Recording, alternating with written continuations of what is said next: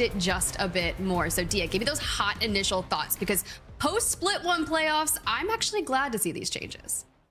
Yeah, everybody is going to be really interested in what's happening when Aurora and TLN Pirates take the stage, because, as Hiarka mentioned in yesterday's radio interview, it is just a change of play styles, something that they didn't exactly match up on. The fact that they're going up against each other today should not be underestimated. In fact, when I talked to Hiarka, he still considers Aurora one of the most powerful teams in EMEA, even after the fact that he's had to leave it. I think it's respectable. I know, Graceful, you definitely have a lot to say in regards to the playstyle Dia just mentioned, so I'll kind of let you take that. I mean, I think we really just saw the clash of playstyles, really, and what ended up unfolding on LAN was something people definitely wasn't expecting out of them. But also, honestly, a lot of Eastern European players have their own standards, and they have had since the long history of Apex, where they were dominant for a very specific reason. They're very aggressive, powerful, mechanical players, and when you're not on the same page and one perhaps want to play a little bit more passively, more macro orientated versus fighting a lot, well, then that's gonna show up in your gameplay as well. You know, you're opting for a triple swing. There's only two of them on the same page. That's gonna end up costing in the long run. So you have to make sure you're on the same page for sure. 100%. It was a full 180. You have first in Split 1 Pro League. It was a bit of a fall off onto that lamb, which leads to the change. We have Hiarka taking an exit and Kazakh stepping back in. Now, Kazakh definitely has history playing with Oirain, and now Effect is going to be great as well. So I think the switch up, Dia, is pretty solid. I think so too. I, as always, have my doubts. And just a doubting Dia. Exactly. I think that has to become a segment, Doubting Dia, where I just, without slandering these teams, talk about the ways that what they're doing could go wrong. This can absolutely go wrong, especially long term, but holding off on that for a moment. You're like, let me get through the games first. Let me get through match day 2 first. But I know Hiarka did put out a tweet talking about the exit after Split 1 playoffs. He's like, as many of you guys know, I have requested to leave Aurora effective immediately. They granted his request. He sends his thanks and thoughts out to the organization, still respects them. And of course, they keep the reason for leaving private. That's respectable. And I think this was done in a really mature way, because you kind of want to stay in a good standing when you do leave organizations, Graceful, because you could always have that door open in case something down the line happens. Yeah, it's not even necessarily just the organization themselves, but each individual players. You never know what's further down the road. You might end up teaming up again, as we've seen many times in different regions, where former teammates end up making a new roster again, and it just ends up better this time. So always ending on good terms is very mature of them, and I really respect that. Yeah, as we're seeing as well. Yeah, it's super cool. I mean, we did get to witness Hiarka, Kiner, and Xeon playing yesterday, but now with Aurora in the lobby, it's going to be fun mix on how, A versus C does. But we do have one member of our broadcast team that is standing by, and we're going to have him joining throughout the broadcast. So welcome in, Snipe Down, fresh off a move, settling into the new house. So grateful that you were able to be here on the broadcast today. Yeah, absolutely pumped to be here. Happy we could get a single room in the house set up for this. So, just excited to see some more amazing matches today. Honestly, I was still wishing we were doing the rehearsal and I saw the little pup in the corner and I was like, is the pup gonna also be on the broadcast today? Like a little cameo. I'm worried about him barking around the background. He'll find a way to yell at something, so. No, I mean, that's super cool. But you were in Paris, right, for Split 1 playoffs. You did a lot of analyst work out there, absolutely crushed it. Gotta get your quick thoughts on the Aurora switch up as well before we move on.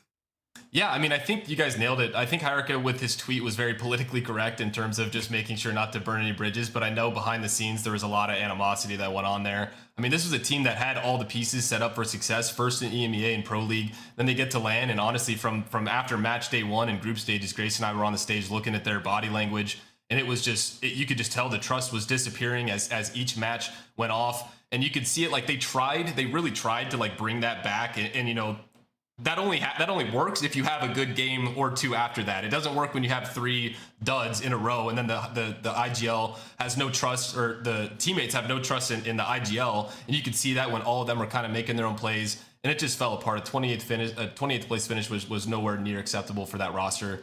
And I think with Hiarka as the IGL, when your teammates don't have trust in you as an IGL, the best thing to do is to step away and find a team that will have that trust in you as an IGL and rebuild from there. So it's interesting, and it'll see, how both these teams play out now.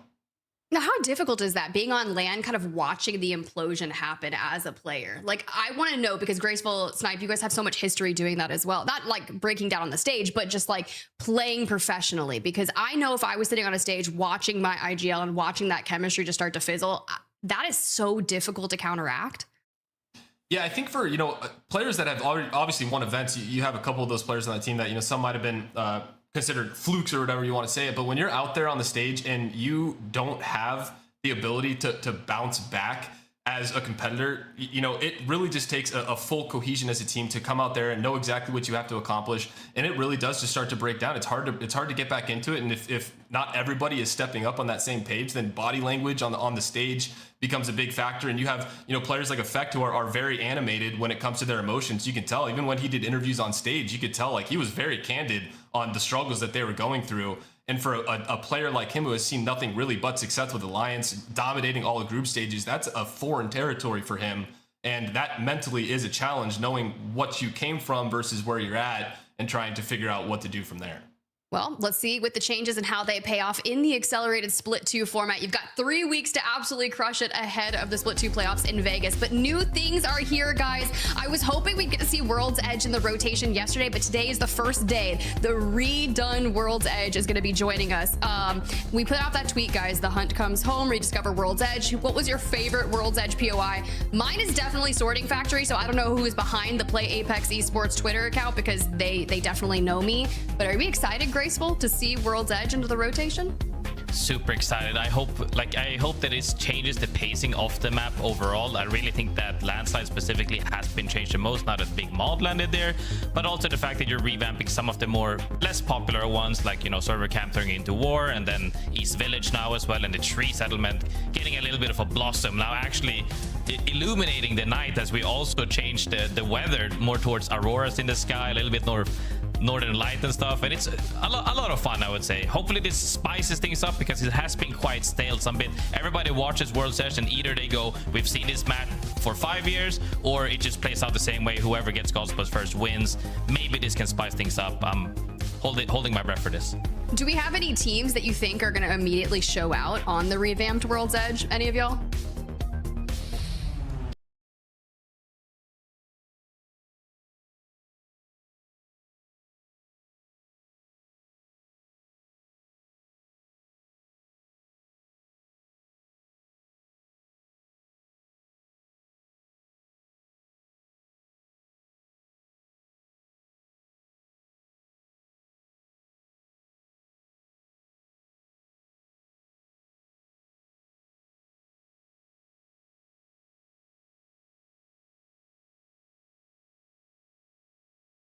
Having some fun on Storm Point just yesterday with Alliance running Bloodhound and scanning them out. But of course, guys, thanks so much for watching us at home. You can make sure that you are logged into your account, getting your drops. Don't be like Dia. The Sushi Nessie gun charm is absolutely super cute. You can get it by watching 1 hour. And of course, we do have those Apex packs in the drops. Thanks, Snipe, for joining us. I'll be looking forward to your analysis after some of the games, of course, throughout the day. But Dia, Graceful, we got a chat match 1.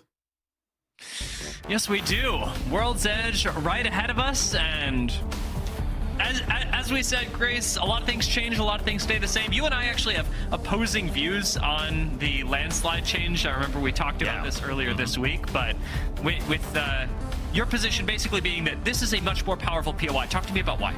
Yeah, I mean, Landslide initially, which is one of the POIs that people ended up going because they wanted to have fast macro, but the only downfall of it, outside of being dead center zone, depending on which patch we're talking about, which active zones are, was the lack of loot. You might be able to loot it super quick, but you were almost always lacking loot. They have made up for it. Like, Landslide has over time grown stronger due to the fact that loot has scaled up. You have more resources now with unlimited baths, unlimited ammo, more loot across the board. Rarity was crazy before this patch, right? Everybody was always full purple on absolutely everything. And as that has toned down, though, however, Big Mod now landing with more loot enabled. I remember your opposing view was that looting Big Mod is kind of scuffed, but I feel like just the raw amount of loot is enough to offset that. that it is completely fine. It's a buff in a positive direction, in my opinion. Will this scale to how much more people will pick it? I don't think so, because of the general playstyle of people tending to loot a lot later, get stacked and fighting. Since Edge has been omega buffed now, the fact that less people in zone are stacked now, but the Edge people are still equally as strong, it might just take a little bit longer to fight. Some of the playstyles will probably stay the same. Talking about some of the Edge playstyles as well, I've heard a lot of teams talking about Tree. FUL going to be landing there in this particular match, but basically the consensus that I've heard from a lot of players is that this POI got buffed in a big way around its flexibility. It's always been pretty good, but now with higher tier loot spawning in the Ravens that you'll find around this POI, everybody feels much more comfortable with the flexibility that Tree provides. That's relatively central position. It's quick rotates with the balloon that's really nearby. And if you are an Edge team, or even if you're a zone team with a last pick, getting Tree is actually much better than it used to be a couple patches ago. Way better. I think that people also tend to sleep on higher rarity spawns. We've had this actually throughout the game's history several times. People remember north of Trials, there was some bins back then when armors, where you had to find armors that guaranteed purple armor. We've seen this time and time again in different areas of the parts of the maps or in different POIs where you can guarantee high rarity loot. It just helps you massively, especially if you're playing on the Edge side of things as well. But it's been kind of toned back now since the loot has been readily available for everybody at many phases of the game, especially when we're talking about bins resetting, etc. But for this moment so far, especially if we're talking or recapping to yesterday's matches in both regions, people were severely underlooted. We saw several fights where people had whites against triple purple. And if that keeps happening, it's no longer a question about are we a stronger mechanically fighting team? You're just losing just based off of armor alone, so people really have to keep that in mind. Yeah, armor checks are a real thing, and getting into zone does require you to have a very good position. TLN Pirates, one of those teams that do like to go straight to zone as fast as they can. We saw them denied that opportunity just yesterday in a couple of their games, but this time landing at Thermal, a pretty flexible POI as well, but also with a great early loot path if you are forced into Edge play style, should be working in their favor. It is worth noting that their rivals, chosen or not for today in Aurora, are landing at Sky West, directly to the north, but on the same side of the map. Yeah, definitely. I don't think that it'll matter too much. Like, you very rarely target teams specifically unless it's on the cusp of making it like we have before, where you need to make top 10 to make the cutoff into the next round. For the moment, they're all enemies, and I think Pirates in general have a good fundamental, as we have seen so far. Is it all on the back of Hiarka? I'm not too sure, but Kainer and Ishidan is two people not to be dismissed by any means. They have had their moments. Will this be their greater peak? We shall see. We're going to take a quick listen into the conversation that we got to have with Hiarka earlier this week. Without other thing, it was I feel like on the paper the best team possible that you can make in EMEA, right? You have 3 good individuals, let's say like that. I just feel like when we reached LAN after EMEA, like we left what we had pre-planned, and then I think what damaged us the most was the vibes. I think we were not matching anymore, and there was conflict in between the way we wanted to play the game. It didn't make me very happy. That's why I asked to leave.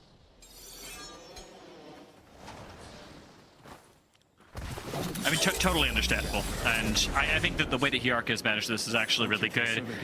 It is a tough situation, but if you have a way you want to play the game, better find a team that actually wants to play like you do, rather than try and create something out of nothing. And I think Aurora just really had a different game plan. Hiarka's talked about this with a couple of players that he's played with in the past, and he's actually gone through a lot of players. I remember he and Uchako had this constant rotating door of thirds. Hiarka's ability to be honest with his teammates about what he wants, what he's getting or not, seems to be the thing that has actually brought him back with Zidane, who he won a championship with. Yeah, most definitely. And when you have that experience as well of trialing players left and right, especially just the third players, but now that they're both trialing on each separate sides of things, you really get to open your eyes to what are the potentials out there. And I think one of the other potentials as well with Aurora is they actually almost seem to have opted for no IGL, but they do have it in their backpack because Ninenames is on that roster helping coaching them as well. So maybe running 3 fraggers and a coach as the IGL might be the new meta. Oh, I remember in some other games there's been very questionable decisions in that regard, but definitely could pan out way better than most people assumed. However, now though, other teams on the map as well. A lot of Eastern European players in here, as we as well saw right there with Blessed, one of the other rosters that we heard about yesterday from the winning team Alliance. ForFun, one of the teams they said is good in the region. Will they pop off today? I really hope so. Yeah, ForFun has been an interesting one. We talk about roster swaps all the time, and I see the snake emoji get used a lot in Apex Legends Esports. But the way that this whole ForFun situation has evolved, with Synetic no longer being on the roster, and instead choosing with the org to follow Tyler instead for building this, has drawn a lot of eyes, and maybe a couple of those same emojis. Certainly some feelings from Synetic himself. Very curious to see which of those rosters will perform better in the opening third of the split that we are hitting during the course of the next 2 days. Summer Haze trying to rotate up through previously what we would have called Big Mod, the choke leading into Geyser right now, but with Red Dragon in front of them and TLN Pirates behind, it is a 3-squad meetup. A lot of these teams are just making sure to stay on edge for the moment to gather up some gear before they opt in for a single fight, but knowing now that they've seen several teams playing kind of passively, making sure nobody's stepping up on them, holding that building, a very beloved old building, actually enjoy that quite a lot, but nothing so far as of yet. Not to speak from yesterday, where we saw some of these teams absolutely ape each other the first 30 seconds of the match. EMEA plays it a little bit more slowly. It has been quite nice to see that change. The Americas yesterday caught me off guard with how fast we were playing, but here in EMEA, teams taking things a lot more calm. Will we see the recall? Yes, we will. I was thinking it was taking a little too long, but Blessed don't actually end up getting the full thirst, and there will be a full back away over to East Village, I believe, for GEI. They a little bit safer for right now, but a reset necessary, and then ultimately walking into what is a monument fragment zone pull off of the second and third rings. Not quite sure where this will go. Will it pull into fragment? Will it pull into monument? We got a lot of teams in here placing their bets on where it'll end up, but actually, who's to say? Realistically, those teams that get third ring console. Right now, I am noticing that Aurora and TLN Pirates are playing for third ring console. TLN Pirates over at Stacks, and Aurora taking their time through Landslide right now to do exactly the same thing. Wait out the ring close, hit the console, find out whether this is going monument or fragment, and then fight for Godspot. Playing mid-speed, gaining that zone 3 knowledge is huge for people to play. 6 teams actually playing on edge, doing the exact same plan before deciding where to go and opt. So we're gonna have to see how they play this out, because monument and also parts of frags is heavily contested at this point. You won't really have, like, even if going mid-speed with that information is good, specifically on parts of maps where you have a lot of playable areas, but when every building is essentially occupied, and there's also the fact that Crypto and Alter is heavily invested into this match, it's going to be really tough to make these decisions. And the zone is pulling more central, actually. So honestly, some of these teams might play even later than just for third thing knowledge, you know?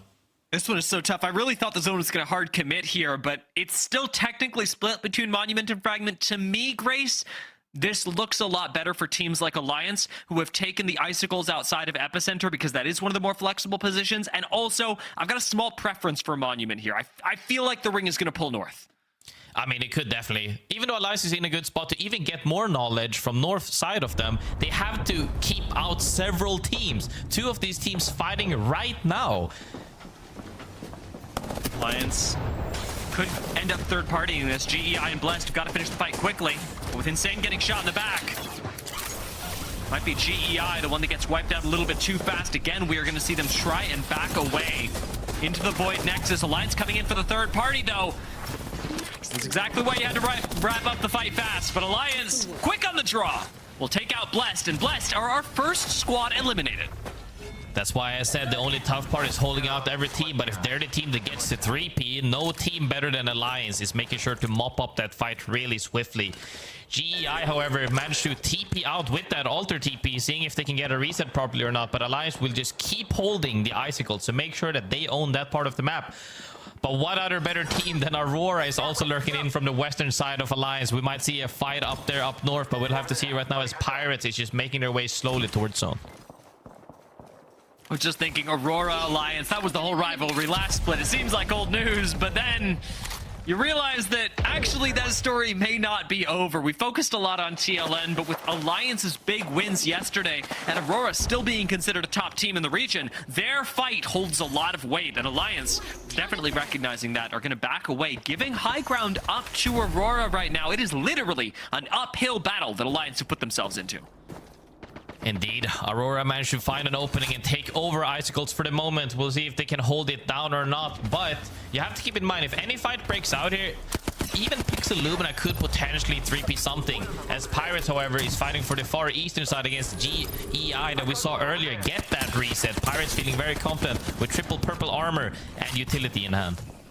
Dude, GEI have had like the worst game imaginable. They've just been constantly put into fights they don't want to take. It's like Huss yesterday, except for GEI aren't winning any of them. TLN Pirates clearly want to fight for this high ground, but unfortunately Kiner takes a swing too wide and will get taken down. GaiminGladiators getting involved in this as Aurora lose one in their fight up against Effect, and a full thirst onto Kazakh gives a kill point over to Alliance and a much better position as well.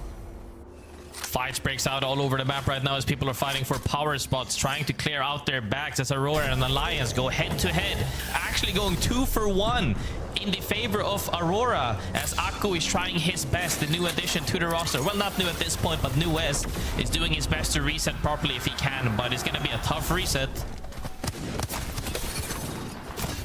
Oh, right back into Effect's line of sight, but Akko takes the 1v1. Last shot would do it, but Effect goes down to the zone instead, moving his way closer to the ring. Akko gonna have to follow that, but Aurora end up finding the respawn on Kazakh. Meanwhile, remember, Alliance are down to just 1. This kill on Effect is another point that they would get, but Effect is in zone, and Akko may not be able to finish him off. This 1 point eluding Akko, unless he can finish off Effect, and he cannot. Alliance taken out at the hands of Aurora. Oirein on that, Seer managed to close out that 1v1. Honestly, a super well played from him, but Seer Q is still really strong. Effect hits that teabag to assert his dominance. It's not enough though for the moment. It's only match 1. Don't count them out just yet, but good play so far. They managed to secure the northern side of this zone. Actually, zone pulled back up Monument, northern side of Monument. They're in prime real estate at this moment as they're playing on top of that icicle, which is still in the next zone. GaiminGladiators push out ForFun Esports, who are our 18th place squad in this game, as Summer Haze start looking towards around the area where we ended the most recent LAN Split 1 playoffs, just over the hill from where Summer Haze are currently retreated to. A nice spot to reset, but ultimately a difficult way to make your path into the zone, as Monument is really the only place you can be. TLN Pirates, knowing that now, have to make their way on foot through Fragment, having been unable to claim the high ground. Pirates slowly working their way in. Nothing as of yet. A couple of cat queues coming down, as a lot of people have been opting for cat quite some bit. People have always enjoyed that character outside of the fact when we used to shoot diamonds through the wall. Currently though, super solid pick as other teams are opting for the more unorthodox but still classical ways of seeing Red Dragon play Caustic. Everybody's just really trying to find a spot to survive right now. Red Dragon did fish for one slightly better position, but ultimately underneath Monument was a little bit too stressful. FUL gonna go down, and Summer Haze, having lost 1, they've got their fight coming up next. Holding on to a building, or rather at least a floor in this building, should be easy for them, but a swing up to the top side actually makes it even better. Taxington finding the 1v1 on Ozis. Ultimately, gonna get traded back though, and Zuni, last one left standing, one of those great mechanical players we talked about in EMEA. A surprise to see him not picked up by a team coming into this split, but at the last second, ended up joining in with this squad. Top looking down from, as you guessed it, Top.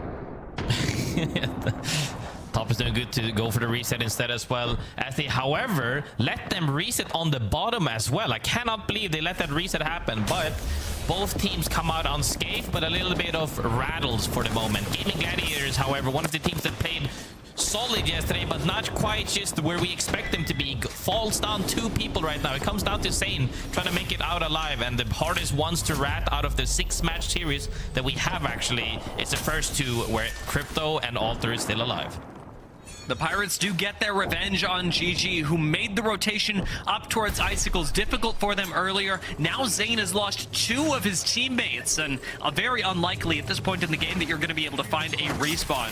BPR looking for a finish onto TLN Pirates, should be able to do so, but with Pixel Lumina going out first, every second you gain matters for the TLN Pirates. Ultimately, they will fall, but they managed to gain at least the 1 placement point for staying alive those extra couple of seconds and making it into the top 15. Zone ends between Red Dragon and Bacalhau, a little bit more north central of this current zone that we see in the top left. Top still fighting for the same construction building. Going up and down those tips, however, is definitely for this roster alone, who is very mechanically strong. But can they make it out as the zone is about to move just now? This next zone closing hurts a lot. Top were one of the best teams in EMEA last split. The fact that they've been able to hold on for so long in this building seems good on its face, but it has been a very difficult game for them and rather drained of resources when compared to the Virtus Pro that we saw them operating under just last split. With GaiminGladiators having made a nearly impossible full recovery, I want to hear what they're thinking about as we approach this next zone. 30 seconds on ring 4. Yeah, I'm down to just kill them. Yep, kill. Yeah, go. You can double, just all in them. I don't have maybe. kill. Yeah, he whiffed City. 50 on him. I saw it, I'm popping the bat. Nice, good zero. Double on it. Okay. One. Nice, good shit. I'm queuing up, pushing bottom. Yeah, I'm queuing up top. I think you. Yeah. I'm queuing up. Kill Getting it. top. Zane's running along. 1, good damage. Good damage. Stay 100. Stay 100. Push the game. Someone outside. Kill this guy on top. I got kidnapped. Coming. 0-100. You give him a One. Nice. Res. Reset. Res. I'm resing. I silenced him. Look at him. Fucking res. I cannot see him. Close door. He's on bottom floor. He died, I think. All dead. I'm No, it was C. pulling up on him now. Yeah. You couldn't have. Someone else is close. I'm getting pinned. Outside wall. Playing Play slow. New team could come. I think Reset that's comms. him. I think that's him. Yeah, it's fine. We can kill him in a Brother second. next It's to- fine. No rush. Yeah, he ran here. Popping gun. Okay, he ran over He here. ran east? Okay. We're not in next. GaiminGladiators, they find the quick squad wipe. They are still technically right outside of zone. They're going to have to take another closer range engagement, but very wary of the teams around them. GEI to the south, a solo having survived for so long, but with Glacier and Red Dragon in buildings and Bacalhau actually having a lot of safety here as well. GaiminGladiators need to pick an isolated 3v3. Their fight with Bacalhau may be brewing, but perhaps under Monument is free. They don't know yet. They have a good spot in the next zone as well, but good comms from them. Hitting that circuit, immediately screaming I am inting to closing out that fight was phenomenal. If they can keep up this form for now, they're just going to get more heated as the day goes on. Summer Haze, however, next zone, they're nowhere near it, and safe spot is either under or outside. They have to pick their poison and fight for something. We're going to see right now in about 10 seconds a fight go down. I mean, this whole side of the ring is going to be like 18 fights on top of each other. The culling will happen towards the western side of this ring, and Summer Haze could find themselves a victim of it. Going actually through the altar portal to pick the fight. They're right on top of Majin. Bazooty gets 3-man beamed with Taxington coming in right after. The caustic gas ticking away at them. Summer Haze put themselves into the oven and ultimately do not come out on top. Majin don't even lose a single member and get to reset with 3 KP to their name. Even though they got EP engaged on an alter cooldown, was not enough to put Majin down, as they're currently resetting in the same corridor right now. But this corridor or room is not safe. Aurora tries to come down this slope as well, or the stairs, as effect goes down. Majin immediately capitalizes off this and look for other options, as there's actually a team right above them. Majin's composition is so hard to push in this room as well. It's like a caustic's dream. They do have to leave most of it as the ring finishes closing. Majin don't really have a safe spot to play anymore. With Ben going down, we are losing squads at the drop of a hat. 8 teams left. Could be 7 in just a few seconds. Majin looking for a kill onto Zone Intolerant. These are great thermites coming out of Ozzy. Majin with the nades never ending. Could end up going up, but it's Zone Intolerant this start coming down. Ochako swings onto Ozzy, and Ozzy even at 1 HP goes in for the kill. Gonna be followed up. That's 2 for Majin down. Ochako making his last stand, wipes Majin in a 1v3. Majin bounces great nades, but can't close out that 3-3 as Aurora gets the reset. Now looking to see if they can clean it up, and Zone Intolerant also goes down. Couldn't reset on time as Bacalhau comes down to their last rat. Everybody's feeding kills to Aurora at this point. 8 total KP, top 5. They're looking great for the moment. Aurora are looking like the unstoppable team that they should be on paper. But with, as we said, 8 teams left, who can stand in their way? Red Dragon, GCR, Infinite are winners of Game 1 yesterday, and the GaiminGladiators, who found that quick fight earlier. Will the killer instincts of GaiminGladiators claim yet another squad as they're staring down our Game 1 winners of yesterday, Infinite? It's gonna be tough. Zone actually really close to Glacier. GaiminGladiators and Infinite have to make the move first. There might be a couple of cars in that street, but natural cover is definitely to be missed by a ton of these teams, as Red Dragon as well. Here's fight going on underneath them as Oirain takes out 2 people. Glacier actually gets eliminated. With Glacier down, I believe that Red Dragon, yes, Red Dragon have the only Caustic left in the lobby. Could be huge for them in the end game. One that Caustic is going to benefit from a lot. GaiminGladiators almost get abducted, but Zane is just getting cooked by Caustic gas. No guns necessary. That guy's going to die. We might see some crazy value out of Caustic, as Red Dragon do need to go up to the high ground soon. EMP is going to come out, and Red Dragon needing to fight Aurora. Don't have the cooldowns to do it. No ult for the Caustic. Oirain buying as much time as he can, but not having to tank gas for the moment. Does find a single silence, swings out onto the head glitch, has one of his own to play on the stairs. Oirain is making a stand for Aurora, who actually dipped down underneath for effect to survive a little bit longer. Aurora in danger of going out in third, but it's Red Dragon who will fall first. Infinite coming in for the kill, and Infinite again will win Game 1 in EMEA. Infinite absolutely bullying GG on that outside of that wall as they were getting cooked by everybody through the window, through Caustic traps as well. But Infinite comes in from the northern side, managed to play that wall and then close out the game properly as the other teams were forced to engage on top of each other. We've seen this type of consistency, whether that be getting yourself into endgames, but also playing space properly and pushing people away from your wall to then secure the match. Super good, well played from them. Yeah, Infinite were, as we said yesterday, big highlights in Game 1. They did fall off pretty significantly. They had a couple of bad placements, but as a whole, Infinite in end games have performed really well during the course of this, or rather during the course of yesterday. During the course of this split, makes it sound like it's been forever. It's been one day. Infinite looked good yesterday, ended the day at 6th, and this first game for them actually better than yesterday's, with 9 kills coming in during the course of yesterday's games. And today they start off with the 5, and hopefully will be able to make their games even more consistent today. Clearly a squad with a lot of talent, just barely beating out Aurora in terms of the placements, but it is a 22-point game for Aurora. A big difference between these squads. And for more on that, we've got Tiff and Snipe down. Thank you so much, Dia. Graceful. Honestly, wild Game 1. Infinite being pretty consistent on being our Game 1 Reapers, but Snipe, you were in the back checking things out. Initial thoughts from match number 1? Yeah, I mean, a very good game overall. I think one of the things I picked up early is, you know, you had the Aurora and Alliance fight that happened, and what was really cool about that is Alliance was actually playing very aggressive. They were looking for fights, you could tell. And with Alter Crypto, you know, I like the ability to push down and try and get the kills bottom epi, but at the same time, it was almost like they were aggressive but lazy at the same time, because with Crypto and Alter, you shouldn't be letting a team rotate on your back. They were playing on top of Fragment Hill, right on top of Epi, and when they pushed down, they allowed Aurora to flank them, and after getting a couple kills down low, they had to then run up the hill from Epicenter, try and fight Aurora at the top of the hill, and Aurora ends up with the better position after that, and they end up getting second place with a bunch of points. So for Alliance to have the abilities with Crypto to scan and be able to see everything around you, and have Alter with the TP to get back to the spot where they should have been holding the whole time, maybe just send 1 or 2 people down to try and get the kills. Instead, they gave up everything that they had built out, spawning at War Camp, which was their original POI, so they got to a good spot with Beacon and Radar, and could have just held and tried to kill people coming up the hill like Aurora did, but instead, too aggressive, a little lazy with the abilities, took them out early, and Aurora ended up having a phenomenal game from the position that Alliance was originally holding.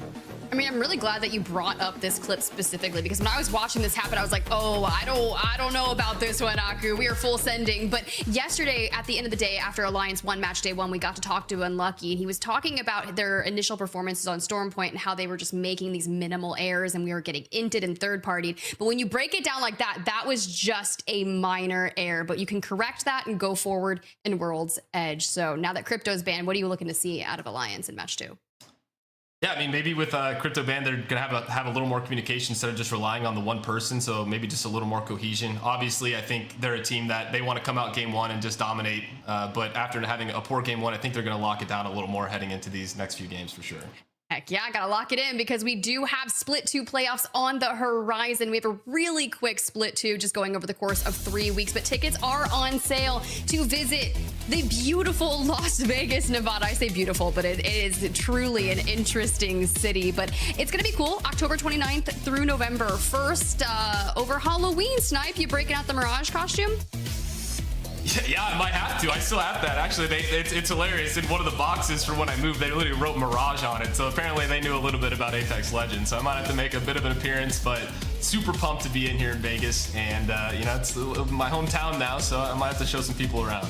Hey, that's actually a really cool idea. You have to give everyone like the restaurant events, throw a Twitter thread up and be like, these are all of my recommendations for that. And plus it's at the Orleans Arena, which is actually it's kind of like just off the strip. So it's all connected within the hotel, plus all of the fun things that you could find inside Vegas hotels. You know, I don't know, whatever you guys want to do in your after hours, right? Exactly. But guys, we've got match 2. Enough about this from Snipe and me. We got to get back into World's Edge. Dia Grace will take it away. All right, game 2 is coming up.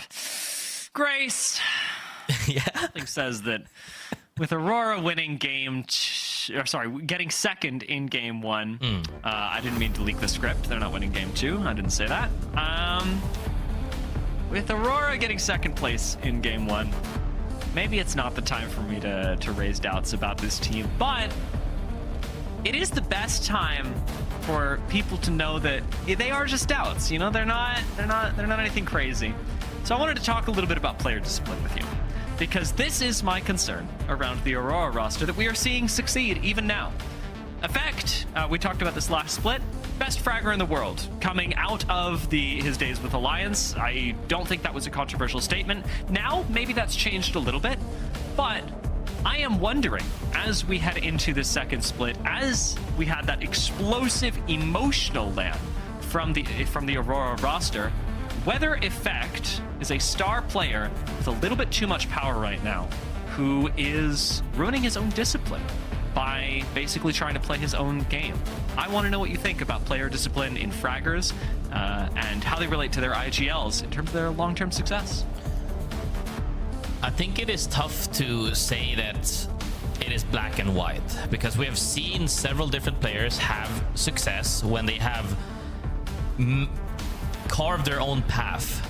They don't have to go the orthodox way of just making it to follow the same scripture that everybody else has. We've heard that as well from, you know, the likes of Cinetic saying that, no, I just really wanted to do this, and that's when I started finding success again. Maybe this is his path to get more than what he has already achieved. He is, like you said, he might be emotional because he's so passionate about winning, right? Very competitive person on his own. Maybe one trophy isn't enough. He needs more, and this is the path forward. That's the only way he can see it. And who am I to judge before we get to actually see a little bit more matches into on this roster specifically? But I do definitely think that people might not be accounting for the fact that 9names is on that roster, and having that said player discipline could be enforced through the coach. Doesn't have to be on the roster that is actively playing, could be by other means. Very true. I do think this sort of like IGL as coach situation does create an opportunity for Aurora to both play very aggressively and have a really solid game plan behind them. I think we saw a great glimpse of that in this first game, where the obvious fight for Aurora was not the one that they took. They actually took a lot of fights that were for the game win. They demonstrated a lot of discipline, fighting around Epicenter specifically, and then their move into Monument was really clean. a lot of good looks for this squad. That plus the respect crouching was something that I'm sure Alliance is going to remember as we head into game 2. Definitely, always keeping each other on their feet. I'm sure they're still friends in the end, though, outside of that for sure. But we can't forget the fact, though, Infinite won the match number 1. We said it yesterday as well, starting hot, but then kind of went cold at the end of the day. Will they keep up this form or not? It's going to be tough for sure. But overall, we've seen the lights of some of these teams. GG, namely for me, has had great comms, put themselves into endgame, but once they got there, couldn't close it out with that lackluster wall, honestly. With the crypto ban having come in game 1, it is with great pleasure that I announce to the audience that Seer will be banned after this game. So enjoy it while you can, because silencing people in a line is stopping after this. Infinite gonna make good use of that after their game 1 win. I'm sure very happy. And I gotta say, Grace, proved me wrong here. Infinite came out of mod. They won the first game. I'm not, you know, correlation's not causation, but it's definitely correlation. I think that regardless of how it is, they're still making up for it nonetheless with the way they're playing out these games. Now that Seer, however, is shaking things up, I think as well we heard it from GG last game. I hit my Seer Q, I am inting. That can either enable your team to close out fights really quick, or you're gonna get absolutely engaged on, as we've seen some of these teams.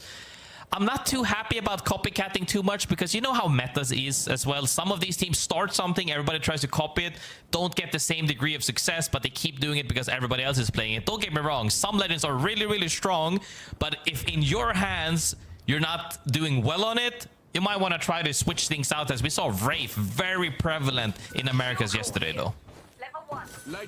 Yeah, the Wraith in Americas was a crazy thing to watch. And in EMEA, we saw a little bit more Bloodhound as well, specifically out of Alliance. That was a very exciting turn. A few teams in the Americas choosing to run it as well, but Bloodhound not super popular.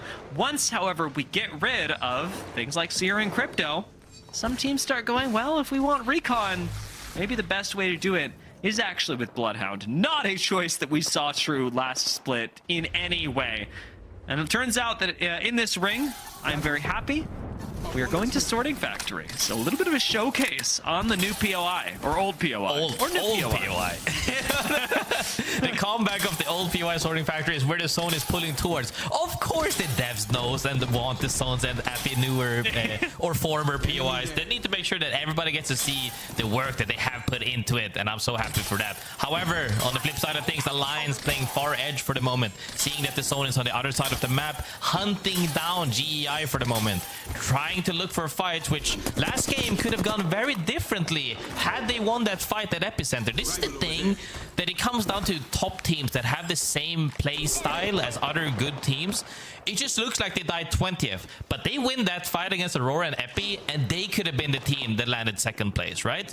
You always have to keep this in mind. As long as you keep fighting for God spots, either you're guaranteeing yourself into endgame or you go out early, but that's a risk most of these teams are willing to take. Something that Alliance are very good at is keeping their mentals in check even when set behind. Zone Intolerant, maybe a little set behind in this fight. Guts is down.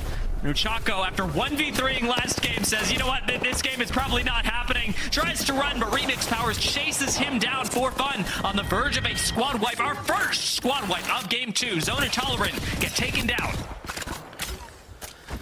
Prowler and Nemi is so strong. People die in literally, you just blink and somebody could be knocked. However, Team ECLIPSE right here, not really at the point where they can win endgame for the moment. They might have to make some smaller adjustments, but sitting kind of comfy up here. Would you rather have, in this meta, would you rather have an infinite ammo L-Star or an infinite ammo Nemesis? Honestly, I think L-Star if you're used to it, but a lot of people didn't really get comfortable using it. I feel like there's a couple of these weapons that have been really, really strong for some moments, and if people just didn't enjoy picking them up, like it's kind of like the whole, when you have a fully decked out Scout and people didn't pick up Kraber. I've seen that several times as well back when Scout was really, really strong, right? So honestly, preference, but regardless, when you're in that tier of strength on the weapon, not too big of a difference, honestly. Sure. Both definitely able to completely delete a health bar in a negligible amount of time. Yeah. Ultimately, infinite ammo, as we saw yesterday, extremely strong, especially when you're able to get it on red weapons. Pixel Lumina, unfortunately, not with infinite anything, certainly not infinite time when you get sniped at by ForFun. Sharing a building with them going to be difficult, even on the Rampart Newcastle composition that Pixel Lumina have. They should be safe in theory, but against ForFun, how safe do you really need to be? Indeed, it is scary indeed. ForFun, one of the teams that we heard so much about yesterday being strong for the region. One of the few strong teams in Alliance's eyes have been showing up in this match right now. Pixel Lumina running out as a duo should be able to get this reset as long as they make it through potentially that tunnel. But other teams are lurking. It's definitely not free. With round one closing in just the next 30 seconds, we're going to hit a pivotal point in this game where we have the mid-speed squads, you called them last game, finding out the big info around where the zone is actually going, what section of Sorting Factory we are ending in. Again, Alliance and Aurora both positioned to get this information, and Pixel Lumina would be lucky to survive to even see the next zone pop. Oh! That was a nice nade. That was a nice nade indeed by Suni. His teammate shooting out that wall as well. And then the nade landing right on his forehead. Billy gets taken out, but that's a great thing for sure. No, I think though, one thing people have to keep in mind is that as this match is progressing and more playable area gets eliminated, typically you see a lot of these fights clash, or these teams clash, but there's so much playable area in Sorting Factory. That was one of the biggest things, I think, back in the day where most teams were alive. So we'll have to see if these teams can reset. Tricks, does he have crafting at stacks? No, he does not.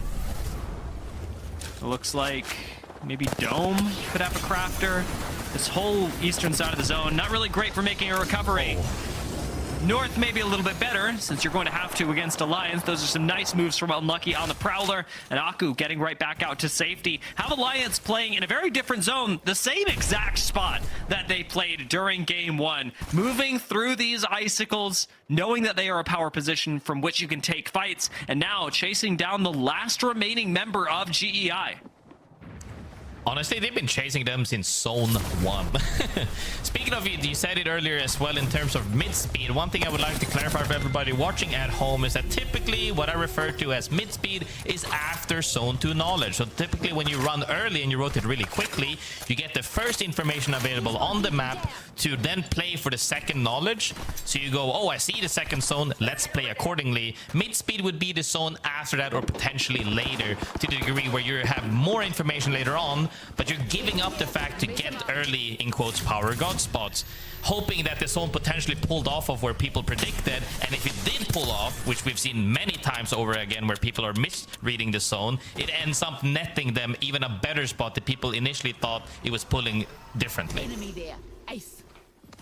Highlighting a couple of spots where we actually had teams play for the next zone read. Aurora going to be able to hit one over at Tree Settlement. Although I believe they got this one earlier at staging. So maybe actually be waiting this out on this ring console for even the subsequent zone read. Not just zone 3, but even beyond that. As we look forward to Sorting Factory and where this is going to end up, it seems that Red Dragon have once again ended up in a really good position. This building likely going to age very well. And next zone pop, going to tell us a lot. The next, what is it, 30-ish seconds? Definitely, and you have to play for that as well. There's no reason to go in there when you don't know where it's actually ending. If we're going off of old zones, if this is pulling towards that silo, some people called it the toilet because you could always fly into it as well. I don't know where BPR might be holding. It could be anywhere near them. And Red Dragon in a gray spot, as you said as well. A lot of these teams are opting for whether that be current knowledge of playing a ton of ranked, or maybe even going back to the old history knowledge where they know where these zones potentially could have ended. It's going to be interesting to see though where it ends up pulling. After finishing third in game one, another top 3 for Red Dragon would put them likely at the top of the leaderboards unless somebody else is able to match that consistency. Did spill my hand earlier talking about an Aurora potential Game 2 win, but Alliance are going to try and fight for that, scouting out the north side of the zone right now. I believe they have the last member of Lumina nearby them. The solo is trying to rat out in the zone, but Unlucky is not going to sniff him out even on Seer. And Alliance will continue with the game plan that brings them further into Sorting Factory. Next zone pop is revealed to all of our teams that are playing at mid-speed right now, who are hitting ring consoles as we speak. And we are going just a little bit south of where Red Dragon are. And that toilet bowl that you talked about, I never thought I'd say this, actually looking kind of appealing. Yes, indeed, it is. Might look appealing for this. The sense of Alliance, though, coming in with triple perp, super stacked. Decked out to the height of them as they are like holding out the entire side again. Once again, we see this repetitively happening for their playstyle. They inch their way into the next zone, holds out their back, clears out their side, picks fight with teams that might have been playing their way too early. And if you're on the side of right here, we can see Bongo, blue armor. If you get ran at by full decked out Alliance, you're gonna have a tough time surviving. Never mind the fact you can get crossfired as well. This solo from Lumina, though, Trix is really doing a lot of work for the team. Has been tanking zone for like 2 minutes now and is just trying to avoid being sniffed out by Alliance, who are still running the Seer because it's not until next game that he's banned. So a very dangerous place to be. Alliance finally sniff out Lumina. I feel bad for you, Trix, but you did great work. 18th is where they're at. Great work indeed. One thing we have to keep in mind, though, you might be happy that Seer is going to be out of the game after this match for teams that have been struggling with the Seer queue specifically. Even with the nerfs coming in the future, probably still going to be strong. However, that means Alter gets to live another game. We saw Alter go out kind of early in Americas yesterday, where people don't like the fact that you can get 3-peat from Narnia or reset in Narnia. So you have to make sure to say, which one will we choose first? Which one applies more to us? Are we going to get more value out of playing, whether that be Seer or Alter to an extent? Some of these teams definitely have to work on that. The Alter survive a very long time indeed. In fact, moving up on top of this building, Aurora could fight ForFun Esports. If you take Kiarka's word for it, these are two of the scariest squads in EMEA right now, next to Alliance. And they are positioned right on top of each other, sharing space in Sorting Factory. Indeed, right on top of ForFun. Narrowing it down to C. You gotta keep in mind, though, we did see even a double Kraber team yesterday, but the one legend that turned that idea was Alter. At any point, an Alter team can pop up behind them, in front of them, on the side of them. So they have to keep in mind, be cautious, be disciplined.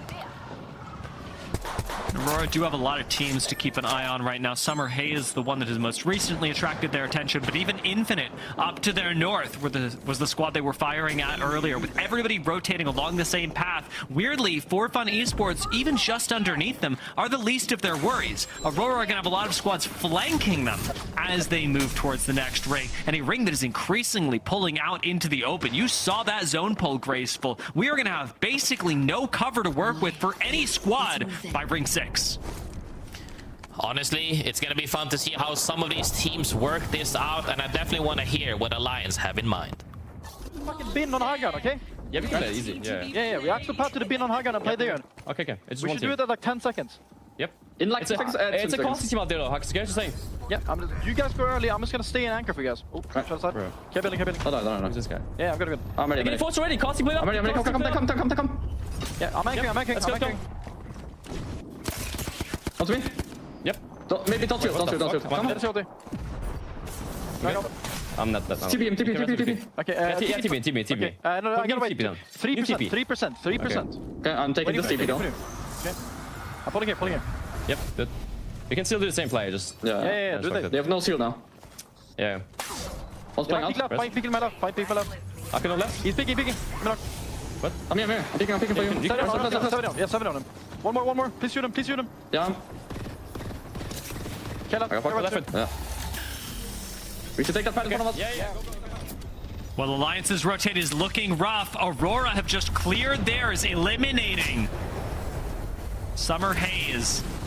Alliance going to try and make things in. Despite the low health bars, Hackis has to go first. Ends up popping up on top of the toilet bowl, and it looks like surviving that Arc Star. Going to make things complicated, but he finds just enough cover with this loop bin. Even more nades, even a caustic ult coming in on top of him. But he's going to try and at least get a little bit of space from that with a nade of his own. Aku's joined him. Alliance may be safe for now, but the siege is just starting with Blessed, after being eliminated by Alliance in game number 1, are looking for revenge, and revenge they should find. Alliance couldn't find that movement in on top of that bin that he was talking about in that listening. However, Aurora managed to work their way south, cleared out all the way south, made their way inside the building. Zone ends just to the east of them. There are some cover outside of them, but they're gonna have to fight for sure. There's plenty of teams that will be opting for the western side. I mean, it happened so fast, we barely had time to process it, but ForFun died, and Aurora did it to him. Again, top 2 squads as considered by some in EMEA, and Aurora made that short work with Alliance gone as well. TLN Pirates are the other squad that everyone should keep their eyes on in terms of teams that are powerful on paper, and especially those teams that have a fantastic spot in zone. In fact, TLN Pirates are the only team in the next zone. Of the 13 squads in this game, 12 of them are going to have to move, and Majin, certainly one, are dealing haymakers back and forth with Ben, Top, and Red Dragon. Majin made himself into mid to late game-ish so far, but they have had struggles of closing out that last walk-in. When you have several teams collapsing on the same side, you have to make that awareness, that split-second decision-making to choose which side are we fighting for. They get another down here, but there's going to be plenty of teams there. Yeah, I love that Aurora are watching their back, but TLN are watching their front. TLN are going to have to fight Aurora in the next few seconds. Will Team ECLIPSE struggle to survive? Aurora are trying to farm this side of zone, looking for KP. Will it cost them their lives? Top gonna go down. Bacalhau out. BPR Zero's coming out right now for the moment everywhere on the map as all of them are stepping out. Natural cover is here, but everybody has to fight for the same spot Aurora has right now. Teams are walking in from the western side as they are running on top of each other. Aurora should be able to pick up some KP here. Finally shot in the side. Aurora, they look for the KP. They find it, but the TLN Pirates are finding them. Infinite and GaiminGladiators out. TLN not wanting to give up the fight. Aurora playing along the fence right now, has Kazakh on 1 HP but making a stand. Red Dragon are gonna go out, and Aurora still hold on against TLN Pirates. Oiring with the swing behind the knockdown. Hiarka cracked. Aurora are holding on. Aurora managed to win that fence line that I talked about, the natural cover, as the Pirates are playing underneath the bridge. They were trying to push them out. Aurora gets the reset actually as Blessed takes the northern side of that wall. This will be tough. The zone pulls away from Aurora. Are they gonna play for top 2 with KP? Aurora killing everyone. Win this game. This is crazy! Not killing Aurora when they were weak may cost TLN Pirates the game, but it will certainly cost them KP, as Aurora are not slowing down, fragging out, looking for Blessed right now. Aurora forced Blessed onto the low ground, and they have got a crazy angle to play as well. Effect, so much space up on this high ground. He can fire at TLN, he can fire at Blessed. Effect can do whatever Effect wants. Zerout comes out early to see if the Pirates can close this out or not. Aurora owns essentially everything, but Pirates try to make an alter play on Orain. Can't really force him out though, as they're trying to side angle him, as Bless is recovering as that duo on the low ground. Whoever engages first will get thirded almost immediately. So are you gonna opt for second place guaranteed for the Pirates, who has the low ground, comparatively to Aurora, or are you making an alter play? This is why alter is so crucial. If they can just find that sliver of a moment to potentially TP anywhere to get an opening on Aurora. Kazakh with the 30-30. He finds the first knock on Hiarka. TLN Pirates are weak. Do Bless take advantage of it? Out goes the Seer ult for full information. But Aurora, they may be getting just what they planned for. Control of the high ground, control of the game, as even Blessed commit to TLN Pirates. And with these two squads fighting each other, Aurora will complete the script. Aurora, go where they please. And Oiray firing down is going to trump with the rest of the squad. It is kill or be killed, and Aurora take game 2. Phenomenal gameplay from Aurora, working their way in, getting that late knowledge on where the zone was pulling, clearing out the entirety of the southern zone, fighting for that fence line, pushing off Blessed off that cliff, and at the end close out this game. This was a phenomenal way that they could have played edge, and it just goes to show that sometimes when you have way more firepower than the rest of the lobby, that's enough. And it was firepower and a great game plan as well. The way that Aurora played that, taking control of so much space, and especially using the ult or the Void Nexus that Effect got to use to pull the rest of the team to him, meant that Aurora and Oirain specifically did not have to make a risky cross. The 30-30 makes that end game so much better for them, finding the first knock on Hierarca. I don't think you could have asked for them to play and get a better game. It's both. Yeah, I mean, definitely. We definitely see that as well on that leaderboard. 26 points for that game, 14 kills. And those weren't 14 kills of the fact that you just had to hold out teams walking in with the zone. They were full on engaging on teams and winning these 3v3s. I wish we could have seen more, but it explodes so fast. Honestly, I think they might have wiped ForFun so quickly we didn't even get to see it. And it is just like we talked about earlier when Aurora were looking for some of the 14 kills that they got on other squads. TLN Pirates did have the chance to kill this team. TLN Pirates theoretically could have committed, but in not doing so, TLN Pirates lose the game to Aurora, who end up walking away not just with the win, but now our first place in the series, 48 points to Infinite's 21. It is Aurora who go from second in game 1 to first in game 2, the most consistent and the most deadly squad we have today. As they are towering over the lobby right now, everybody is playing catch-up at this point because Aurora is stomping absolutely everybody. And you have to keep in mind as well, some of these teams that we have seen, Alliance, ForFun, both of these teams, both of these matches could have looked very differently because they were fighting, they were in Aurora's path to victory. But could that have been turned on their head? They could have been the ones to win that game entirely. And if you want to check out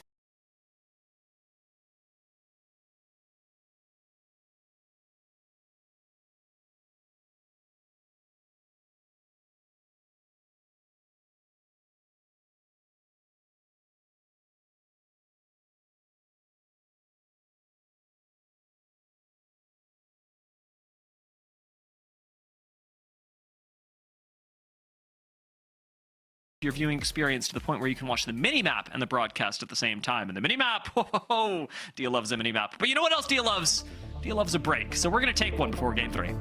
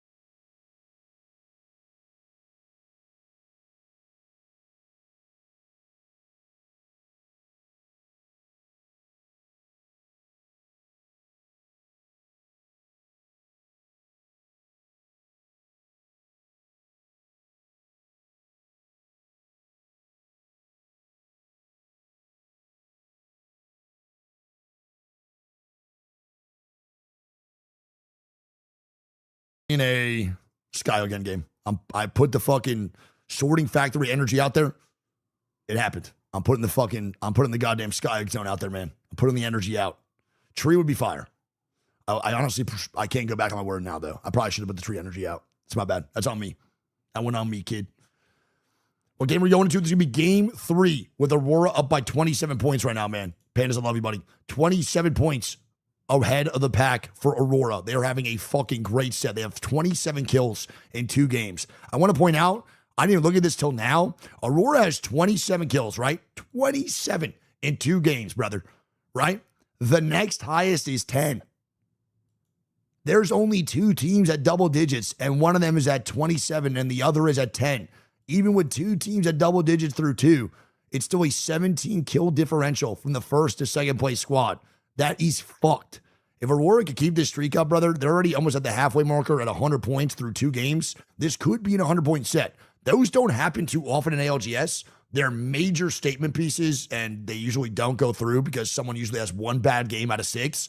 We just have to see what these next couple of games look like, and it actually could happen. Even like at 4th place with like 14 kills, if they keep on doing just high kill lobbies, they'll still be in a good spot to actually make that work. And right now, they're not losing 3s. These guys are on fire in their 3v3s, man. And they're honestly, their macro's not bad. I was really nervous of what their macro or micro was going to look like because I do think they're all certified shooters, but they're looking way better than I thought. I think Kozak and OJ are way smarter at Apex than I kind of give them credit to. That's not shade. It's just I don't think I really ever I can't really hear the communication ever because language barriers. But those guys I think are way smarter than I think. I actually give them credit for sure. Yeah, it's nice, Dipstick. Honestly, bro, I was pretty nervous about what the Aurora vibe's going to look like, but it's definitely good to see them on a good vibe. Their fucking land was terrible, but the bounce back's been nice. What are they buffing on Bloodhound? I don't know, some bullshit. I think like making the scan longer, making you like stay invisible or some shit, or what more invisible than the actual cloak looks like right now.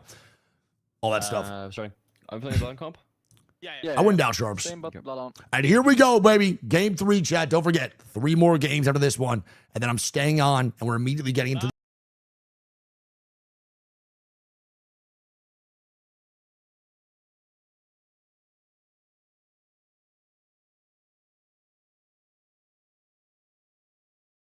Aurora are forced to drop to the low ground into a much weaker position, and from then on, Aurora navigate the fight really well. They apply pressure in the right places. TLN Pirates lose control of the game, and Aurora walk away with it.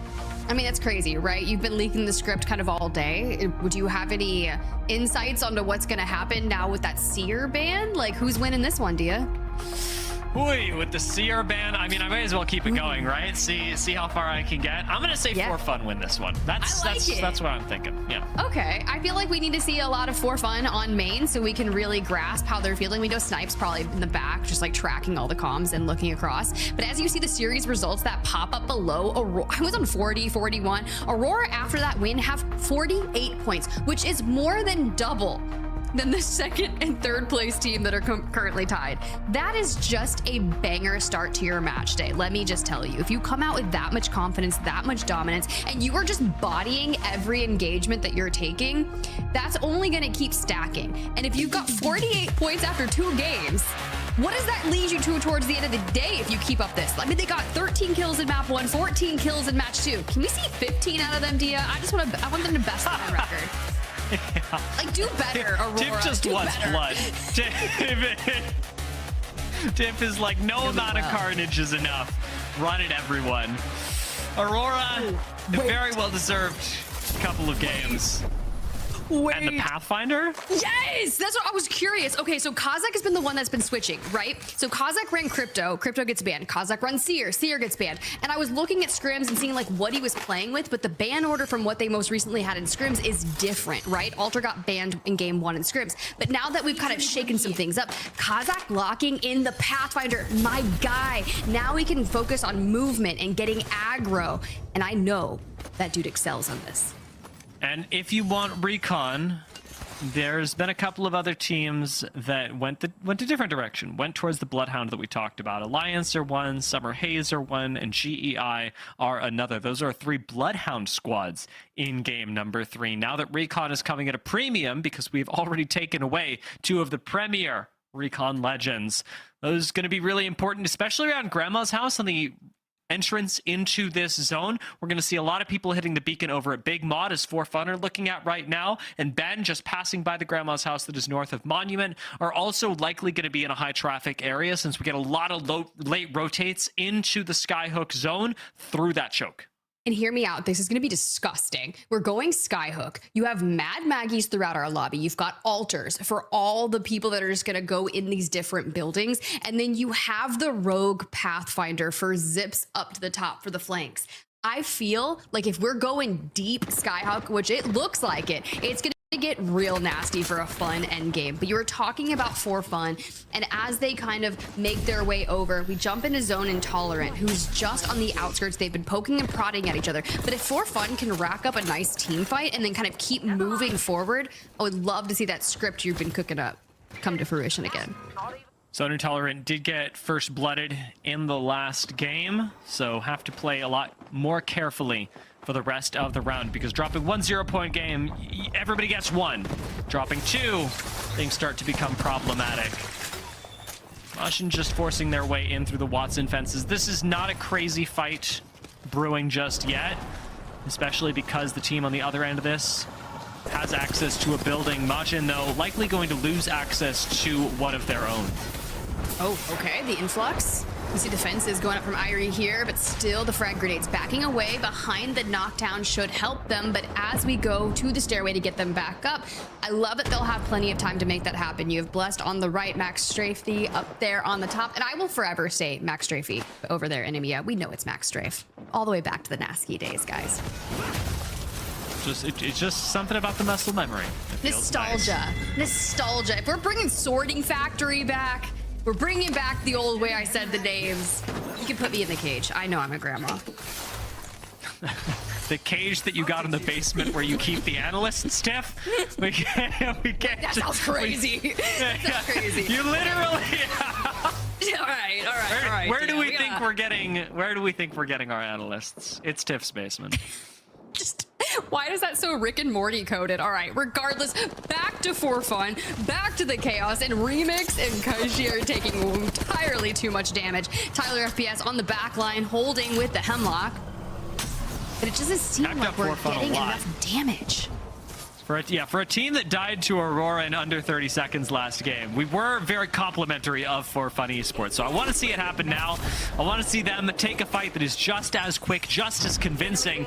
And at least for the moment, it ends up working in the sense that they're able to claim Big Mod in its entirety. Team ECLIPSE end up running for the south entrance to countdown. And ForFun, if they stick around Big Mod, can play for third beacon scan.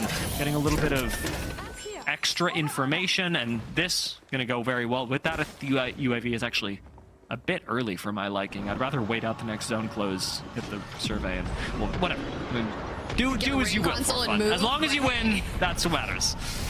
We're not super critical here or anything, but GaiminGladiators now on our screen, diving into Diner. You've got the Jenny down, and we are burning. But I just want to see, what does the opening of this look like? You grab the knock onto Irie, and we stay relatively healthy throughout this entire engagement. The ball going rogue and Lufka across the building is just getting yeeted into a corner. We're gonna heal here. Medkit's gonna go off without a hitch. The pylon also providing GG a lot of staying power that they wouldn't otherwise have. Watson really powerful in this game, but this is weirdly the Maggie game because Maggie's gonna be banned after this. So Watson weirdly also gonna increase in value during the subsequent games that we will see. Things like Newcastle and Gibby as well, likely to go up in priority. Glacier playing on the high ground right now, do still have a lot more nades, a lot more utility to use, and their fight with GG doesn't really go anywhere for the moment. And I'm okay with that, right? There's still 20 squads, and the majority of our teams are already into Skyhook. And you are kind of just like jockeying for your position of what's going to be best long game, because if you try to take someone's building towards the end, there's a good chance you're going to get third party. And I think that's what's keeping them at bay, because Blessed could easily dive into this. But Glacier, Suki drops down, tries to make something happen. And Lufka gets the trade instead. Go for the kidnap? He goes, what is this kidnap? It was not the one floor kidnap. He goes for more of an elevator than anything, but it doesn't work. And Glacier did have to try something. Unfortunately, come up hands empty. GaiminGladiators wipe them out, not quickly, but effectively, without having taken too much damage, and should be pretty safe. Something that you are not if you are fighting against Aurora. Yeah, I mean, Effect versus Educated Fish. Educated Fish takes the win there, and Effect racks up another kill. This team is looking very scary, I do have to say. And Effect on Alter, just kind of making Skyhook his playground. Kazakh bounces back up, and now they're just trying to slurp up a little bit of loot. Bacalhau gone, 18 squads left. A lot of fighting for a very low amount of squad eliminations so far. Alter definitely contributing to that, as Graceful had pointed out earlier. Gives teams a lot of safety, a lot of reset potential, even in a zone like Skyhook, where you do have a lot of teams playing proximally to each other. Void Nexus is such a powerful reset tool, and it's saving the lives of a lot of teams that in any other game would probably be dead. Interesting. Curious to see where Vushi here wants to go with the portal. Get to the stairway and get into the building. Now, Infinite did win match number 1, like fall off in match 2, but a good bounce off to end World's Edge on a high note would be pretty integral here for them. I do note that we still have 3 teams outside the circle. So out of our 18-team lobby, 15 of our squads have made it into Skyhook. Aurora have elected to play the train station up into the north as we pull the map. But it's Summer Haze, Alliance, and TLN Pirates. TLN Pirates are fresh off a redeploy. Curious to see how that rotate goes for them. There's going to be so many people looking that direction. I feel bad for TLN Pirates. They took so much time playing around the edge of zone to try and figure out where this ring was going and get a really definite pull. This is not a definite pull. There's still like 6 possible zones in Skyhook where this could go. I suppose the north side is mostly eliminated. ECLIPSE likely not going to be able to play out of, say, Market later on, but this could go to the center of Skyhook, and there's a very good chance that it goes just south of the center of Skyhook. I so wish I could draw right now. I can't draw on the screen that we're seeing right now. I could draw elsewhere, but just a little bit south of the center of Skyhook, where you got the 4-story building that ends up being quite powerful later on. Love that we like get that rotation in from Alliance. They find a nice building with relatively 0 issues, and Unlucky just drops 120 damage immediately towards center Skyhook. So making their presence known that, hey, we have moved into this building, we have claimed it for our own. Hopefully Summer Haze, being the last team to rotate in Skyhook, has 0 issues making it happen. But for now, Alliance just want to make it to endgame, want to get a good game. Because it took them till E-District on match day 1 to get the majority of their points, and they walked away with a match day win.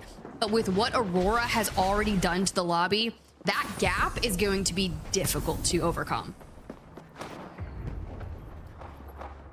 With Alliance placing their bet towards the western side, remember this is a Bloodhound team, so they can make, especially at close range, a surprise play happen at any moment. Aurora, very different story. Having opted for the Pathfinder right now, they have a lot of access to high ground, and it's no small wonder that Oirain is looking at that very same high ground right now, because if you can make Zone Intolerant uncomfortable, if you can take their spot, we've got a very good shot at taking away the best position in the upcoming endgame.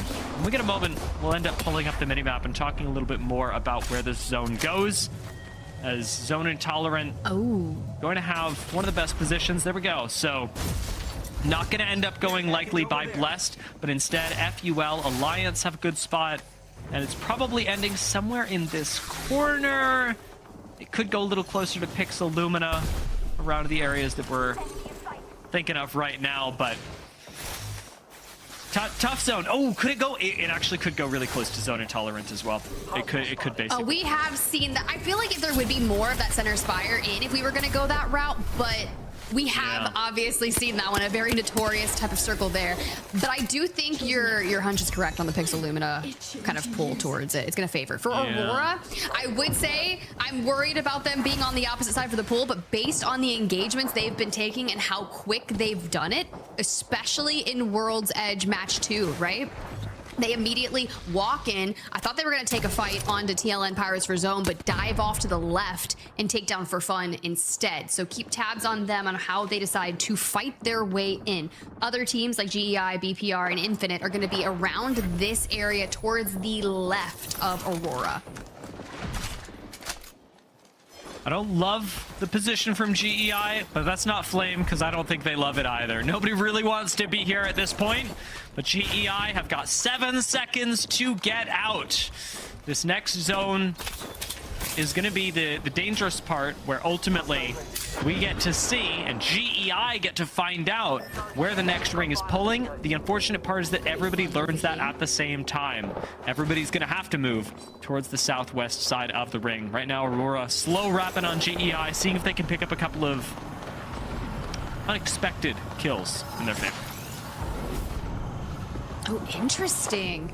Kazak's down, so I see the disengage immediately back, but he does get taken out from Zuni. Now, Summer Haze is often at the distance. They've got a ton of space, still investing one player to watch their back because they don't know if anyone's going to be rotating in late. For the most part, everyone has made it in the time being to Skyhook, and now the reset back onto Kazakh is perfectly fine. Once they see this pop, though, you know they're going to be calming of where we want to take. For Alliance, though, brief check-in with them. They've been safe. Let's go over there. Alliance have a really nice spot for the ring. Not as nice as Pixel Lumina, though, whose position we had highlighted earlier as being a likely zone pull. FUL should be able to outlast until an end game. Oftentimes that building stays in for a really long time. TLN Pirates could easily manufacture a third, but second will be a little bit more difficult from their building. And it's up to Alliance to make themselves an argument for the top three. We got to keep reminding everybody, Bloodhound is a possibility. Alliance have this relatively short cooldown ultimate that they can use to make a play.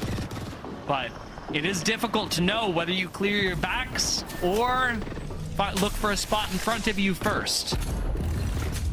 Curious to see. I think they're just going to be anchored down for a while, likely going to have to defend their building because someone's going to try to rotate through here. And with Aurora having moved out towards the left, they could be one team to go for it. Now, though, Imagine finds themselves on the most congested side of Skyhook. So a ton of pressure. I do keep tabs. Imagine one player is out looking to put them closer into that next circle. It might drag them into the open and it's going to be nasty. But this is kind of what they've got. This is what your Wraith is good for, scouting your next position. Come on, this way. Ends up finding one that FUL actually do spot. It's a well-placed nade from BNZ to make this position uncomfortable for Majin, but a pylon forced out is a very worthwhile trade. That is at least an ultimate accelerant that Majin are going to have to use if they even have one, but Aurora sending it right on top of that recently placed pylon. They might just be sending it into their death. Oirain does find one, a pylon of his own, but it's Oirain against the world as everyone takes note of the fight. It's still a 1v1, but Oirain just takes too much damage, and Aurora have been stopped out in 18th place. Doesn't matter, though, they're still at 50 points. Now, if you're in second place on the day or third, you've got a nice chance to make up 29 points on Aurora to take the top of the leaderboard. Our second place squad, Infinite, still in this, but trapped in the same building as Majin and Blessed. And remember, Majin, without a portal, don't really have an easy way out of this building anymore. These teams really likely to have to drop on each other. So Intolerant working their way in. We lose GaiminGladiators. Looks like at the hands of multiple teams. We were talking about this kind of exodus from the center spire of Skyhook, and for now, we're just seeing if we can get some angles on the low ground because we are breaking out in fights. BPR, GEI, they've all found themselves down here, including Top, and GEI not surviving. Not a lot of proactivity we saw come out of the center of zone, and that includes for Zone Intolerant, which, hey, fair enough, they're obviously not going to look for a way into zone, but it does come back to bite them right now. Top sitting up on the high ground, have a good spot, but they portaled for it. So unfortunately for them, this good spot is going to turn into a terrible one when they have to drop into everyone else. This whole north side of the zone, I'll be honest, normally I say one team should come out of it alive. Everyone from the north side of zone should die. Yeah, they should definitely fall, and Alliance is even looking to capitalize on this, right? They had to leave their building, and instead they focus on Team ECLIPSE here and ForFun Esports. But with the portal play to the second floor, all the damage markers, and Team ECLIPSE is down and out. Now for the solidifying against the third party, ForFun try to go through the stairway, and Hackis with Alliance remain healthy. There comes the Invis for Alliance, trying to use this as a bit of a reset. Makes it very confusing to swing in, try and punish the team, and Alliance get a full reset and a Void Nexus out, despite ForFun trying to find the kills on them. I love the combination of ultimates for a stealthy escape by Alliance, leaving ForFun hands empty on the zone close. And I'm worried about Infinite here. Vushi's not into the Void at the perfect time. I feel like we're just kind of delaying the inevitable. There it is. Yeah, Kiro with the G7 Scout's going to finish that off. Blessed and Infinite now have fallen, and ForFun Esports do not survive as TLN Pirates have moved in. But job's not done, guys. Top drops down, which, by the way, guys, it's Pot. We've just changed our name to Top. ForFun, unfortunately, die. So it turns out the script that I had not entirely accurate. A delay on the raid queue is just Prestis' downfall. Okay, Ozus last alive as BPR and Alliance both fall down to the top 8. And now Zone Intolerant have racked up 5 more points since leaving the middle of the map. Very healthy, a portal at their backs. Still trying to find the players up ahead. But a shield swap comes in and it's just too much to deal with as they keep the riot drill to stop off the push.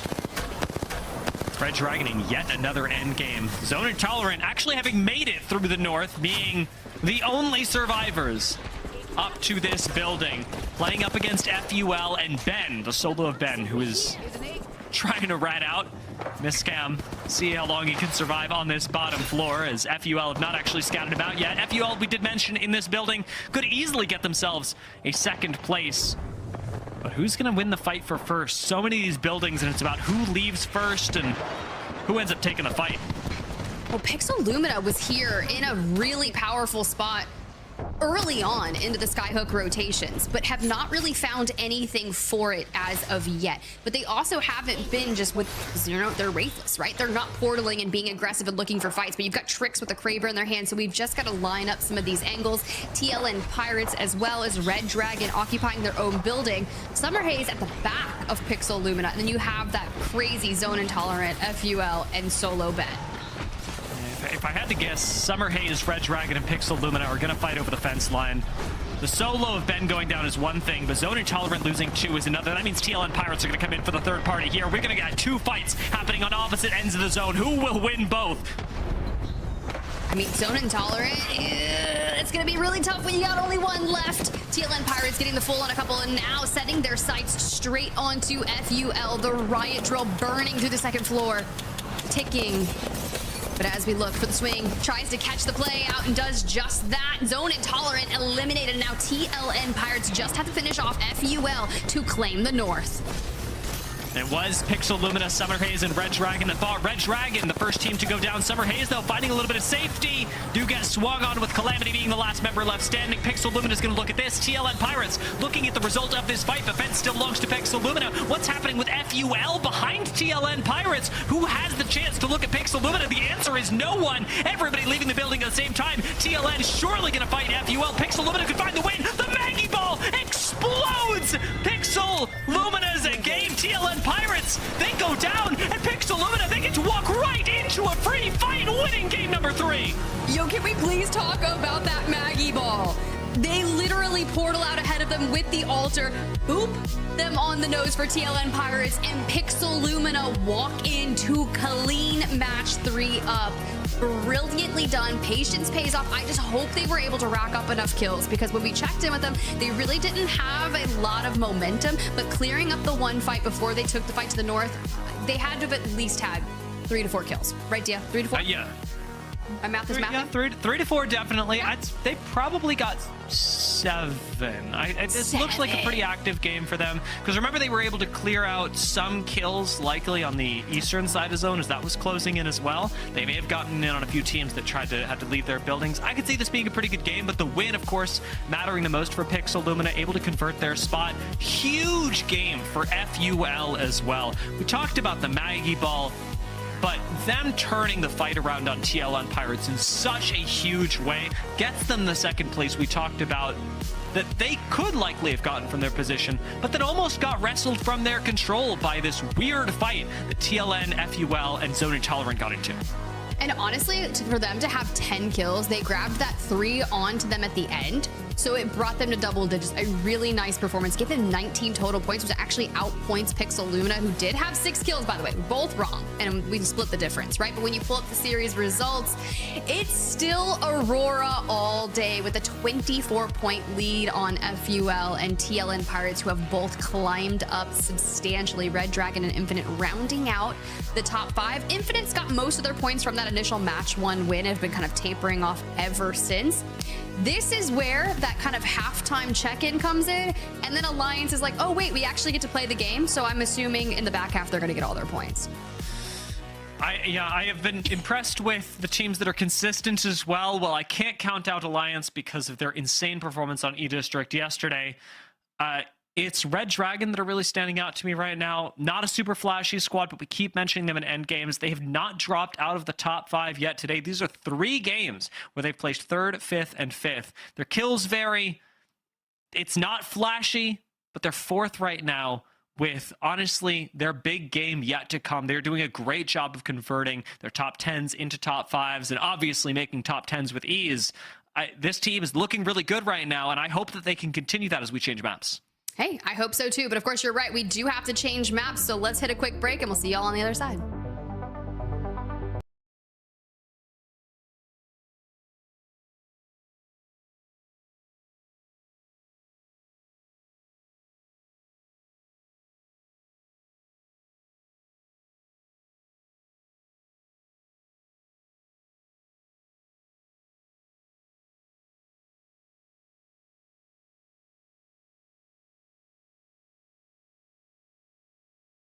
Love you, dude. Big kisses. If there's a Bloodhound ban, bro, I'll actually freak out. There's no way. That would be insane. Imagine you fucking...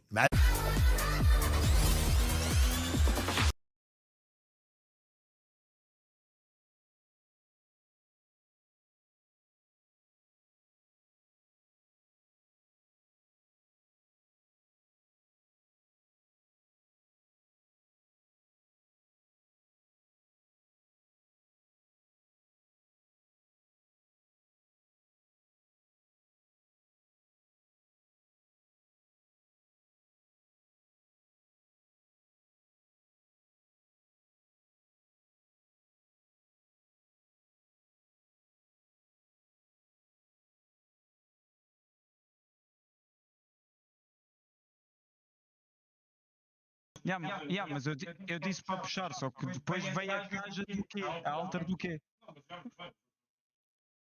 Acho que não é dar overthink, foi coisa, mas que se foda. E da ganda que vai lá para o caralho. Dei aqueles zigue-zague, esquerda, direita e volta para trás.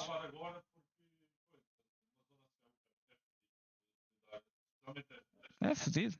Boy, tu viste a react play que eu fiz aí lá para baixo? Foi mesmo Gucci. Boy. Eram 3 times. 3? Boy, não, porque eu matei o último de uma das equipas. E depois veio outra equipa em baixo que vazou. E 3 em cima. Nós vamos ver, então estávamos nós e a equipa de cima. Estava do outro lado e estava para cima.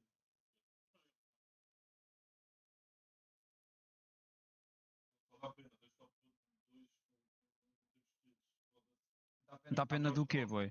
A mim não me dá pena nenhuma. Boy, está Gucci, é o que é? Boy, há de vir o jogo que vamos fechar, é o que é? Agora o Watson levou ban, o que é que quer jogar?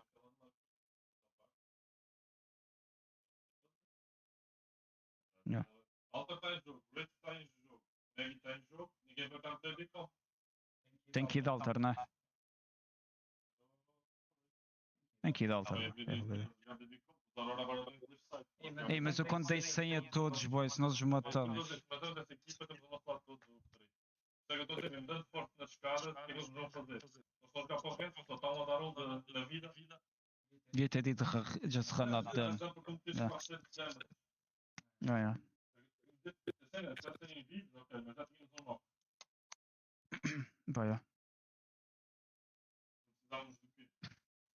Nós talvez morria, ninguém não sei o que as equipas iam fazer. Iam estar pensando. Talvez nós morria. All right, I'm back. Let's log on in, man. All right, game 4, 5, and 6. We got a game 4 over on Store Point. Let's go over the POI draft real quick, man. For the POI draft, press 1 over here, by the way. Get fucking active on the scene. What are we doing out here, man? Press 1 over here. Press 1 over here. Get it. Get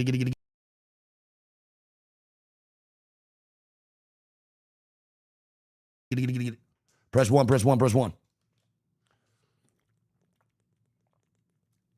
Hell fucking yeah, brother. Now, for game 4, 5, 6, again, we are drifting on over to Store Point. We're going to have the boys over at Guy. I don't know if it's Guy, whatever it may be, at Zeus Station. Mahjong going to be over at Lightning Rod, bro. We're going to have GaiminGladiators over at Command Center. Aurora's going to be at East Trail. Glacier's going to be at Stormcatcher. TLM Pirates going to be over at Wall. Summer Haze going to be at Cascade Falls. Pixel's going to be over at Checkpoint. Alliance going to be over at North Pad. We got Top at Down Beast. ECLIPSE over at Mill. Bacalhau at Cedo Station. Blessed over at Forbidden Zone. Ben going to be at Launchpad. Zone Intolerant over at Pylon. Full going to be at Devastated Coast. Red Dragon going to be at Echo HQ. Infinite at Coastal Camp. BPR Barometer. And then ForFun Esports over at Cenote Cave. Those are the POIs going into game 4, 5, and 6 on Storm Point. Now, one thing that I did get recon on, by the way, that maybe you guys didn't hear me say before, but it is going to be a very important part of these next half of these games going for A versus C, is that Glacier and Liz landing Stormcatcher and Aurora's landing at East Trail. Again, for those who don't remember what I talked about yesterday, again, one big thing is that this tunnel loot, dude, right outside of this, right outside of Stormcatcher and in between East Trail, is God loot. It's literally known as the God loot right now. It's bugged. And by bugged, I mean it has a bunch of corrupted attachments, purple attachments, has insane fucking power ramps in the mix here too, pretty much like every power ramp every single time. So that loot is known to be the best loot in all of the maps right now by far in Apex. And it's bugged consistently in every single game. So you know you're getting good shit. And I've gotten recon that Aurora is going to be fucking contesting Glacier in that Stormcatcher East Trail tunnel, which is kind of fucking crazy, man. So these guys are going to be beefing inside that tunnel, getting active on the scene.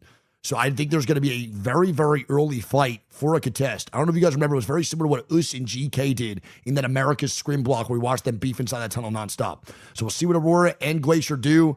I don't know if I'm Glacier. I actually want to contest these guys right now. It's probably not going to be too fun, especially when they're dropping fucking whatever, how many kills they have right now. Was it 29 kills in 3 games?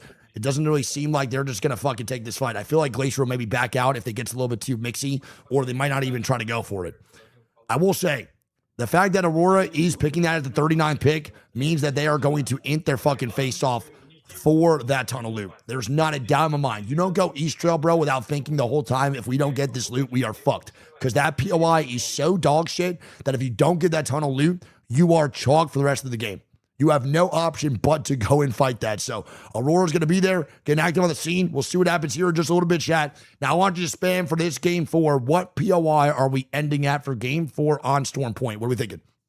I'm saying wall. I've been saying wall. I'm going to say wall again for the love of all that's good in this world. Morg! What up, Morg? Love you, dude. What up, big dog? I'm saying wall, man. Give me a goddamn wall endgame. Wall or Cedo, but I'm putting more wall energy out there than anything else, dude. That's it. Love you too, dude. It's good seeing you last night. Love you so much. Echo, North Pad Field. Okay. North Pad Field. You talking about like the open trenches? I wouldn't mind that either, bro. I'm pretty down for that, actually. Lightning Rod, Launchpad. Launchpad would be fire too, bro. It's been a minute since we had a Launchpad game for EMEA. I don't think we watched that one yesterday, right? I think that was Americas? Can't remember. Might not even been America's endgame. I think it was maybe that fucking zone that ended Pilot. Or Coastal Camp. Down Beast, North Pad. Down Beast was actually a good time too, man. I can't lie. Let us speak. That's huge. Yeah.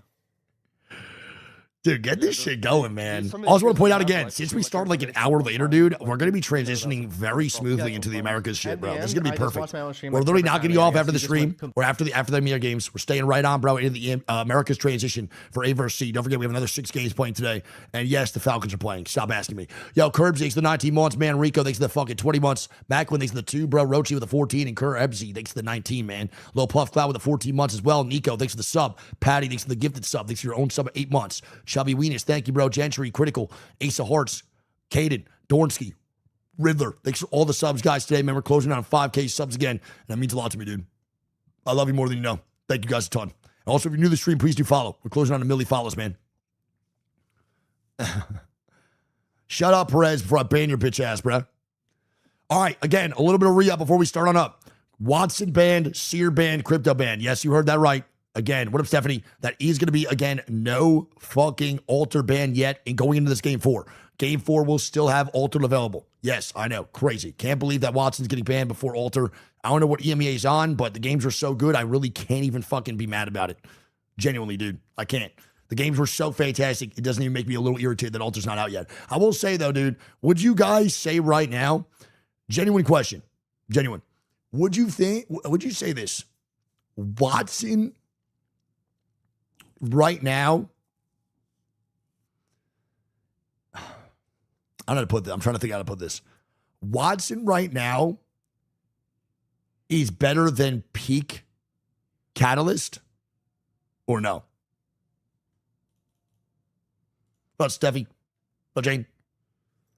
Or no?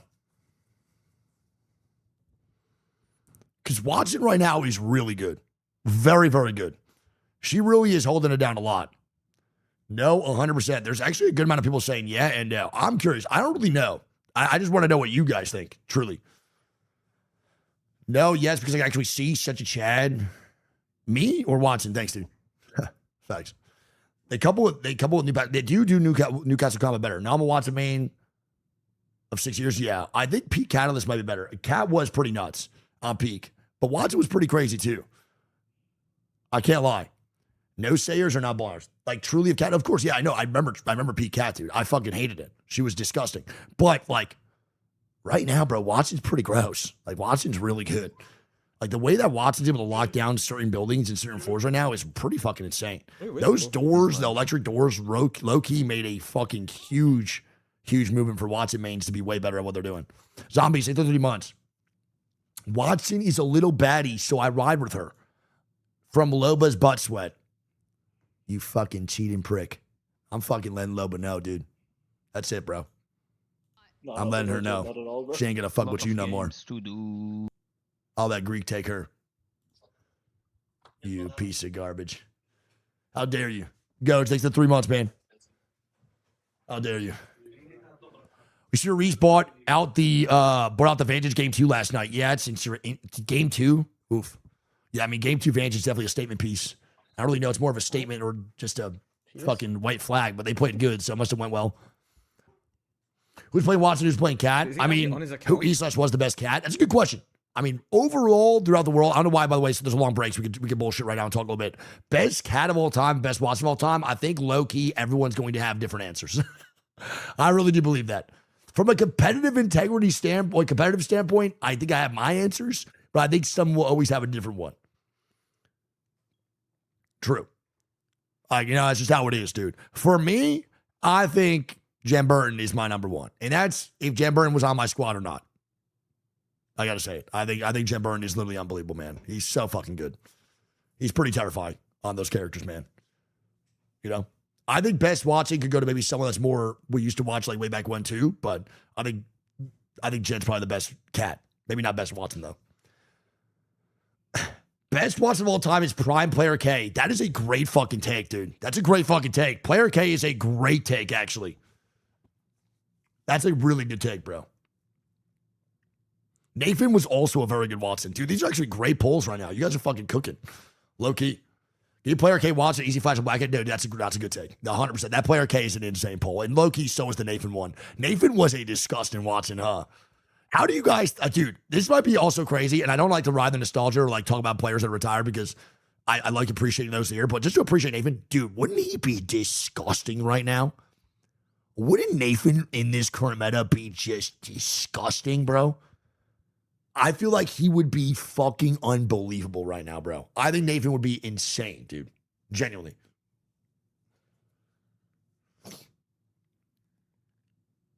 He would be so good in this meta. He'd be terrifying to fight. Like SMGs, bro, for him are on fire right now. All the guns complement Nathan's playstyle. A lot of the characters are also complement to his reaction time. Like, he'd be really scary. I miss Nathan playing Apex. There'll be some players I miss sometimes for sure, dude. What's he doing nowadays? I think Nathan's in school, no? I think Nathan's doing some school stuff.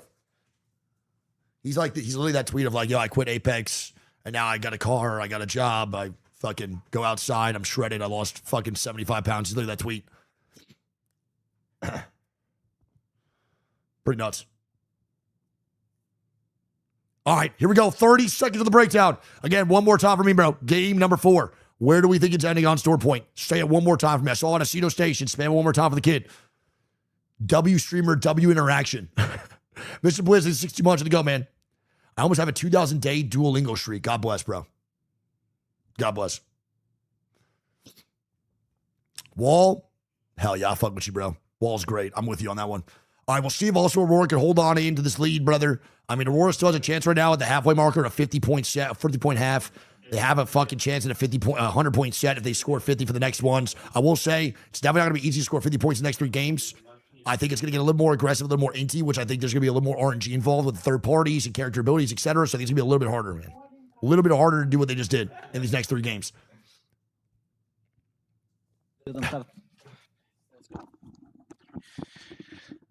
Literally, dude. Right?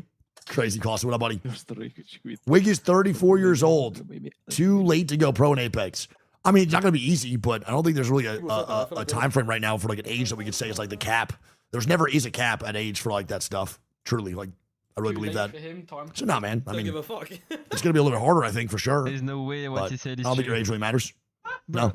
I mean, Knock is literally 32 and he's still a great player. Bro,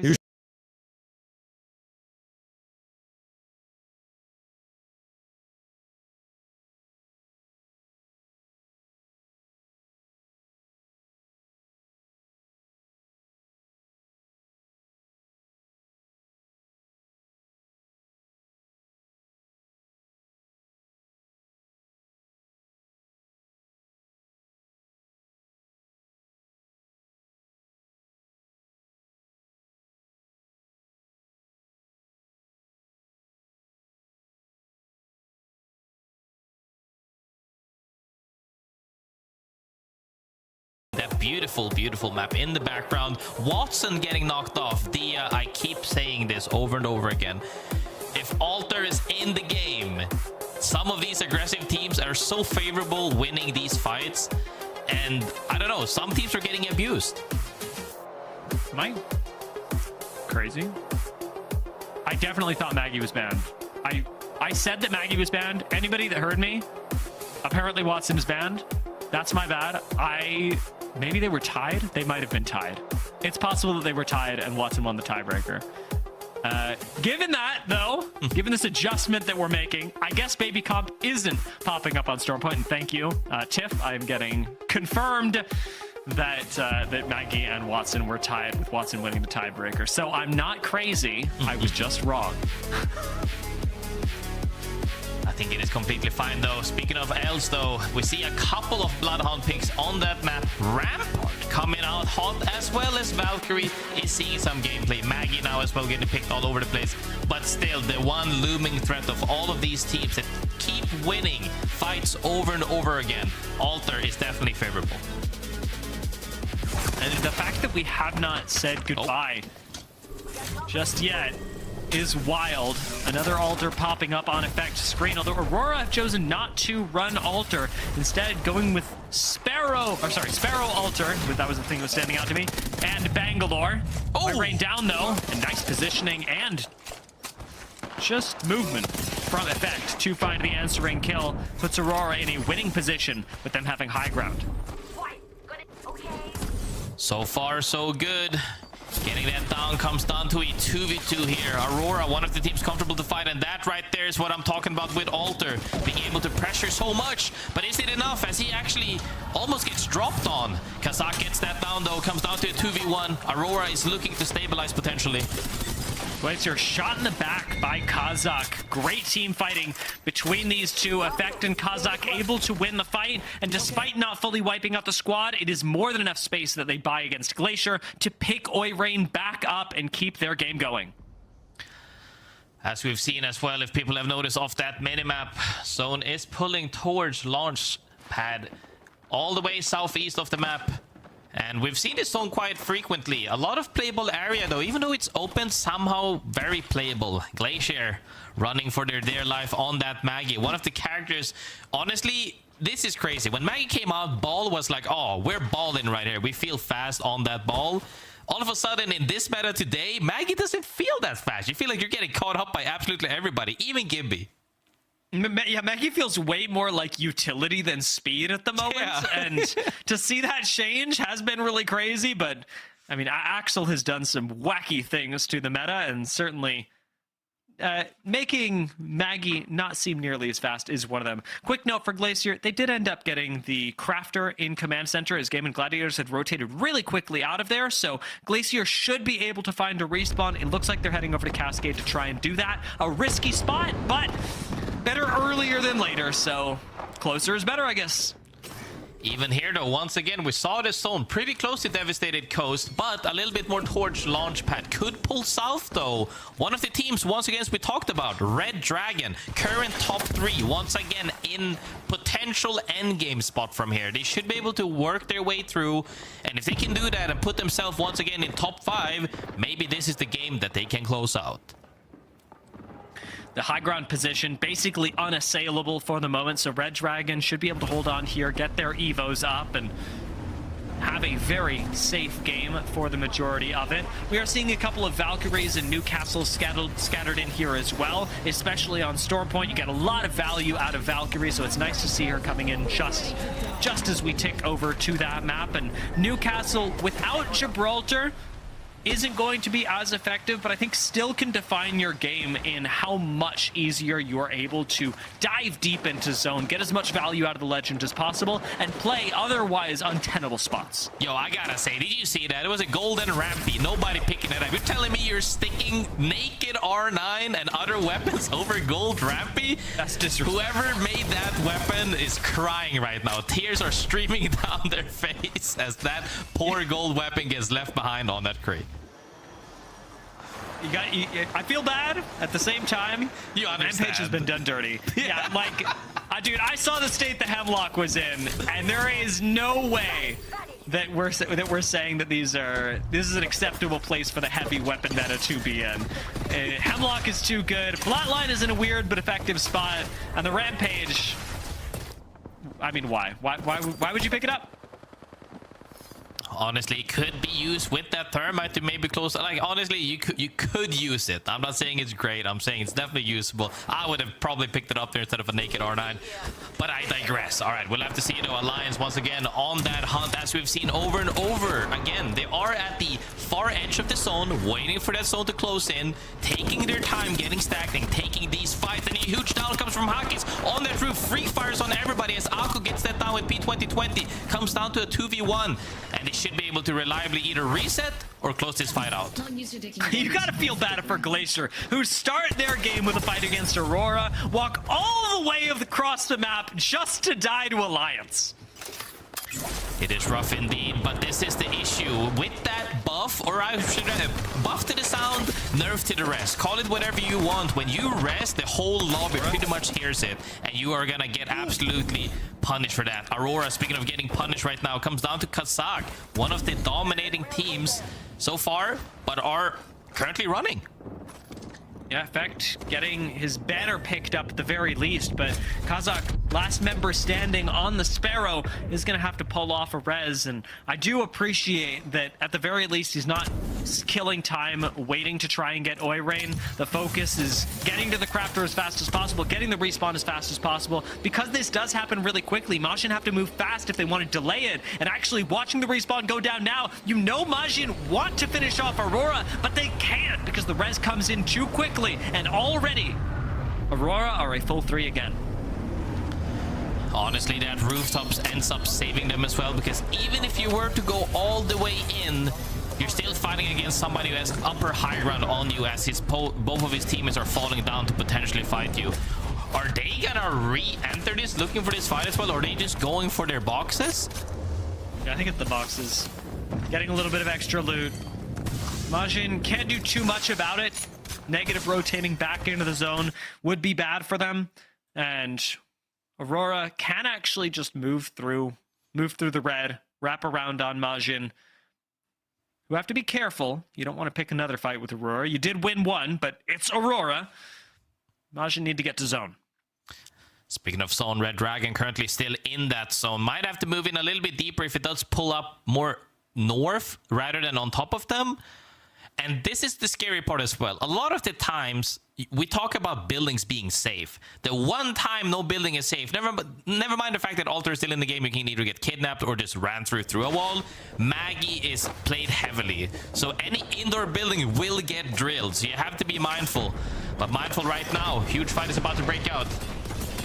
Pixel Lumina, winners of last game, and engagement up against ForFun that they've come out on top of for the moment. These drills are brutal, and ForFun agreeing with the diagnosis that Pixel Lumina were likely going to win that fight, end up taking the Void Nexus all the way back into Barometer, resetting on the fight, and likely running at it again later, because to access this zone, you are going to have to go through Pixel Lumina and the area that they control as we head even further into the eastern side of this map, up onto the hill that separates Devastated Coast and Launchpad. Control of the gravity cannon and the spot that Red Dragon had earlier going to be critical to this game. Great play from Pixel. Never mind outside of that fight as well as their UAV hopping, going info to info before making their next play is a great idea, honestly, at this pace, to make sure that either you're taking isolated fights with that information or making your way more towards the zone. They are opting to go for Echo and then seeing if they're going to clear out their backs and walk forward. Remember earlier that I said that I felt bad for Glacier because they started a fight with Aurora, ran away, and then walked into Alliance? Well, Majin just did the same thing. Majin are sandwiched directly in between two teams that even in an international LAN, you would be saying, oh no. And Majin, to their credit, also say, oh no. Ripping the skyward dive to get out and find a better position in zone.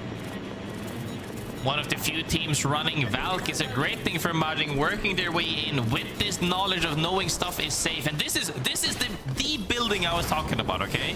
Feels safe, everything is good until you recognize there's 15 Maggies in this lobby. I hope that they can hold this down, and they should be able to as long as no people are contesting them on the far eastern side of things.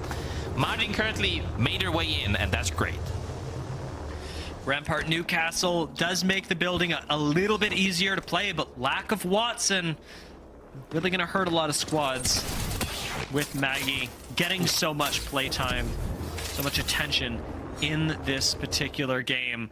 Ben sitting around the outside of launch site are going to look for a fight in the next couple of zones to move their way into the next ring.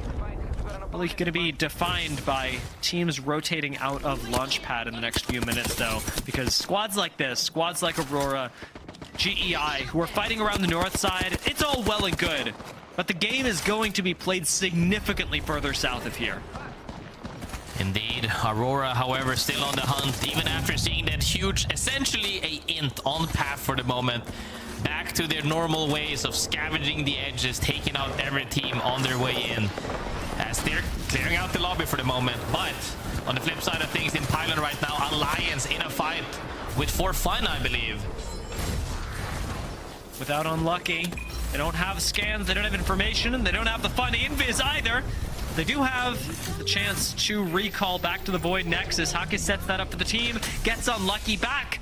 And this fight almost certainly going to kick off again as ForFun, instead of rotating through Pixel Lumina's area, end up rotating through Alliance's area. And I can tell you which fight I'd prefer right now, and it's not the one they chose. Pixel Lumina get a free walk-in, at least to Echo HQ, but are currently being held out by BPR on the southwest side of the zone. Red Dragon, however, sitting super comfortably as the zone did pull more towards them. If it had pulled up just a little bit more, they might have had to make some adjustments, but for the moment, sitting very happily. Majin, one of the teams we saw Valcolt in as well, are gonna be on the team that's the most contested, as all of these teams are gonna have to walk their way in from the north side. However, this previous pylon fight we saw is still brewing. We knew it was gonna happen again. Hakis getting chunked, not what he expected, but it looks like Alliance are on the winning end of the fight as we see Aku chase through a Void Nexus, only to get knocked up and taken down by ForFun. It's 1-for-1 on both sides.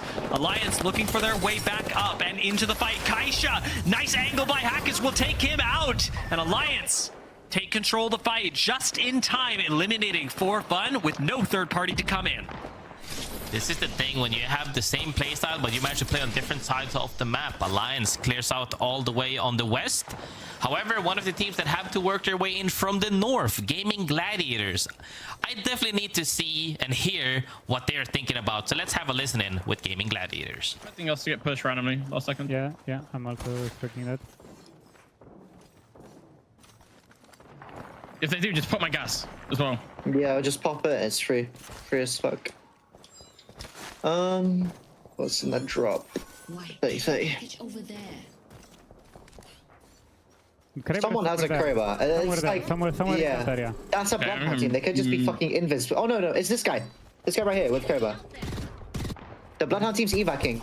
They might just try like go bridge or some shit. Maybe like we cannot break it. No, too late. I'm holding back right now. I'm holding back still. Can you cast through so we go player? They did not take it. They ran. They're gonna Bloodhound push the fucking building with Invert. They did it. They did. High team does not have Maggie. I'm putting Nexus here, I think, in corner, and I'm widing Red Room. We're very safe, like good hit. Red Room's free, so I'm playing deep. Rambo team on height, by the way. Yeah. Yep. If I say Q me free, you need to do it instead, by the way, because they who knows what they're gonna do. Look at Zemple. It's bad. Yeah. Hella deep. They're gonna Valcourt. Height's fine. Great comms from GaiminGladiators, as we saw as well. I always like to say they are lurking, currently sitting 7th, but one great game can swing that all the way around. Comms are sounding very calm and collected, and I'm happy to hear that they're still looking very alive. TLN Pirates, in the meantime, took out Aurora. Right in the same POI as GaiminGladiators sit next to. Never quite able to take a look at the fight where GaiminGladiators for a third party, but the chance to take out TLN Pirates still there, as the biggest problem for all these teams, even though you didn't hear any panic in the comms, is how on earth you are going to get out of launch pad. Because the zone is pulling all the way south, and the open space between here and Dev Coast should be impossible to cross, especially with teams like Alliance watching for it. It is a tough cross indeed, especially depending on what comps you have, but GD was playing Alter specifically. It is doable. It is tough, but it is doable. All it comes down to is timing. When are other teams making their move? Can we 3P, or can we close out a potential macro during that whole chaoticness that is happening all our way around them? Speaking of being chaotic, Alliance, however, still cleaning up the western side of the zone. And using the Bloodhound ult as well to make sure that Aku gets a free swing onto Team Eclipse. You saw Hakis take like half of his HP just for the one breach charge, but absolutely worth it because it opens Aku up for a clean wipe on the solo of Team Eclipse. I think it's a really creative way to just look for the solo kills, look for the easy wins, and turn those into completely one-sided engagements. Credit to Alliance for coming out on top of that. And now GG struggling to make the rotation of their own, like you talked about with Alter, absolutely possible. Will they actually be able to pull it off, as they are one of the last two teams exiting from this POI? GaiminGladiators and TLN Pirates making their way out. Indeed, working their way in. Ben right here as well. This is one of the teams I said Majin has to look out for. They need to clear their side. If Ben gets to play here completely uncontested, they're not going to be that comfortable inside the building, especially when you have the likes of Sparrow and Maggie on your team. Those look like free Maggie drills to me, and a free push for GaiminGladiators with the ball rolling ahead of them. Hiarka is going to get crossfired by GaiminGladiators and another team, while Lufka manages to take out one without getting traded back. TLN Pirates, they melt in the face of the GaiminGladiators. That was huge, especially because that Valcourt earlier opened up the path for GD to walk up that hill and they win that fight. But Alliance still on the western side of things, fighting their way, still so healthy despite getting it down, and 2 cleans actually. Comes down to the last guy, another team gets joined in, and Summer Haze gets eliminated. This movement from Aku is crazy too. With Summer Haze down, Alliance are going to take a reset. They do have Rampart walls, not their own, up on the high ground to play. A nice nade from Aku does not stop the res. It does at least remind BPR that Alliance are paying attention. Alliance, GaiminGladiators still in this. Red Dragon critically still in as well. We are into the top 9 teams, solidly into the top half of this lobby. Yo, Red Dragon's building is still in the next zone as well. Yeah. That is absolutely crazy. If they find their timing, they should be able to make something happen or potentially lock out other teams from being able to play underneath them. However, right now, GaiminGladiators once again at that crosshold of needing to make a play on their way in as other teams are gatekeeping them. Will they win another 3v3 or will they fall as Alliance is also taking fights again? Alliance should be able to win this. They've got Hakis and Aku up. Trixie Alter going to make things a little bit difficult. And Aku definitely needs the shields. BPR will go down. Looks like we're going to get a res on Unlucky just in time while the GaiminGladiators take a fight of their own. Majin recently vacating this space, and GaiminGladiators inherit it and are finally able to fire away at Ben, something that Majin, who are now dead, should have done a long time ago. GaiminGladiators trades 2 for 1, looking to clean up this fight for the moment as Blast is going for the rest, but he's getting side-angled by Visata right now. Ben gets eliminated. They get a side for the moment, but Alliance smells it. They hear it as Aku, once again, with the P2020, with that corrupted extension mag, is looking to run them down with 30 bullets in these guns. Looks like it's not about E-District, it's about changing maps, because as soon as we change anything, Alliance start cooking incredibly hard. This is going to be a juicy nade out of Aku. The P20s making things even more difficult, but Alliance have been unable to finish off GG just yet and can't afford to get third-partied by another team.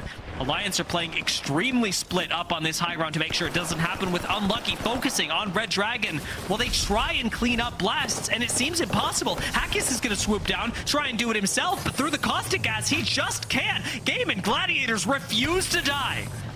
They're trying their best to stall it out, but they're only buying themselves a couple of extra seconds as those shields will eventually wear out. One of them gets Finn, the second gets Finn, and GaiminGladiators gets absolutely eliminated. Great play by Unlucky as well, holding down the fort, making sure nobody is pushing them as they have all of that high ground. But the zone ends. Underneath, Red Dragon is currently making that move as well towards Infinite for that God spot. They have the best spot in the entire game right now. Top 3 scenario, they should be able to close this out. Now, what's going to win? Consistency or the one pop-off moment? Alliance manufactured the pop-off yesterday. Red Dragon, though, have shown up in every single endgame we have had. And from below, Top could make a strong argument for themselves as well. Virtus Pro, one of the scariest teams from Split 1, now have to face off against Alliance. But if somebody's going to do it, it'll be the world damage record holder Prestis to lead Top. Oh, he's dead. Comes down to a 3v3. Alliance is working their way in. The zone is pulling towards Red Dragon, but when it comes to 3v3s, Aku has been huge in them with this P2020. What matters more? Consistency or the ability to pop off? Alliance with the win in game number 4. Again, we switch maps. Again, they slay the lobby. Alliance, one of those teams I keep telling you, you keep doubting. You can't doubt I keep doubting. You can't doubt Hankis, Unlucky, and Aku. They are pulling up time and time again. Eventually, one game will swing in their favor. And this is what I'm saying. You're fighting for these power spots. You're clearing out A side. As long as you keep doing that, eventually it clicks, and they tore up that whole lobby. They took the right fights, and they took them so cleanly as well. Alliance looked like a beast of a team in that game, especially with their take on the high ground up against GaiminGladiators, but also trying to kill BPR at the same time. There were several times that Alliance could have died, but we're fighting better and not getting third-partied, which, as you pointed out, is critical. It really is, and that really goes to show that Alter being in their pocket as well is a good thing. But if they can just control space properly, they should be able to take these isolated fights. We saw as well in the sides of the pylon and as they work their way in. But now, Mad Maggie is bad. This is crazy, though, that Alter is still alive to me. I tell you what's crazy. 21 kills is crazy. This is one of those easy math moments, but 21 is over a third of the lobby. And you have to subtract 3 because Alliance are not getting kill points for themselves. More than 1 out of every 3 people in this game died to Alliance, and that is just an absolutely wild way to win a game. That puts Alliance, after having, I'm not going to cut corners here, a garbage World's Edge, in contention for the win after a single game, having made up 33 points and pushed themselves up 12 placements. 12 placements indeed, but Dia, I did say, are we gonna see more 20 bombs? 21 coming out of Alliance with these kills is absolutely crazy. It really goes to show that you can't count them out. Honestly, I normally say if you have 3 bad games, it's looking kind of rough. They're just showing that they pretty much only need 2 games. Never a good time to doubt this team. Never the season to doubt Alliance, it appears. For more on that, we'll hear from Tiff and Snipedown. Yeah, that was insane. I'm not gonna lie. I don't know why I just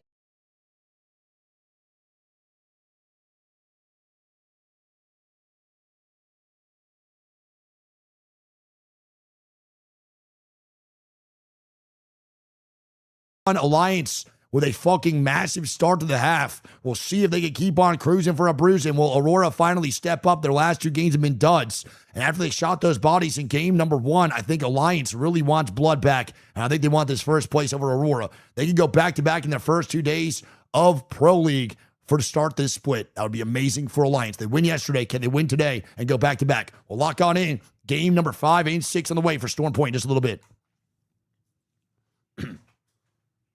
Yeah, the scans are definitely good. I don't really.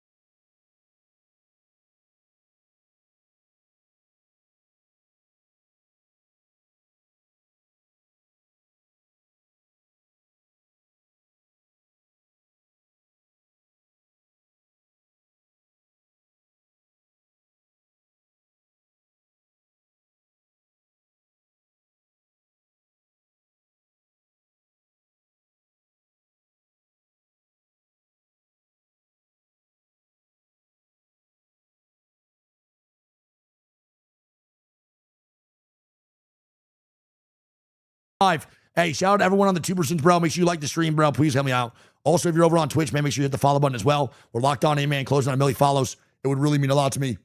I love you guys so much. We got 2 more games for EMEA, and then we lock on into the Americas Pro League. Don't forget, we have another 6 games of Americas Pro League here later today at 3 p.m. PST. It's going to be a very smooth transition from EMEA into the Americas. So don't go anywhere in between these matches. If you're sticking around for the next 6 matches after this, I'm going to be staying on. We're going to be having a great time, bro, with more ALGS to come. And we're still not even done for the weekend. Tomorrow we start at 11 a.m. and 3 p.m. again. So tomorrow is the exact same times as today. It's going to be an absolute fucking heater, bro. Again, I appreciate you guys. Thank y'all for being here. Let's keep it locked on in. And I'm pretty excited for the way this feels, man. This split's also great. That's true, Jumbo. But this game was actually similar, dude. I think this game might have been harder than the Skyleg one. That was a really hard game. I feel like rotating from low ground Devastated to make that work is kind of fucking nuts. Like, they took that fight inside Peen Building, and I couldn't believe they survived it. Oh, I will, bro, for sure, Shroof. What are you eating? What's it called? What is it? To be fair, once we saw the blood, we should be fine. Y'all, BBG Wilco, thanks for 60 months. I appreciate it, man. What groups play tomorrow? Groups tomorrow, I think you're going to be, today's A versus B. A versus C is going to be B versus C tomorrow. A played 2 times in a row. So Group B and C are playing tomorrow for all regions. Donovan, thanks for 11 months, bro. I appreciate it, man. Thank you, buddy. Ace, thanks for that 9 months, too. Icy Dice, thanks for 5 months. Thanks for all the subs as well, chat. All right, well, here we go. Game 5, 2 games left. Over for the EMEA broadcast here for A versus C. I want to see if Aurora do contest this one more time. I want to see if the boys over at Glacier actually maybe just vibe the fuck on out and don't take this fight. They can just land on top Stormcatcher and not go compound. They would lose out on a lot of loot, but at least you get to play the game. Glacier in that game, bro, ran away from Aurora after losing the off-spawn fight, and then right after the res, ran right into Alliance, who just shot 21 kills in a W. So this is definitely not fun. I don't think Glacier's going to have a good time contesting this anymore, and they might just take a full fucking step back. We'll see what happens in this game 5. How do you feel about the Gen G bounce back? I'm so happy. Surprised me, honestly. Any update on Gi? No, I don't know what's going on with them, honestly. I got no intel or no recon on it at all. I think he left because of a personal reason, not because he crashed out. Yeah, I'm hoping so. Like, I hope he's okay, but I'm hoping it's not because he crashed out, honestly. I don't know if he rage quit, chat. That's what intel we got, but I don't.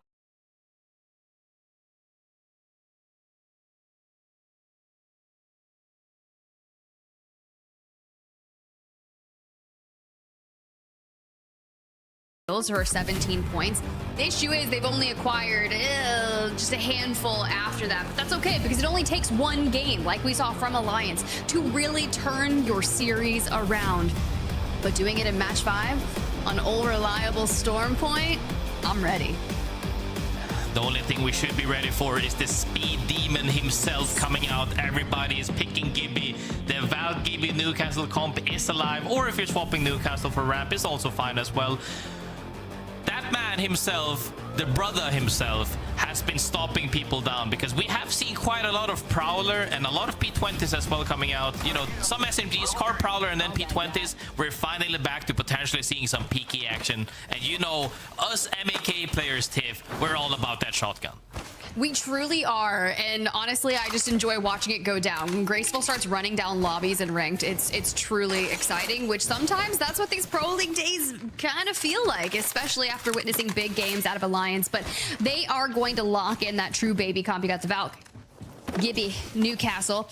A couple of sporadic picks I think are super interesting. We got like Wraith, Gibby, Rampart. We do have like a Fuse, Axel, Sparrow out of Ben, as we check in to see where that circle's going towards Barometer and BPR. We did see Ben play that, except they had a Maggie instead of the Fuse, I believe, as well. So not completely off, kind of sticking to the same game plan, I assume, trying to play outside of buildings, punishing people potentially. But the zone is going Barometer. I do like to say that you can punish people, generally speaking, with Maggie, regardless of where you're playing, but Barometer is one of the ones where that playable area that each spot has is quite large. So one drill, even two drills, is not really enough to cover all the angles. But that doesn't matter when Zone Intolerant is running people down with this shotgun, I've been saying, with that Gibby chasing them down, as they are completely wrecking them right now with that defensive bombardment. Yeah, yo, I'm not gonna lie, this is definitely one of my nightmares to come to fruition, and same, I'm sure Infinite would go as well. Infinite now out of the lobby in Zone Intolerant, taking to the skies, fresh off a really quick engagement. Now's the time to get deeper into Barometer. They want to be quick, which is wild, right? If your POI is going to be close to where it's going, play zone. Honestly, and even if your name is Zone Intolerant, I think you can turn some things around here. I mean, I think they were trying to play zone, but when you have the Speed Demon himself chasing them right now, as we see Zidane on that Gibby, nading them out right now. We see a Wraith coming out of Hierarca. If he can make some plays that we saw yesterday from Americas, potentially they can turn this around. His tricks get Skynaded into the open. Sheila comes swinging, and wow. Yeah, wow. Even straight through the Thermite Pixel. Lumina out of here. Great win for the Pirates. And now to Red Dragon. Ranch is here, the only Pathfinder in the lobby, which is going to be really beneficial when you think about having to get into Barometer quite quickly. You are just trailing behind. You can see Zone Intolerant just ahead of them are going to be guarding that survey beacon, which, you know, they would love to have access to it. But then we kind of keep on tabbing in ForFun. Esports not really having the most fun day, but that's okay. It can all turn around in one map.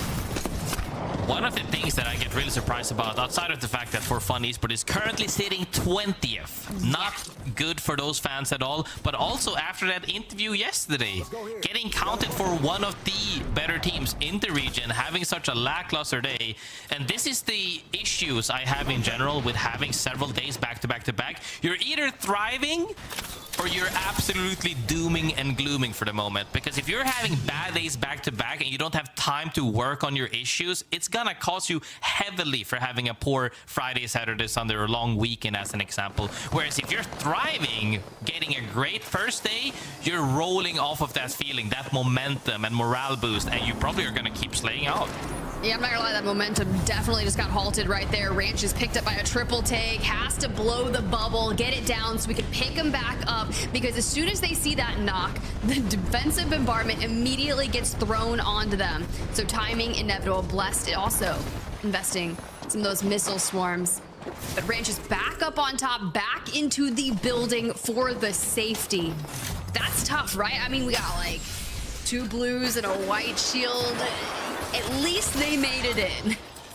This is the thing as well. The loot changes that we can see have been affecting the teams. Whether that normally you see every single weapon fully decked out, no bolt on PK, no really good attachments on that P20 we saw as well. Several of these weapons aren't complete just yet, but they're still not shying away from moving in. And Red Dragons have been really micromanaging the lobby really well, of making their way into that endgame. You said it yourself. Every single endgame, they're making their way in. Yeah, I mean, look, they were consistently in that top 5 ForFun Esports back in for the check on them. They were in Cenote and now have moved north. And they have found TLN Pirates along the way. And I'm just feeling a little too naked in terms of my white shields for this engagement. But a good break from the longbow allows them a brief moment to disengage. But we need a knock. We need to turn this fight into our favor. With how quickly TLN Pirates were running down some of those engagements earlier, it's all going to come down the Valk to maybe find an angle. Unfortunately, gets scouted upon and can't get things moving. Kaisha made his way up that rock, and Remix Powers joins him with that slam, making her way up top there. I thought Kaisha would be the one who had the advantage with that long boy, but instead the Nemi from across that, essentially that entire area, just beams him. They do manage to reset and recoup for the moment and not fall down shortly, because if they had fallen right here, match 5 on 20th, they probably would have been done for the count, but currently they managed to reset. True. Definitely going to be something they need to do. Alliance and Aurora, two teams still trying to make it into the next circle. A brief check-in with Team Eclipse from the bridge. Now, I do like this positioning. However, it does allude to the fact that we are going deep barometer for the end game, but you have to work your way through this, and through the egg we go. Little passive moments. We bring up the map. We got FUL over in the pylon, and Aurora are actually electing to kind of go that route. Could come into an engagement in Glacier here. Ben still very hard edge. Majin up in the north. Alliance coming through Mill. I wouldn't be shocked if they end up taking a fight against TLN Pirates, but we've got to keep tabs on ForFun Esports, who have actually walked back through Cenote. This zone, however, looking at the screen right now, could be a repetitive zone that we saw yesterday. Could be that zone right above BPR, northwest of them, close to the water actually, where the last team had to jump out of the building, and it was a team low ground, 2 teams on the building, and they ended up fighting for that. If that's the same zone pool, a lot of these teams are going to struggle. There's not that many playable areas should it pull down southwest. But we shall see if it ends up doing that, or if it pulls further into barometer, they should be happy, because inside the dead center, playable areas, but so far right now, a lot of teams on edge, getting stacked up and looking for fights. Ooh, okay. Nice little connection there from the G7 Scout. Now, here's the deal. Aurora are very aware that someone is inside of Pylon. And they are just kind of lurking. I would say lurking, but we're also shooting. We're letting them know, hey, just so you know, don't try coming this way. And if you do, we're going to run you down. All of that noise is going to basically allow Ben to walk up and see straight through this. Yeah, honestly, it comes down to how fast, if a fight breaks out, how fast you can take that, how fast you can clean up that fight before the next push ends up happening. But Gibby enables that so well, though. Sometimes, we've seen it happen yesterday as well, where you're engaging on a team and they bubble, or maybe they bubble and you engage in their bubble, you wipe them, and then your own bubble buys you time to reset properly. If we can see that get used to the extent that some of these players can do it, fights are more than possible, even on edge as you're about to get approached by 3-piece. However, instead of doing that on the edge, Alliance says, we have a Valkyrie, why not utilize that? Yeah, put you straight into the front of barometer. Now, you were thinking that the circle is going to pull more towards that southwestern side of barometer. Alliance set up on the northern building here. GEI and Bacalhau also in this kind of vicinity. When you get the Newcastle wall down, you stay relatively healthy. You don't lose anyone on the Valk ult in based on timing. And for now, you can just get a lay of the land. Where do we want to play from? But for all the teams that are still trying to run it down and get into that circle, well, we've got to get through a couple of teams on the horizon. FUL now running the risk because Aurora are the gatekeepers. Definitely. If it ends up pulling all the way up north, Alliance should be happy with that. But before we talk about where the zone is going, where's FUL gonna go next? They did see Aurora hold them, but Glacier is also lurking on the sides. And I believe they all know where each other are. So if a fight is happening, it has to be really quick. Let's go. Yeah, I'm looking at it, and it's Aurora, the only team of these 3 with a Valk. So at last-ditch effort, they can pop a Valk ult and fly straight over Glacier through the choke. But you know they want the kills. They're really focusing on that. So Aurora and FUL, that's going to have to be quick for them, because Glacier has already, like you said, kind of sent one player out to the most front position in cover to see how that's going to tackle. Honestly, let's dive into the Aurora comms. Можем сделать. Окей. Да нет смысла, пошли Окей, по центру, 20 окей, секунд. окей. Они затаймили тотем, и он сейчас с нашей двери пикнет аккуратно. Да. Тотем у них выносили. Вышел. Альта вышла. 20. Один слева должен выйти. Да, слева тоже выйти. 10 секунд, хилюсь. Их должны бочину разъебать. Их должны бочину разъебать. Я не знаю, кто прав, наверное. Вылезаю сканить. Дал бабл. Вау. Мост фри. Один склад. А, 2 склада, по-моему, да? Че, мост? Это один склад, по-моему, МЛГ держит. Бабл? Да, один. Или что, или так летим? Мост 9 один. секунд бабл. Могу вылькнуться просто отсюда. Go. Без Я бабла? не хочу геймблить. Пошли в мост просто станем. Окей, На го. край.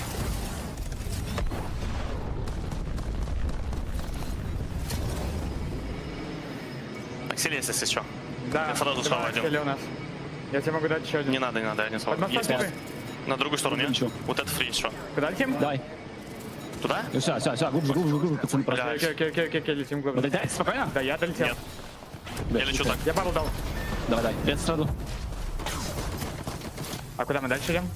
Бля, там чего снизу стоят, я не знаю. Давайте под эту прокросить сможем? Давай. Можно пробивать туда? Давай пробуем.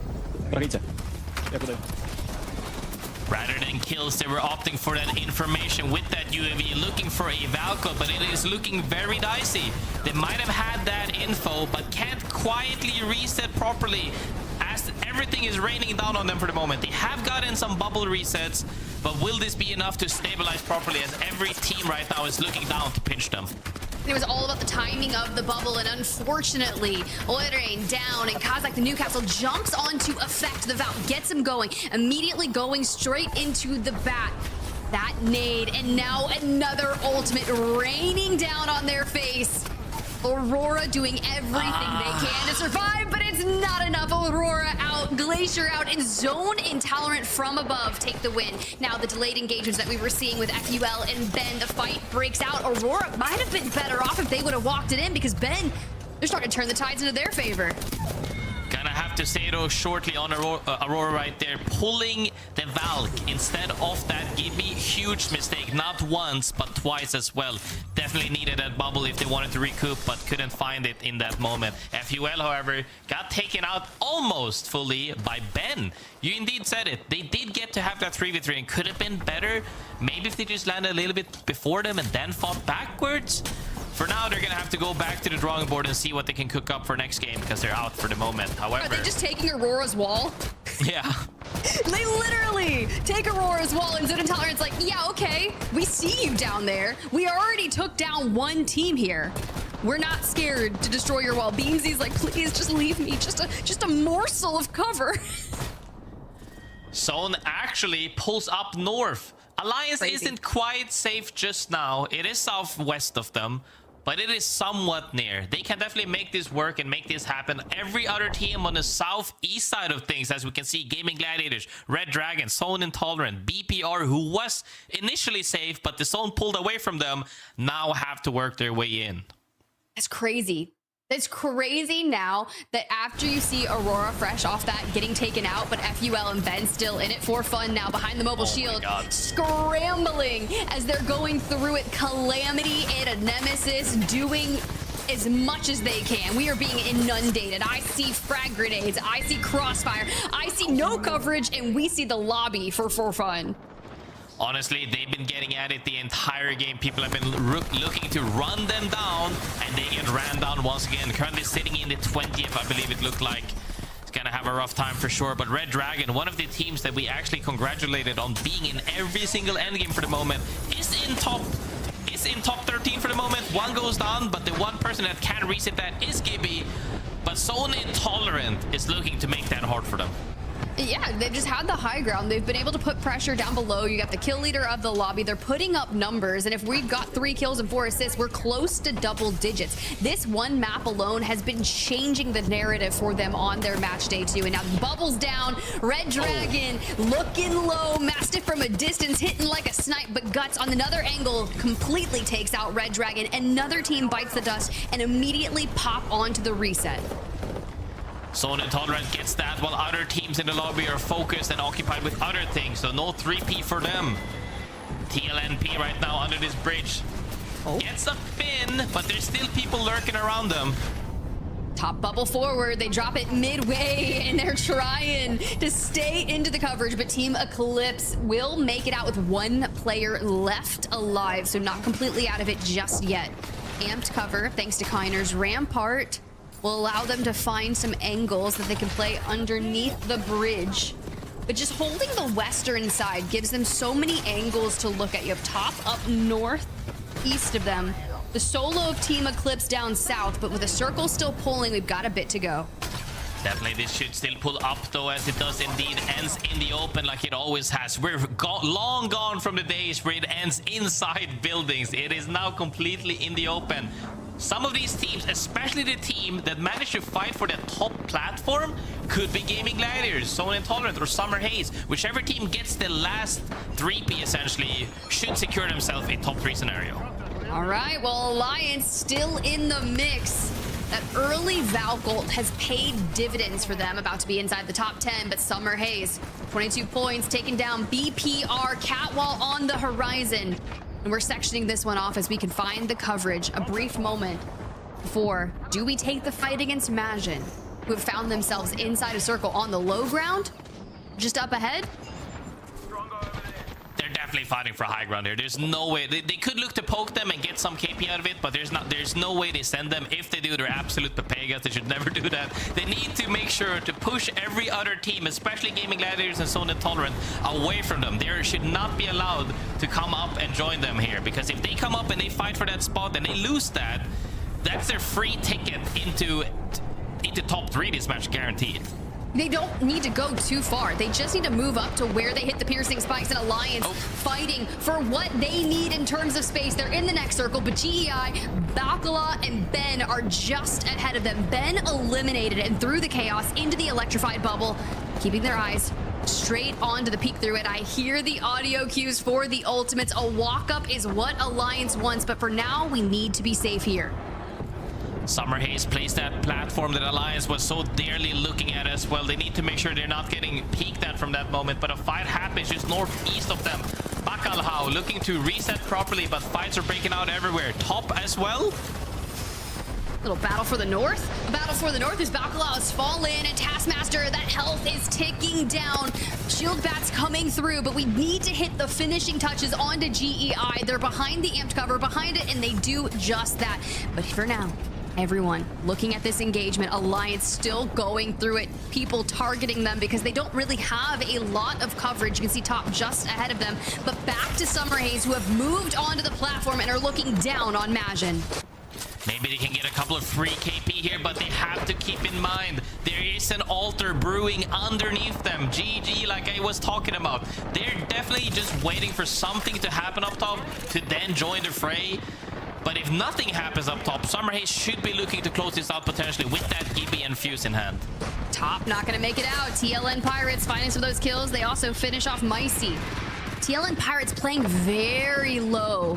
Just kind of covered behind the amped. Thanks to the Rampart. But Summer Haze basically playing King of the Hill up here on the platform. They are indeed, Zone Intolerant is trying to pull at their legs to see if they can get something. Taxing them finally spots Alliance, but he's not going to do anything about that. Honestly, that's really smart because that's not where their attention should be at. If you can grab KP, that's good, but please make sure you keep this platform. This is Summer Haze's game to throw and everybody else's game to win. Alliance is sitting very comfortably because all of the action is actually happening on the flip side of the zone, the south side of the zone. If Alliance can hold this down, they can also look to close this out.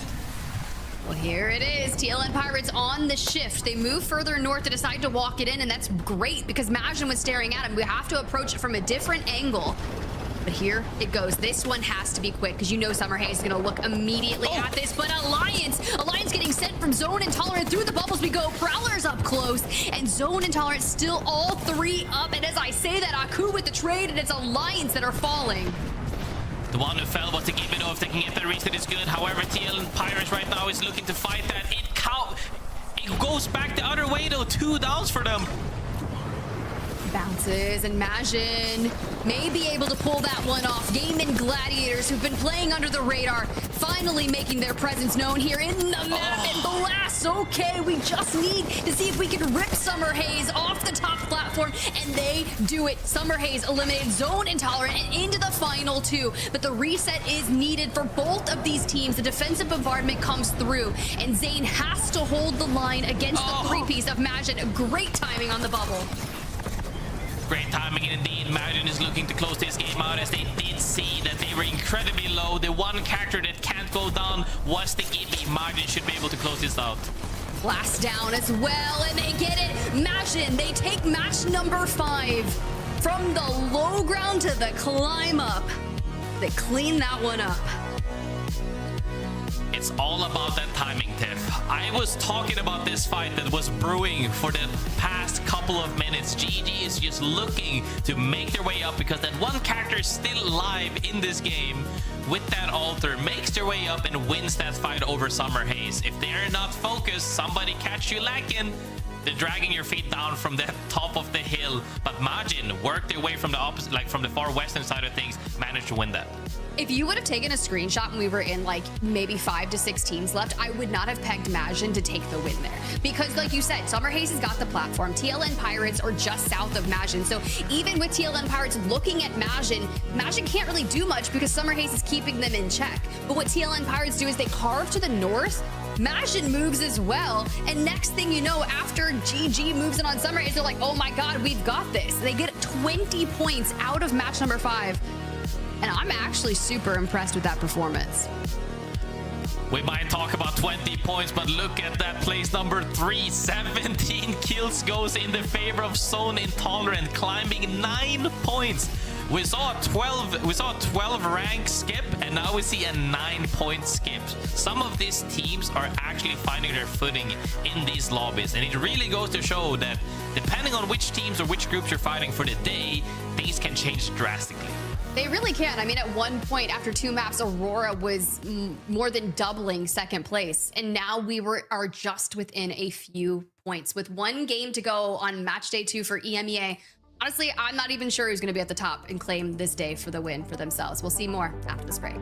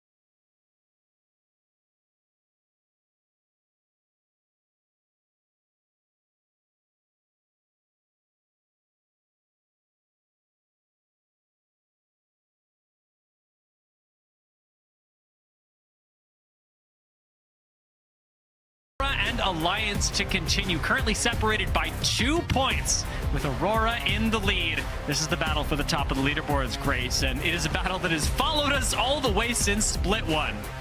Most definitely, and one thing we have to keep in mind as well, Alliance probably would have overtaken Aurora hadn't they been absolutely bested by Zone Intolerant. So the fight really is neck to neck, but other teams are nearby as well. Yeah, with Red Dragon sitting at 44 points. Last game, as you and Tiff noted, was the first time this whole day that Red Dragon did not make a top 5. Their average placement, of course, solidly in the top 5, but last game, a little bit unlucky with the barometer zone pull for them. Didn't feel super comfortable, despite the fact that they landed over at Dev Coast, and I think should have had a much easier time getting into zone than they did. Didn't have a good zone read, and ultimately weren't able to convert, Echo HQ, as we get the map up. Thank you to our production for reminding me. TLN Pirates, a team that was expected to be in the conversation, currently sitting at 7th, with the GaiminGladiators actually silently sneaking into 4th. We talked about how they've had a quiet day, but the fact that a quiet day still leads you to top 4 is a signal that you're a very good team in EMEA. Honestly, GaiminGladiators should always be in the conversation, has always been in the conversation. When you're talking about Aurora, you're talking about Lions, you're talking about other teams that is at the height of the region. But they tend to be, as you say, quiet for some while before they explode. But that explosion hasn't really happened just yet. They're on the cusp, and anything right now in the top 3 could push them through. And take a look at the biggest surprise today. ForFun 20th place. Yeah, I gotta say it. ForFun 20th place is a big disappointment for them, specifically coming off of what have been really good scrims for ForFun. A lot of teams looked at them, considered this to be one of the scariest squads in EMEA, and right now they can't beat the teams that came out of the Pro League qualifier to be here. We'll see if that turns around in our 6th and final game, but for now, ForFun are backs against the wall. Most definitely, as they have to try and figure things out. I think, though, this map is where it makes or breaks, but the one thing that keeps being the same in EMEA is Alter is still not banned, with that Gibby being that last ban now. I think this is one of the main reasons why things are so chaotic, not in terms of actual fights, but the fact that so many teams can find one up one another and not being this consistent is crazy. It's very funny because, while the lobby has been chaotic for this reason, it's still somehow less chaotic than Americas for 6 games yesterday.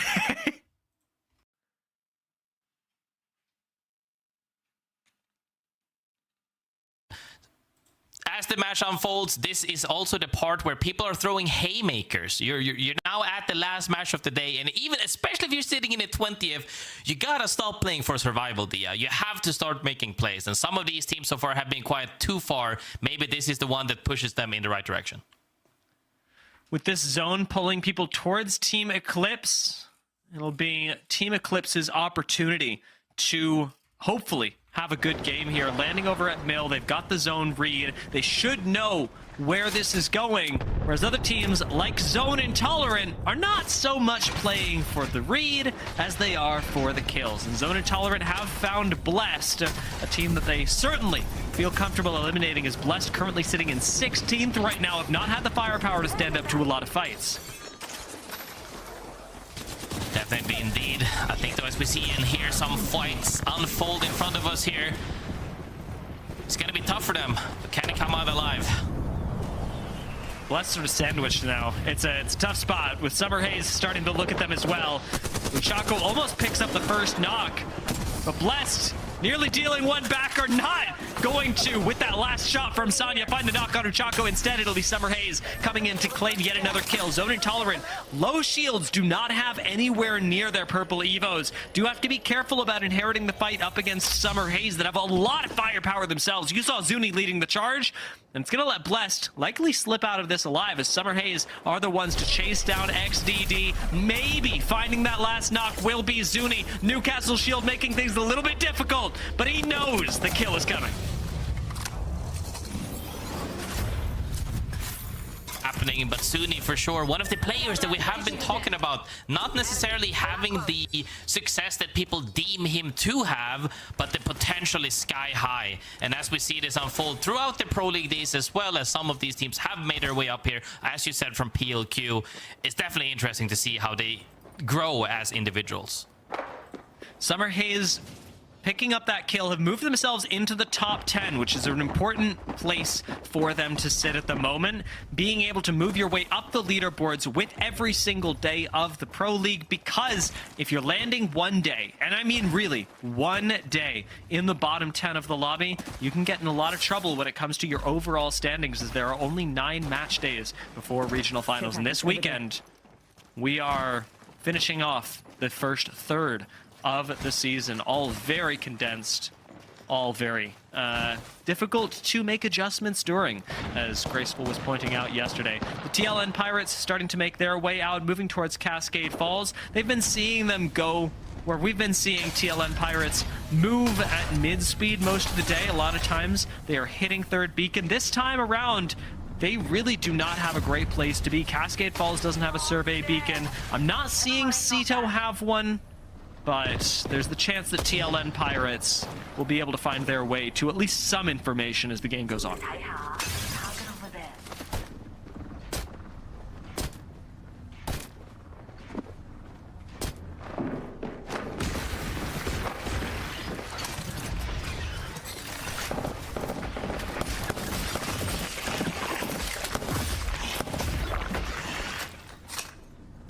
Ultimate accelerant here. I need a backpack. It's out here.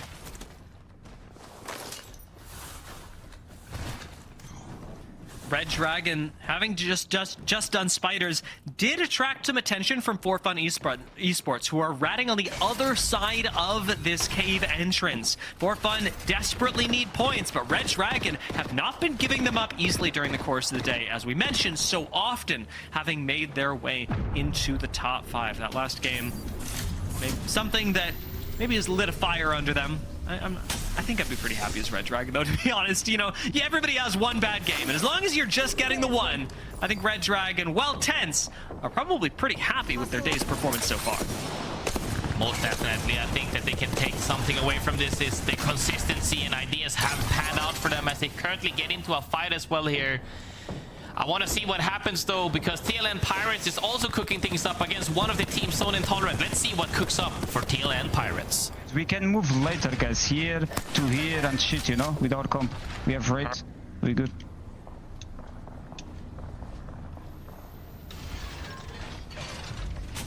I can't open the door. What?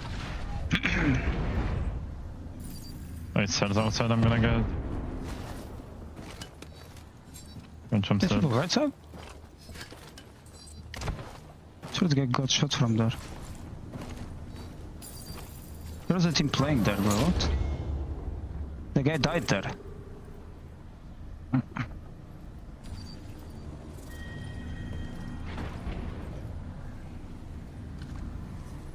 think we will also do the beacon on checkpoint whenever we saw them being holding Cito and come back to that.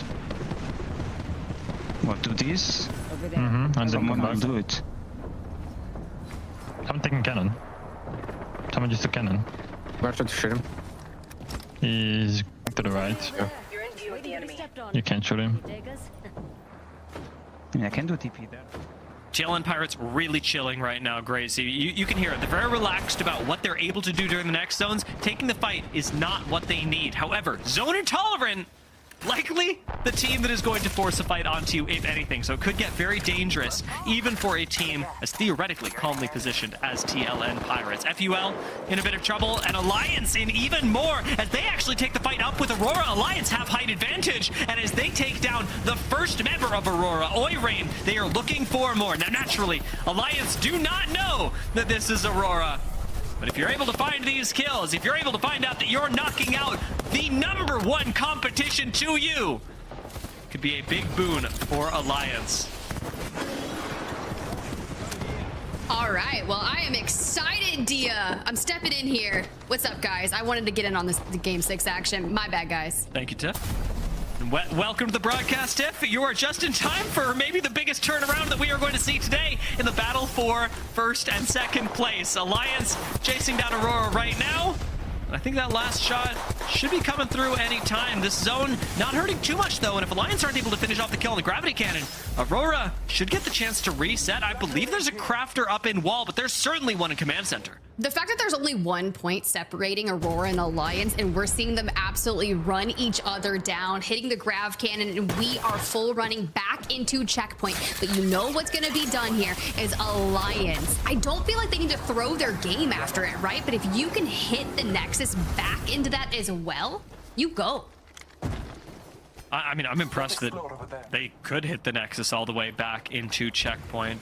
Alliance just having so much room towards the north side of the map. In fact, the last member standing for Aurora looks like he's going to try and go for box reses, as round 2 is out healable. Hitting the med kit just in the nick of time. I believe he's going to get this off, but it is going to be incredibly close meds-wise for Aurora, especially if they are taking the same route that Alliance are through checkpoint and towards the rest of the map. I mean, they're definitely going to run into each other yet again, but why not try the 7-second death box recovery? I'm just looking at the quantity of our meds, and we have 6 syringes, but we do get Kazakh back into it. And we go again, a full reset from Aurora. Now, Alliance has been carrying on and focusing on getting into mill and getting into endgame. But the fact that we recover from this is crazy. Yeah, I mean, well played from Aurora. Well played from Effect to get away from that. And now it's going to be a matter of what they do against Alliance, who are actually rotating towards the western side of Ring, the same side that Aurora seem to be playing for as they move out towards the west, led by Effect. As we mentioned, this zone is healable, but Aurora are going to take a lot of time to get through this zone and have to be very cautious because they don't have information. Well, as soon as if they get knocked to Ring, it's going to give Alliance that information for sure, who are already running into issues as Top have extended out the north side of Mill and are denying the chance for Alliance to get into it. Prestus and Taskmaster leading the charge, and Hackis is the last one alive. Reminder, guys, we are fighting for the first place on the match day, and we are being shot in the back now as Majin looks at this, and Alliance are gone at 54 points. Everybody notified that Alliance just dropped in 19th place during the final game of the day. The race for first should be over, as Aurora, sitting in first right now, had their competition eliminated. But with Oi Rain down, with the journey for Aurora so difficult on their way in, Red Dragon are still lurking. GaiminGladiators are still lurking, just about 10 points behind right now. Aurora, they can take the lead, but if they fumble here, there are other teams willing to, excited even, to take their spot. I mean, you're telling me that Ranches and Cleaver are potentially going to win a match day on a return here for Red Dragon? Count me in. What a heck of a day for match day 2. Now, they are on the south side. They still have to get up towards the mill where you can see Team ECLIPSE, Pixel, Lumina. They've already occupied their space, and this will be difficult. But we do have Rampart, Newcastle, Pathfinder, which is a wild legend comp. I feel like we can make it happen. This is a lot like the Gibby Watson the Wraith Watson Pathfinder that we used to see. You got a little bit of utility, a little bit of staying power, but the mobility to bring all those things together is what makes the composition work. You just got to get into a good spot first. Aurora, funnily enough, are able to do just that after the trials and tribulations that they faced going through the zone earlier. Now with Alliance dead, they've managed to survive, but are pushed right up against FUL that need to exit the checkpoint area, and TLN Pirates coming in behind them. This is going to be one of the most difficult bouts for them. They do have a redeploy, and of course, they're not going to have that Valk ult based off what they've been expending. So, to fly up this, a reposition is needed. You have full FUL in the horizon. TLN Pirates are rotating in just towards the south of you. Can we slam into this building? We will, and we are safe. For Red Dragon and TLN Pirates, things are getting a little messy on the south, but Kazakh, up the hill we go, poked and prodded. Oirin has got to get these amped covers down before they are inundated, and it's just gonna be real wild for them because GG are looking straight at this. I'm just sitting here wondering, why was it just Effect that went for this building? Why are Aurora so split up right now when they should have been able to play together, even with the amount of pressure that they were under. The call from Aurora to split up seems like a much more survival-oriented call than they needed to go for. But I'll tell you who needs to survive. TLNP and Zone Intolerant right at each other's throats right now, and with GaiminGladiators looking at it all, we're likely saying goodbye to both squads. Zone Intolerant down, TL and Pirates follow, and we're into the top 16 just as the third ring finishes closing. And it was light work for GaiminGladiators. Like, we are so healthy. We just expended, you know, a couple of nades, some bullets, and just like that, we rack up a few kills. Now we can focus on what's going to happen next, right? We're playing on the outside, so that zone pulls outside of Mill, so it's going to be an all-out open brawl yet again in Storm Point. Well, thank you so much for joining us, Tiff. I'm going to bring Graceful back in now because honestly, I miss him. I've loved spending time with you, but Graceful would love to see what has become of Aurora right now. In fact, ratting things out, and Grace, the split up from Aurora, definitely deadly for them, but opens the door for another team to swoop in and take first place if they're not careful. Maybe that's a sign of weakness right there. That chink in the armor telling them that maybe they didn't have somebody making the all calls of landing on that same area, because splitting up costed them dearly. This could have been a potential endgame positioning fight for them to at least work their way in. Now comes down to that solo, and speaking of solo, Red Dragon as well comes down to Movic. Currently sitting on the third place though. Could climb their way up, but this is a tough one to choose. A really, really tough one to make happen. Perfect place to pull up the leaderboards as well. With Red Dragon sitting here, GaiminGladiators, who just picked up the kills on TLN, Pirates, and Zone Intolerant, are right behind them within easy touching distance of first place. GaiminGladiators, we've said, have had a quiet day and yet a successful one. With a win here, GaiminGladiators could absolutely rise to the challenge. Let's take a listen in with GaiminGladiators, see how they're feeling about their chances of taking first. Yeah. I'm dead, I think. Fuse one. Fuse one. Fuse one. Nice. Fuse one. No, sorry. What the fuck? What are you doing? Caught man. The power of Alter right there as they get surprised by the Q in the open and loses out on two members. Still on Summer Haze though, but GG gets taken out of the equation as they cannot move up to that first place. Yet another team claimed by the Altar. Not going to be the last one either. We've still got 11 squads left, and a lot of these are going to die to the trixiest legend that we have in Apex. Zuni somehow alive, surprising me, but every placement point matters, and I don't think Bacalhau even remotely think he's there. This is how Apex is when you have no wall hack, Dia. They don't have the awareness without these characters. Right now, he is holding on for dear life, but he is also on the side where the zone pulls really slowly, though. So he could maybe get a couple of placements as every other team is deep in the mill, has to fight their way in except Pixel Lumina, as FUL is trying to survive, but Bacalhau definitely looking to close this out. But like you said as well, we probably and might see some more alter plays come out that could spice things up. My wall hacks. I'm blind without my wall hacks. Literally. It's like, we've got 3 solos! Red Dragon are still alive, Aurora and Summer Haze, all solos right now, none of them being finished off despite their extremely vulnerable positions. I mean, Movic is literally the one-man army, and while this is the dream for Rampart, you sure would like squad mates to go with it. FUL gonna go down. There's 10 squads left, and each of these solos have earned themselves even more points from placement for their squad, letting Aurora extend their lead over the rest of the lobby most critically. I'm telling you right now, if nobody takes the western side of the zone where Pixel Lumina is currently looking to land, if they get taken out, Summer Haze is winning this.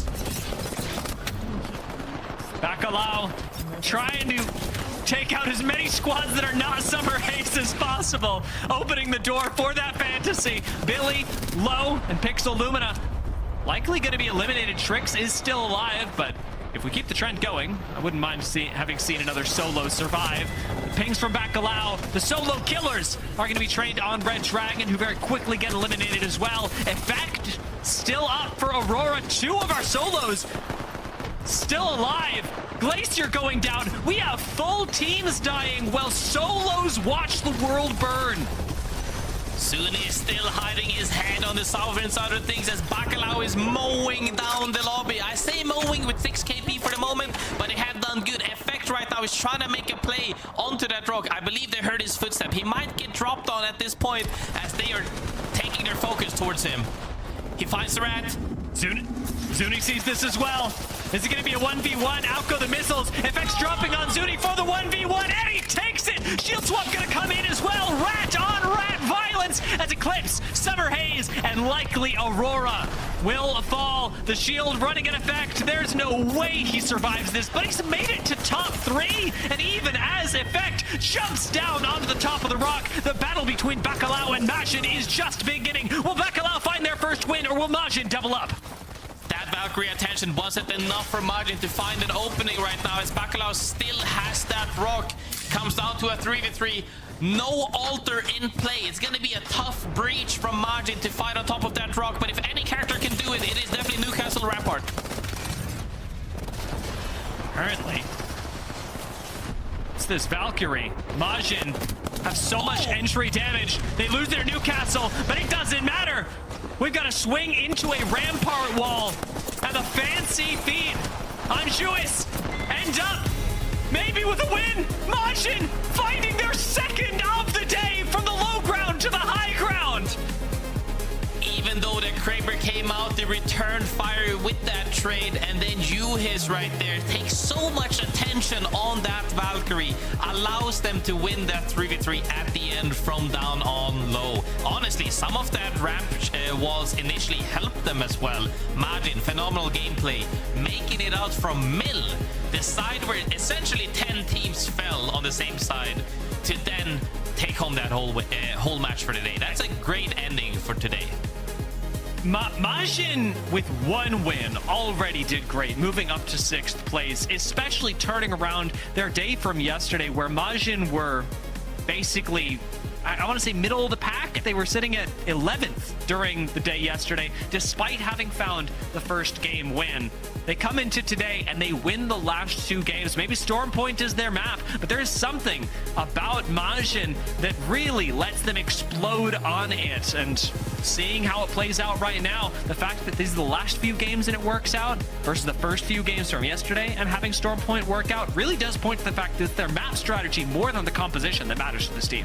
Most definitely. I think also one of these, well, Majin specifically, while they were in the middle of the pack, they're also one of those teams that is like, they're there, they're around. They might fall a little bit early, but they're still in those power spots to where they can actually make something happen. With that completed, Tiff, I've had enough time with Graceful now. It's time to bring you back. I'm allowed. We've missed you in Snipe. What did you make of that 6th game and the big Majin comeback? I'll defer to Snipe because I got to experience some of it. Yeah, honestly, I mean, Majin with back-to-back games, it looked like they were just... How was that possible? Sometimes. Maybe I should have started. Okay, all right, we're good. Yeah. All right, technical difficulties. All right. Yeah, I mean, Majin with back-to-back games, you know, I was kind of writing them out, and they just really played that as well, or as well as they possibly could have, because honestly, even in the end there, the Bacalhau had an incredible position. There's honestly no real reason that they should have lost that fight, holding height with Newcastle and everything.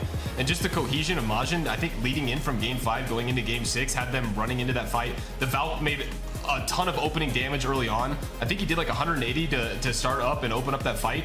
And then not only that, he was able to use his abilities, the Valk abilities, to fly into the air, create so much distraction to where the other team was trying to clean him up because he was weak. And it just allowed the rest of his team to work up and take that fight with Bacalhau, who really needed the win as well. So it was just overall very well played in that 3v3 team fight to end the game.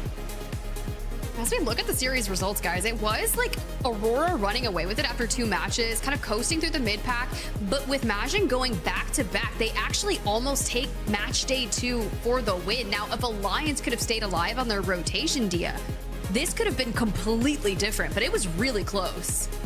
Yeah, I mean, if Alliance had killed Aurora as well and not let Effect rack up 1 billion placement points by just ratting in the middle of the zone, think about how different this looks. Taking a look at our kill leaders of the day, though, Alliance still on top. Aku and Unlucky topping the leaderboards, and even Bongo sliding in there in 3rd place. Yeah, Yeah, Sony in-zone kill leaderboard going to Aku. Now, he had a ton of numbers yesterday, but it was really that 21 kill game in match number 4 that thrust Aku and Unlucky both to the top of this leaderboard. Because sure, Oirein and Effector down there in the top 5, but Aku had some real nice power plays. Even Snipe Down highlighted some of them early on after match 4.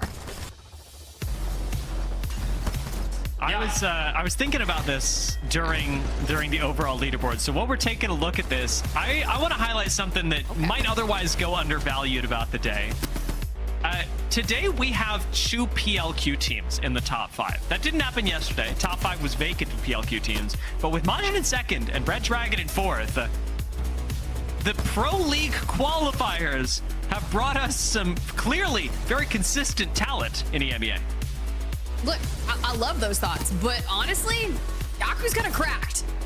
And we're just kind of seeing him run through it, bringing out the P20s. This was the segment right now that Snipe pulled up. Yeah, I mean, there is no doubt about the way that this team's aggression was on point after the first 3 games. I think just the overall comp early on with the Crypto and the Alter is just a lot of characters' abilities that kind of do their own thing. And once they started playing the comps that allowed their teams to always have to run together with the Bloodhounds or whatever it might have been, the Newcastles, where they had to just play as a 3-man, it seemed like their teamwork and their communication was way better than when they were trying to do their own individual plays. And honestly, that's kind of where their bounce back happened in this. And I think, you know, the point of the PLQ teams coming in and getting a lot of points into this series, it's going to be really interesting to see, because I feel like EMEA, it had that point of time, I think it was around 2 years ago, where it was looking like one of the better regions, and now it's completely up in the air. You know, it's really just a couple teams that, you know, you have at the top, but the remainder of what, like the rounding out, like the top 7, top 8, there's like 5 spots up for grabs that you could really see any of these teams come in. And with such a new meta and with like all the different additions that we are seeing in a new Pro League split in general, where it's finally getting thrown together, new comps, new everything, a lot of these players and maybe some up-and-comers are going to be able to come out and kind of shine a little brighter than what we've been able to see in the past. I feel like everything that you just said in regards to EMEA is everything we had been saying over the past couple of years about APAC North, right? As a region in general. And now they've been coming out swinging. We got Unlimited winning a LAN. Obviously, we had rejected a couple of, like, it's just been crazy to see. Now, I do want to see EMEA and all the new players coming out of PLQ start to really kind of level the region up. Do I think it's going to happen in Split 2? Hopefully, but I lean on Graceful, and I feel like that's something that could happen maybe in year 7.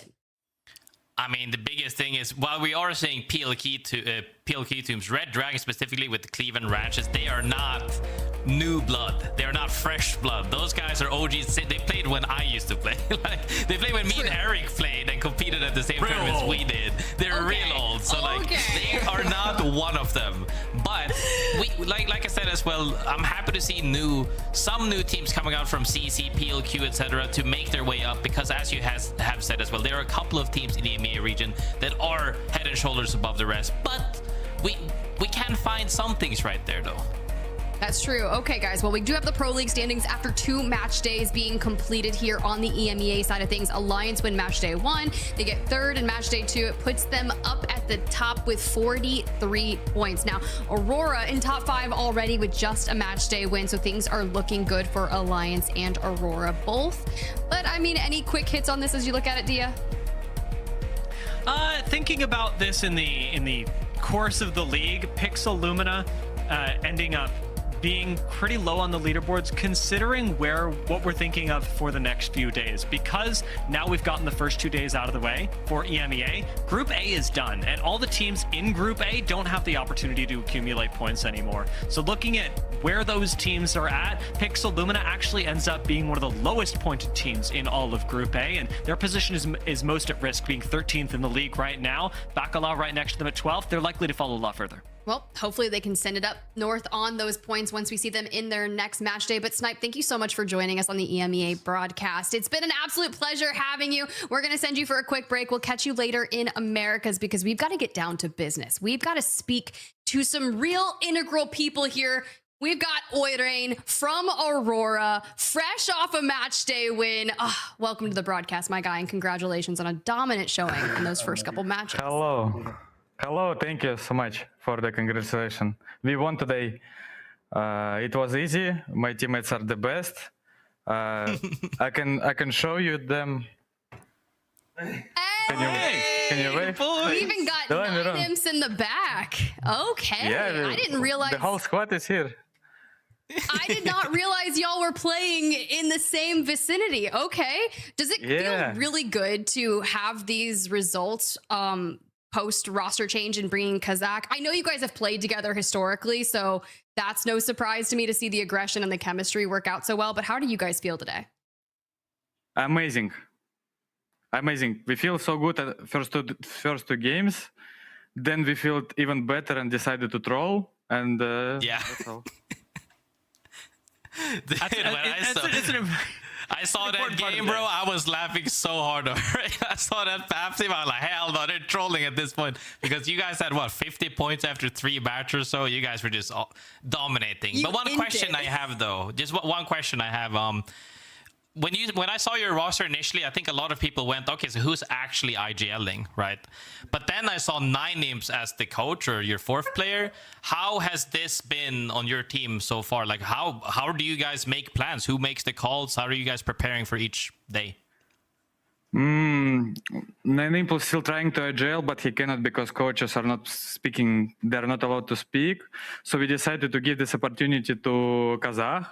So he's a main IGL. Then the second IGL is the effect. He's calling more late games, and I'm just watching the back. That's all.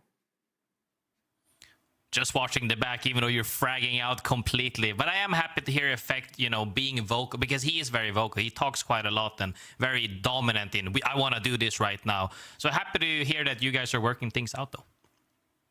Thank you so much. We're happy as well.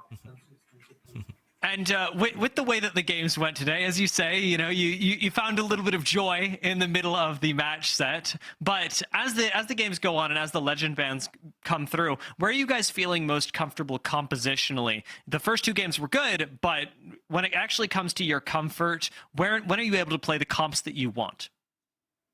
I mean, in this meta, we like a lot baby comps because it's super easy to play, and the second comp is a Seer Alter Crypto as well because it's easy to kill someone, but it's totally random. I guess we like a lot the baby comp. That's our comp.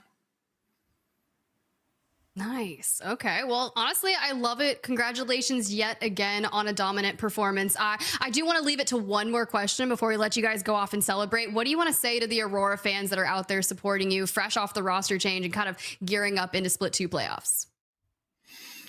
Thank you so much, fans, for cheering for us. I hope you're enjoying watching us. Спасибо большое. And also, I have something special for the fans and for you. Like, can I show it? Oh. Yeah. Yeah. It's a dance. This is my winning dance. Hey!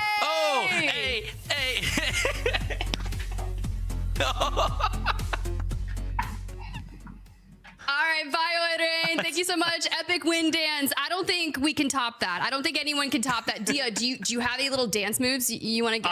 I cannot top that. Oirain, thank you. Thank you from the bottom of my heart. I wish I could. You know what I should have did? Hold on. I got this. I don't know what's going to show up like. Careful. 10 out of 10. 10 out of 10. Yes! What a way to wrap up match day 2. My goodness, guys. EMEA has just been absolutely wild. But now that I've got you guys here and we got to speak to Oirain, I'm honestly glad to see how Aurora played today. First 2 matches, absolutely crazy. He even talks about the int in Imagine post like Pathfinder full send. Love that you called them out on that, Grace, by the way. I mean, of course, everybody could see it. You don't get the opportunity all the time to flame the players now, but just having some banter with them. And they already know what we see and what we call out. And what most people at home, when they watch it, like, oh, did they actually make a mistake? They know they made a mistake a lot of the time. So it's fun to just hear them having fun with it. But if you're just counting for those 2 first games, they were absolutely dominating. And that's probably not even the limit of the roster. This is just the first iteration or form that we see. Yeah, it's the first form we see of them right now. But if that's just the start, I can't even wait to see what happens when they inevitably will be at lands in the future. Well, exactly. That's why I immediately was like, okay, well, like, what do you guys want to do for like split 2 playoffs? Because mentally, I'm already putting you there just based off the first 2 games, which is wild. And you know how they felt kind of in that group stage playing and effect not qualifying. Sometimes when you see the look on those faces, it's like, Dia, like, you know, you never want to feel like that ever again. And if you're already coming back, just hearing like the vibes, how they are interacting, they're already playing in the same room. That's almost like being on LAN. It's kind of like half the way there, right, Dia? Halfway? Yeah, I mean, I think it's a really good start. It gets your synergy going really well, and just spending more time around each other and like learning how to be with each other on day to day also contributes to your synergy in game. I think the really nice part about this roster for Aurora as well is that as much as you don't want to be in a place where you have had a letdown at LAN, all of these players have been there, so that like they know what that feels like, and I think that to me we are getting a really good blend of, yes, an immense amount of talent, but also an immense amount of experience to go along with that. If Aurora do falter at LAN, I don't think that it'll be an unfamiliar experience for the individual players, but it would certainly not be what I'd expect from a roster that is already performing so well. Well, I want to see what they can keep on doing, because that was just their first match day showing. And of course, match day 2 as a whole for Split 2. Guys, you absolutely crushed it on the mic. I'm going to send y'all packing because I got a couple things to break down. Make sure you follow us on social media at Play Apex Esports, wherever, Instagram, Twitter, YouTube. Come find us on TikTok. We were putting up so much content. But of course, America is coming up in less than an hour. We'll see y'all in 56 minutes. If you loved what you see, well, stay tuned. Go grab yourself a quick bite to eat, maybe some hydration, and we'll catch y'all in just a bit.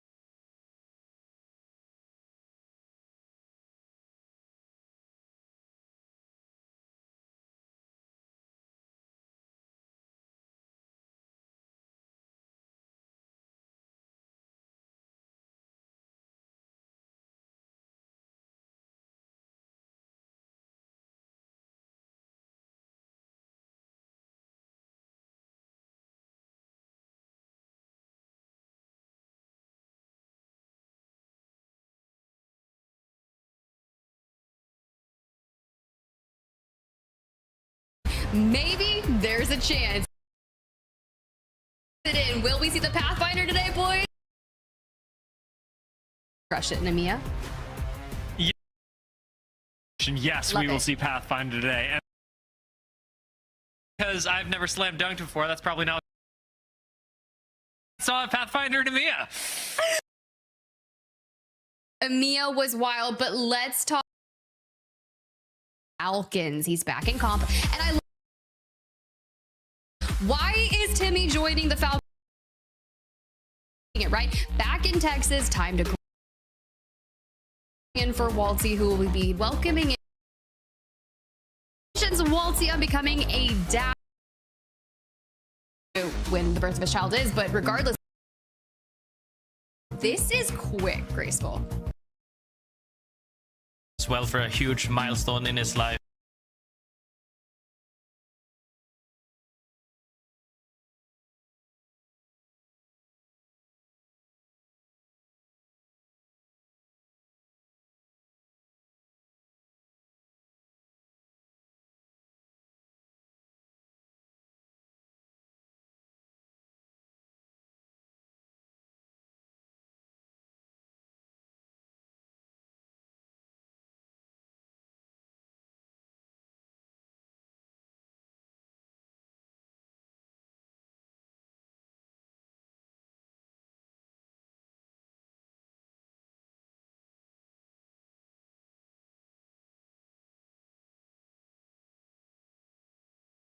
As good of an IGL and as directive as he is out there, I think bringing in someone as talented as Timmy is about as good of a pickup as you could possibly have. I like it. Look, they're both Red Bull esports athletes. They have the whole Red Bull Legends in that occurred back in November. That was super sick. It's really fun to watch a lot of those activations. Of course, we do have today's matchup. Team Falcons over there in Group C. We also have JD Gaming, a couple of changes. Any quick hits on that one, Dia?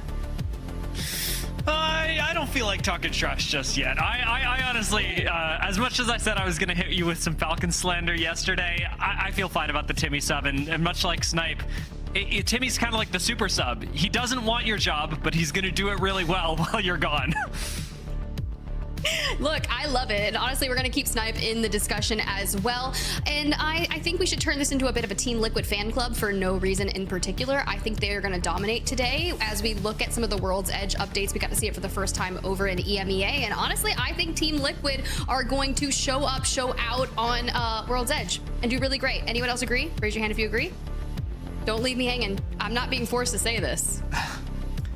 No, I think they can blink twice. Blink twice if you need. They could make something happen. No, I mean, look, Sykes is the best player in the game in terms of the anchor. Clip that one, send it to him. You're welcome. You're my favorite. But honestly, Sorting Factory. That's where the Falcons are landing, by the way, guys. I don't know exactly how you want me to how you want me to go with that, but yes, well, I'm happy to see Sorting Factory back. The whole way it ties into the Team Liquid thing, I'm not exactly sure, but it is one of the big changes we had going on this split. I am very excited to see some of the other changes because, well, I love to see Sorting Factory back. I've been a big fan of Bloodhound this split, not just in my own games, but seeing them appear on the professional stage as well. It was a big pick for Alliance this morning as well as yesterday, and so for the rest of the day, I'm excited to see what teams in the Americas pick up the Bloodhound because it wasn't very popular yesterday. In fact, Grace, you were commenting that the Wraith was much more popular than we'd anticipated. Yeah, I mean, the level of the Wraith in Americas region has been, I would say, probably the highest level across the world. The way that they're utilizing Wraith has been phenomenal. But back to the Bloodhound, though, we did see a 20 bomb yesterday in Americas region with the Bloodhound. Could that be the spawn of something today? I would like to see that because we also saw 21 kills just earlier in EMEA today. Like, it's been completely crazy this Pro League so far. Underrated Bloodhound maybe with 2 big games like that. I mean, it definitely puts you on the map to be able to make those plays. If you can sneak out and find the teams soloed or around the edges, especially with like a Bloodhound altar, the angles that you're able to take with that information on both those characters together, and then you throw in a Maggie or an Axel to get the space on a team while you're in Viz, tons of possibilities. I love it, and I think it's one of the more unique abilities where the team all has to be on the same page and kind of moving together. I really do hope to get to see more plays like that. And honestly, in EMEA as well, we did get a Sorting Factory endgame, and Apex tweets out, Sorting Factory, it's been a while, we've missed you. This poll is crazy because what it does is it actually shows where TLN Pirates are, where Summer Haze is, and Aurora just before they send ForFun. Because a lot of you guys were commenting, they're like, I didn't know when Aurora went over and took out ForFun. Well, don't worry, they screenshotted the exact moment, Dia. We have the before and we have the after. The in-between, it's going to remain a mystery and probably not to be aired on broadcast because that was way too fast. There are teams, however, who do have some pretty high stakes today. Coming into the day, as we mentioned in EMEA, it is the last day for Group A. They have the back-to-back days, which could be a good thing, could be a bad thing. And for teams like Buckle Boys and Free Thinkers, who had a tough day yesterday, they really need to step up if they want to save their first third of the split from being in shambles. The fact that we're saying first third of the split and it's just a literal weekend is wild to me. But Snipe, I'm going to send you on your way. Let's see what you find in that initial match on World's Edge. For now, Dia and Graceful have a couple things to break down before we get into game. All right, Grace, it's time. The return to World's Edge.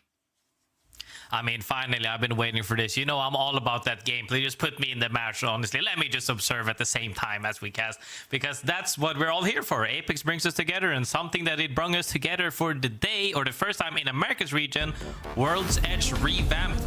And that's something I've been so hyped about. We have played rank together on this map as well, Dia. And I think it's just such a good vibe because they changed the nature of things. You know, the lighting is different, a little bit more spooky, maybe towards the Halloween areas of things, but the POI changes. I'm a big fan of mod now, where landslide used to be, and I think that people might be underestimating it.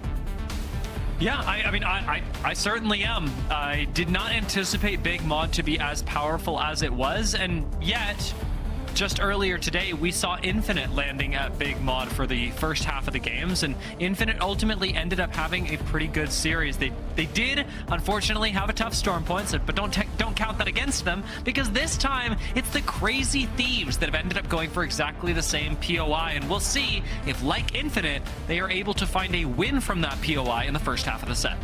Exactly. They did have that explosive finish to the series yesterday where they managed to drop a 20 bomb win to push them up that leaderboard quite some bit.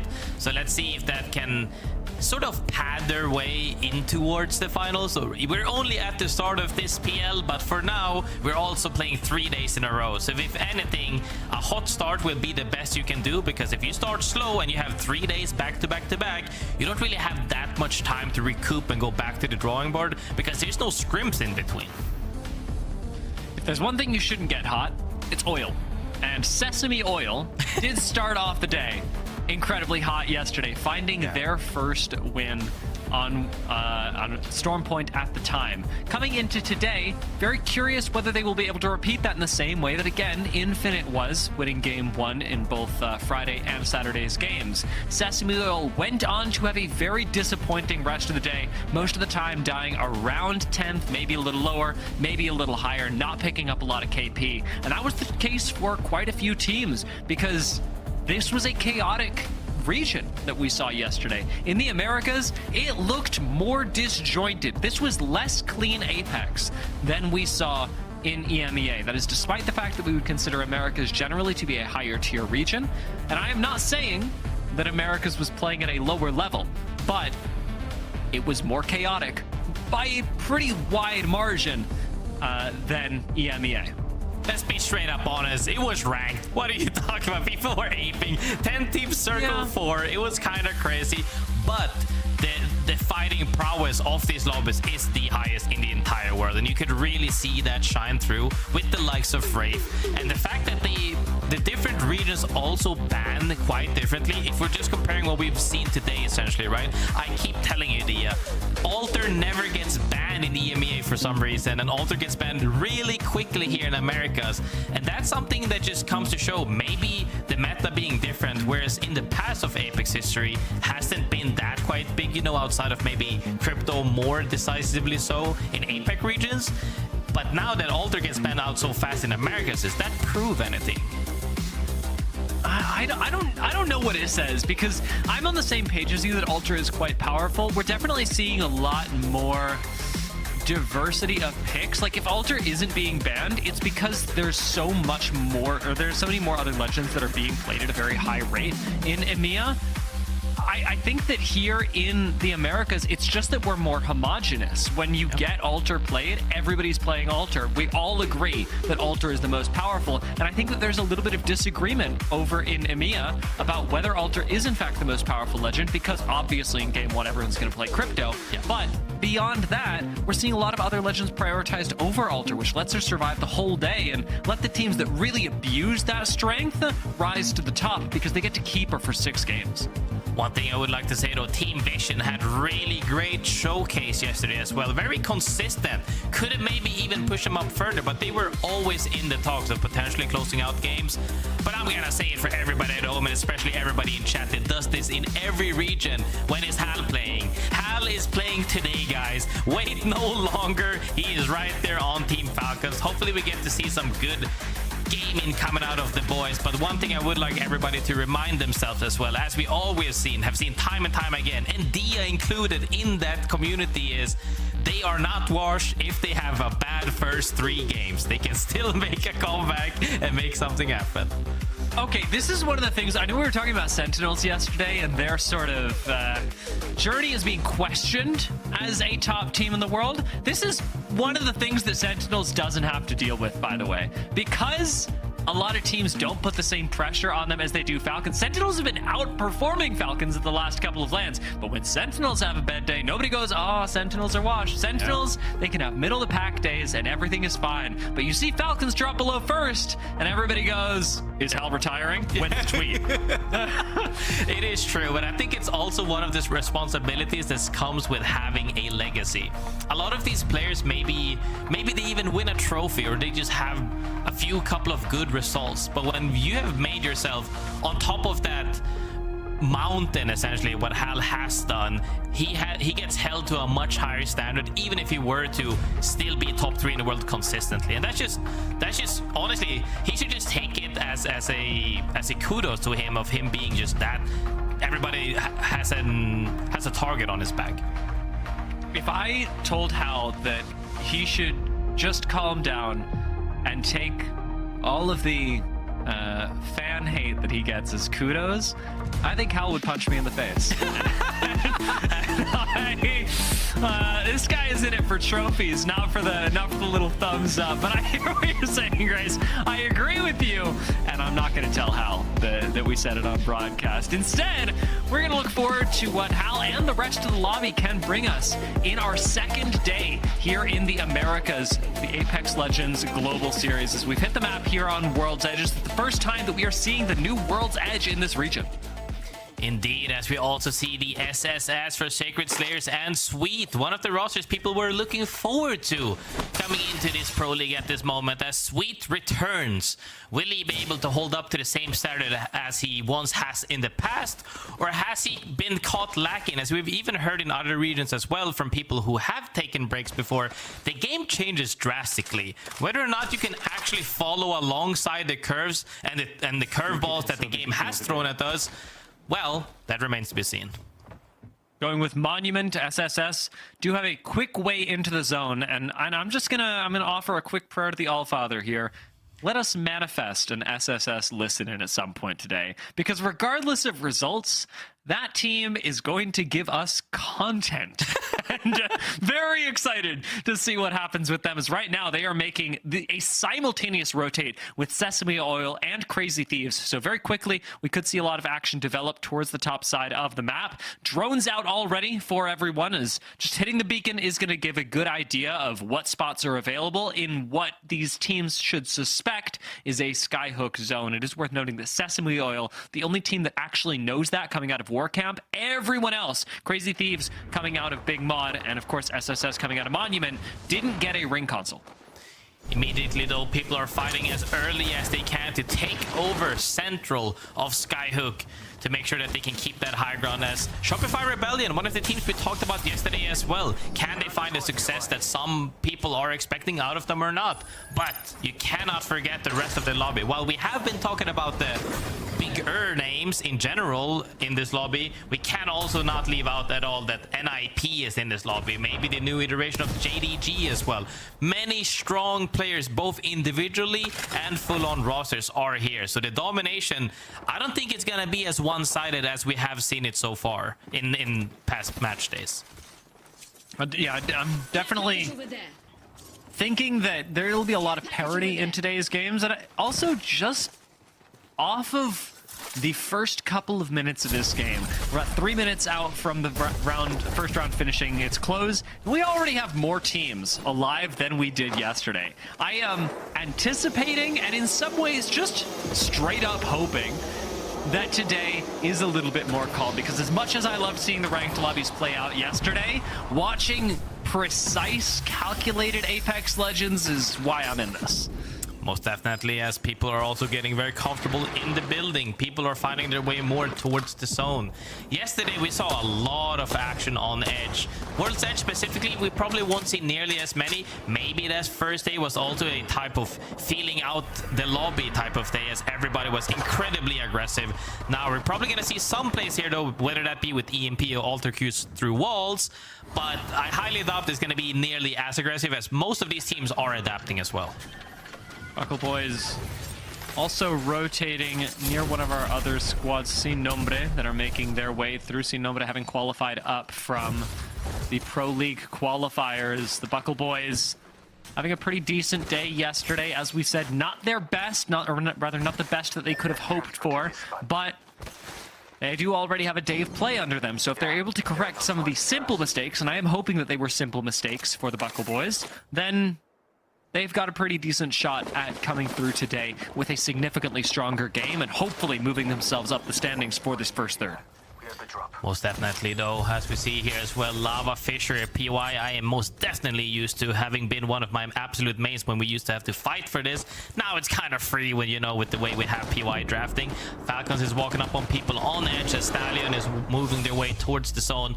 Big fight breaks out, though, inside of the zone as VexX Gaming loses Hambino. Sesame Oil would like to finish this fight off, might not have the portal to do so, but Vudo manages to make the recovery, and while Hambino is not going to be easy to recover, I think it's certainly worth trying. Crypto gives your squad not just a lot of survivability, but a lot of information as well. Hambino is so strong in being able to calm with all of his experience in the Pro League, especially on this legend. While it may be difficult for Vex to reclaim this territory, getting your crypto back into the game may very well be worth risking the whole thing. Most definitely.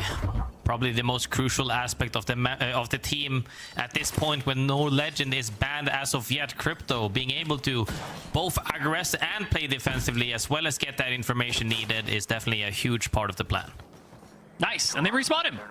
Oh, he's down again.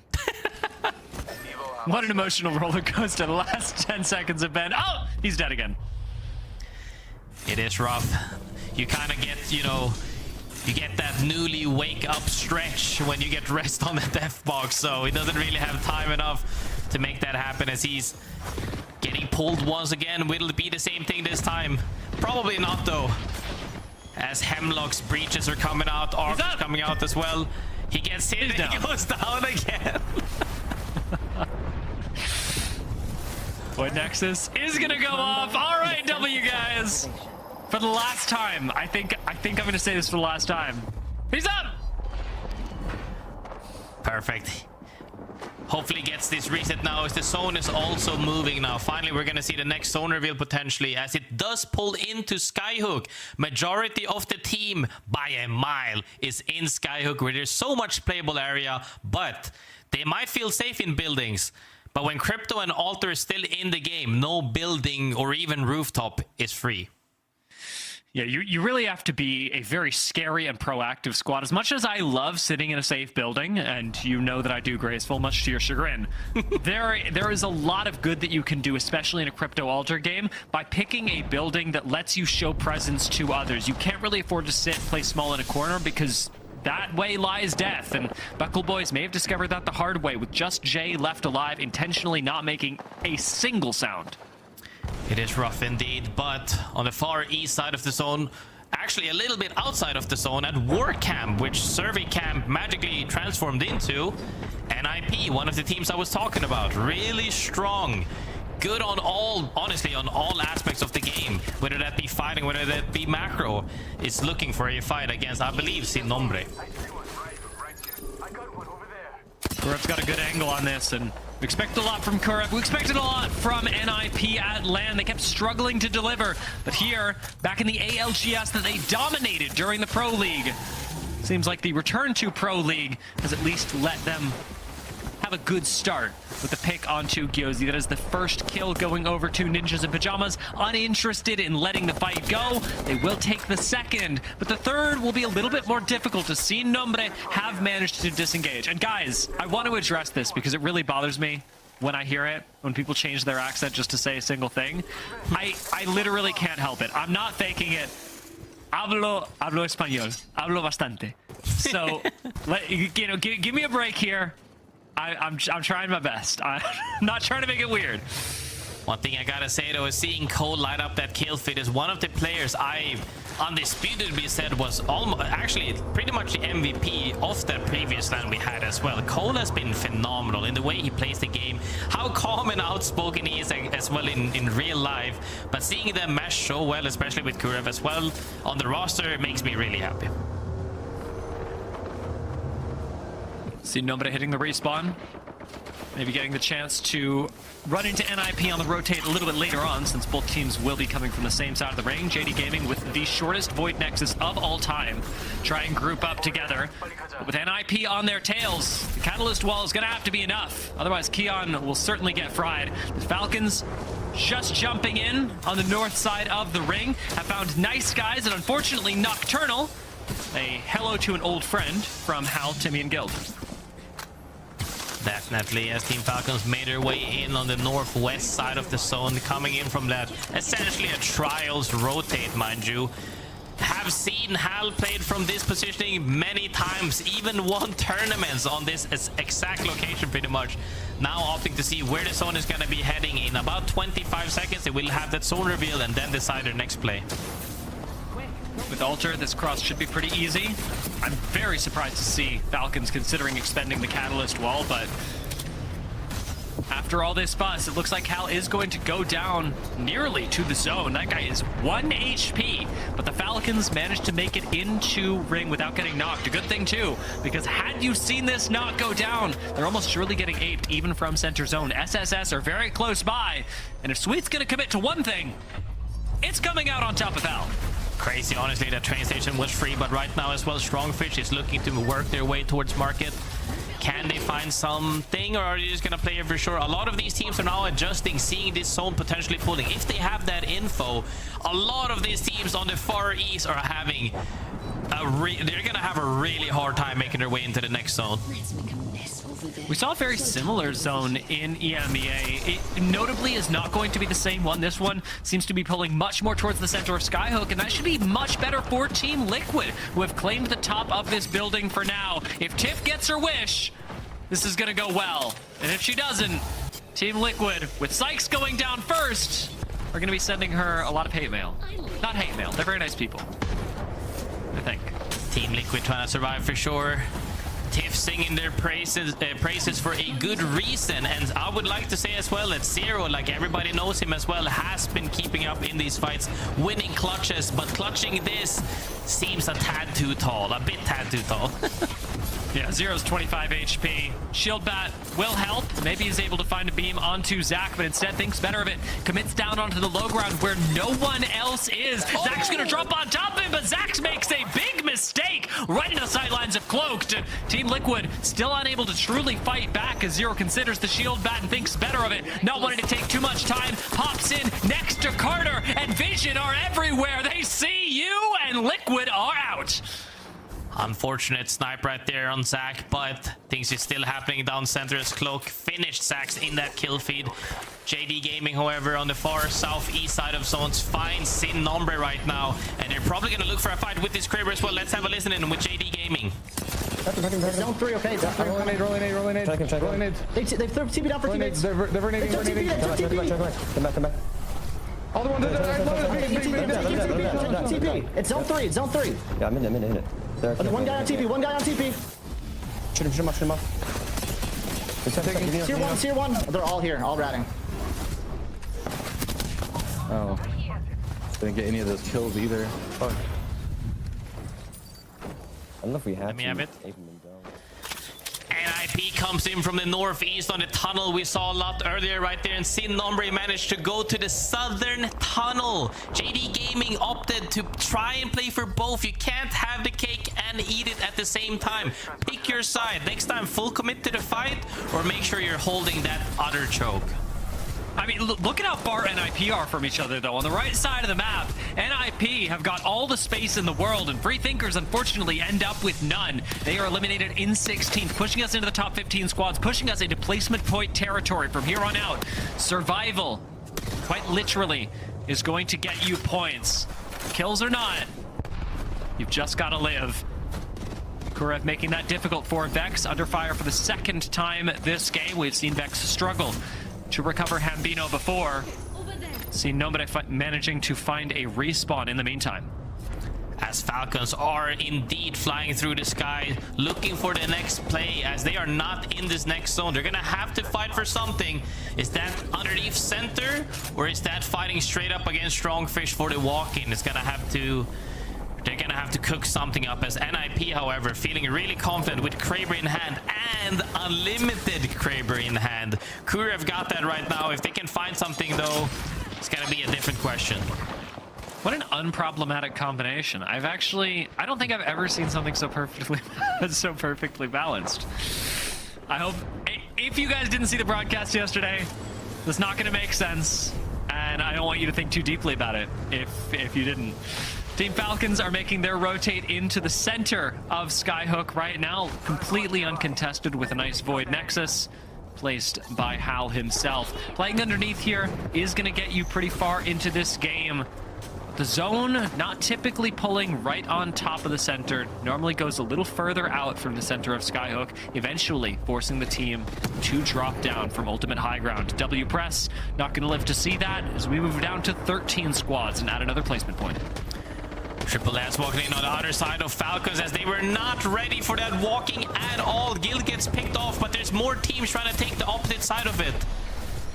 SSS pick 2 fights at once. They fight Falcons, put up the wall to dissemble that they are not going to take both, and then end up just popping in and taking out Worldwide. Falcons weak as well, but a swing coming in from Guild, coming in from Jen as he even slides by. We've got everyone fighting in this corner of the map, and SS, for all the fights that they've tried to take, didn't expect the 4th and 5th party from STRONGFISH.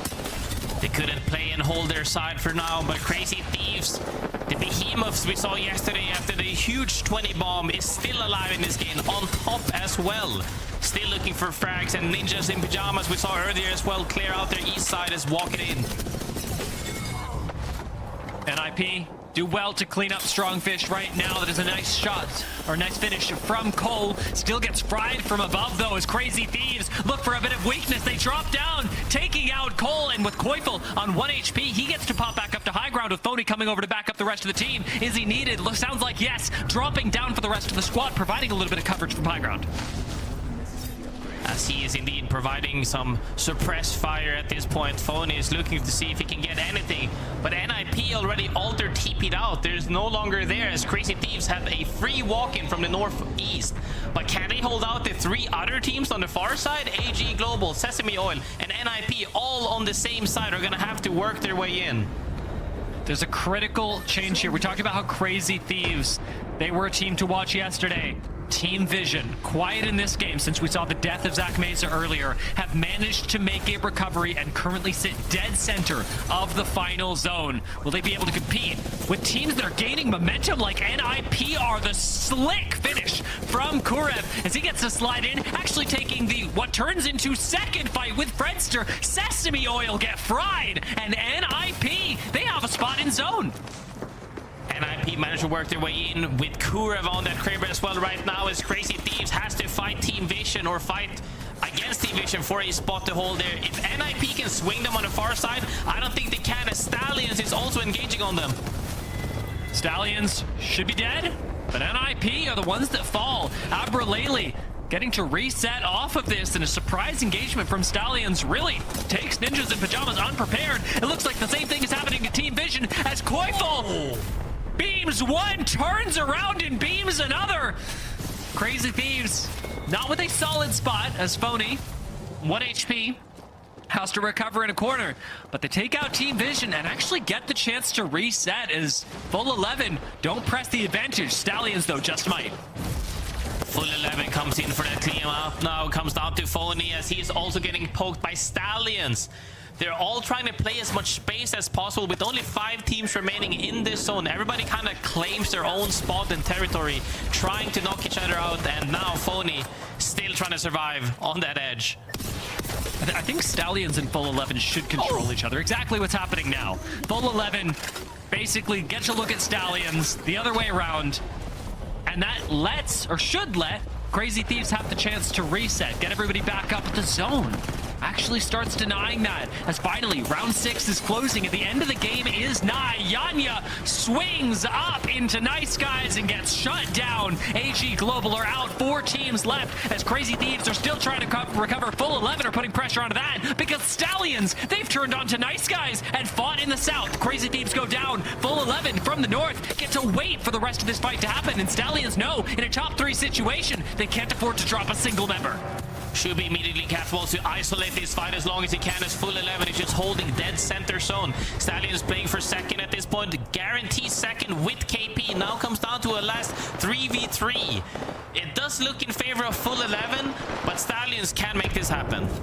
And they have this catalyst wall that Full 11 aren't pushing through, either because they're unable or unwilling. Stallions get a full reset. Stallions, who have killed Ninjas in Pajamas, who have killed Nice Guys, full reset, lose Skittle Cakes, but still have a 2v2 on their hands. Abralele finds Legatron. Full 11 have to disengage to the outside with Shubi playing the knockdown shield. It is still an even fight. The Stallions have managed to buck the rest of the lobby. Full 11 with Central Zone. Can they retake a fight that should have been theirs, or will Stallions, like they have upset so many other squads, upset yet another one? Abralele from up on high ground takes the unexpected angle, does not find the knock, but has yet another swing coming in from Shubi to fry from 2 sides. It'll be Stallions once again to take the upset fight to win the game.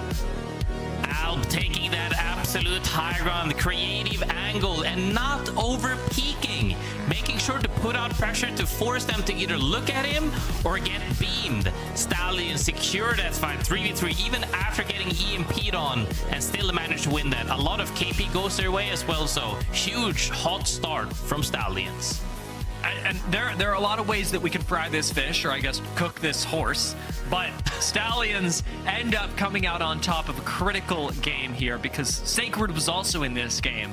Having recently left the roster to join SSS, the fact that Stallions come out on top of this is a big marker in a, I would say, small rivalry story that we can keep tracking for the rest of the day and likely the rest of the split. Stallions being on top here with 11 kills puts them solidly at the top. 23 points is a big win.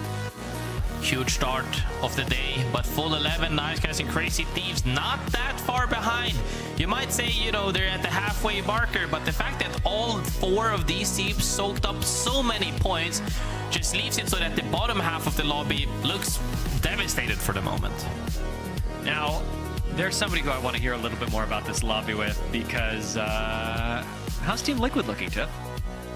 Great. They look fantastic, Dia. I've never seen anything wrong with that team. The best team that I've ever seen to ever exist. And honestly, Snipedown and I are totally going to talk about it. But actually, I think you want to talk about Ninjas in Pajamas more. Yeah, I actually was watching them in observer mode for pretty much the entire game, because once you get into Skyhook, pretty much every team's just stuck in the buildings until the zones start closing, where NIP decided to go towards the train tunnel at the north of the map, and they saw that every one of the buildings that they would have wanted to go to was done for, and they couldn't get in, so they said, we're going to hold this. And one thing, this kind of reminds me of when I talked about Alliance, and they didn't really use their abilities as well in game 1, where, you know, NIP played this phenomenally. They had an alter TP in tunnel, waiting for their way to get back, so they can get back as fast as they could. They ran into War Camp. I think they were fighting Sin Nombre in War Camp, so they had a really good fight there. And then JD actually tried to get into the tunnel when they were fighting this, when NAP was fighting Sin Nombre in War Camp. And because the Alter TP was there, they were able to back up, they were able to get abilities down, they scared JD out of the tunnel from trying to take their position, and then NIP knew that JD was still playing the recon building up in front of them at the end of the tunnel, and they decided to pursue them to try and get some kills on them. They were able to kill JD, get even more KP. They had 6 or 7 KP within the first 4 teams that went down. And this was all just because they decided to play patient. They played with their backs against the edge of the zone the entire time. And I know for a fact that they were just looking for slow entries into these while getting KP. In a 7th place, plus 14 kills is a phenomenal way to start the series when you are stuck outside of a zone, especially one as close-knit as Skyhook. Yeah, I mean, you start off in East Village, and it's kind of crazy to witness that they put up 14 kills, like you said, to go out in 7th place, because that to me means they were on pace to a match for Alliance game like we saw earlier in EMEA, where they had 21 kills over on Stormpoint. It was disgusting. So I think this is just going to show that they're still frying, they're still here, they're still really damn good, and I can't wait to see what NinjasinPyjamas brings to us as we continue on our series for World's Edge. But is there any other team that you kind of want to shout out? I know you said you spent the most of the time kind of really listening into those comms, which honestly, they're probably pretty good too. Their communication's effective. Yeah, I mean, their comms were pretty much the main reason why they were able to get back to their spots and hold their spots so well. But I mean, the only other team to really talk about right there is Stallions and how phenomenally they played their 3v3 fights. I mean, they pushed the building. I think it was Nice Guys in the building, and they collapsed on them. They took them all out in the building, even though they had it set up. And not just the fact that they took the fight well, but they all 3 didn't take max damage to where they were able to move in, get to the next spot while other teams were focused around them. And then you saw the incredible angles that Alberelli was taking at the end. I mean, he was the only one that was looking for better spots. And I mean, that's one of Max's biggest assets as a player. His individual skill and his ability to just read out 3v3 scenarios is why that team is as strong as they are. And it's kind of live by the sword, die by the sword when it comes to that. But at the same time, you know, it's working out for him so far. I mean, clearly, just to be able to get the Wraith up on high ground and rip people apart, like that does so well to tackle it as a duo. So brilliant start for Stallions there to get a match win. And honestly, I think they're also very momentum based, Albiz. So to kickstart with a win, that is definitely going to be good for their series that we've witnessed. Now, some other teams that we could talk about. Skyhook, I just feel like the endings are so dynamic. It's very similar to E-District, right? Like in general, if you're going straight to Skyhook, plenty of places to live and a ton of teams towards end games. But thank you so much for your breakdowns, Snipe. Keep your eyes out. Let me know what you've been seeing. I've got to get Dia back in here with me as we move on to our match number 2, World's Edge post-crypto ban. Ah, yes, the post-crypto ban world. I'm picturing that, you know, that nice image of a city with flying cars and beautiful crystalline skies, and it's just ALGS if we started with a crypto ban. But we wait the one game, and crypto is gone. All of our IGLs and/or anchor players free from the prison of playing one of the best legends in the game. It's in a weird spot because crypto is so good for comp, but you hardly ever see him in ranked, and it's a really difficult spot to balance a legend from. But crypto definitely getting the short end of the stick in the ALGS.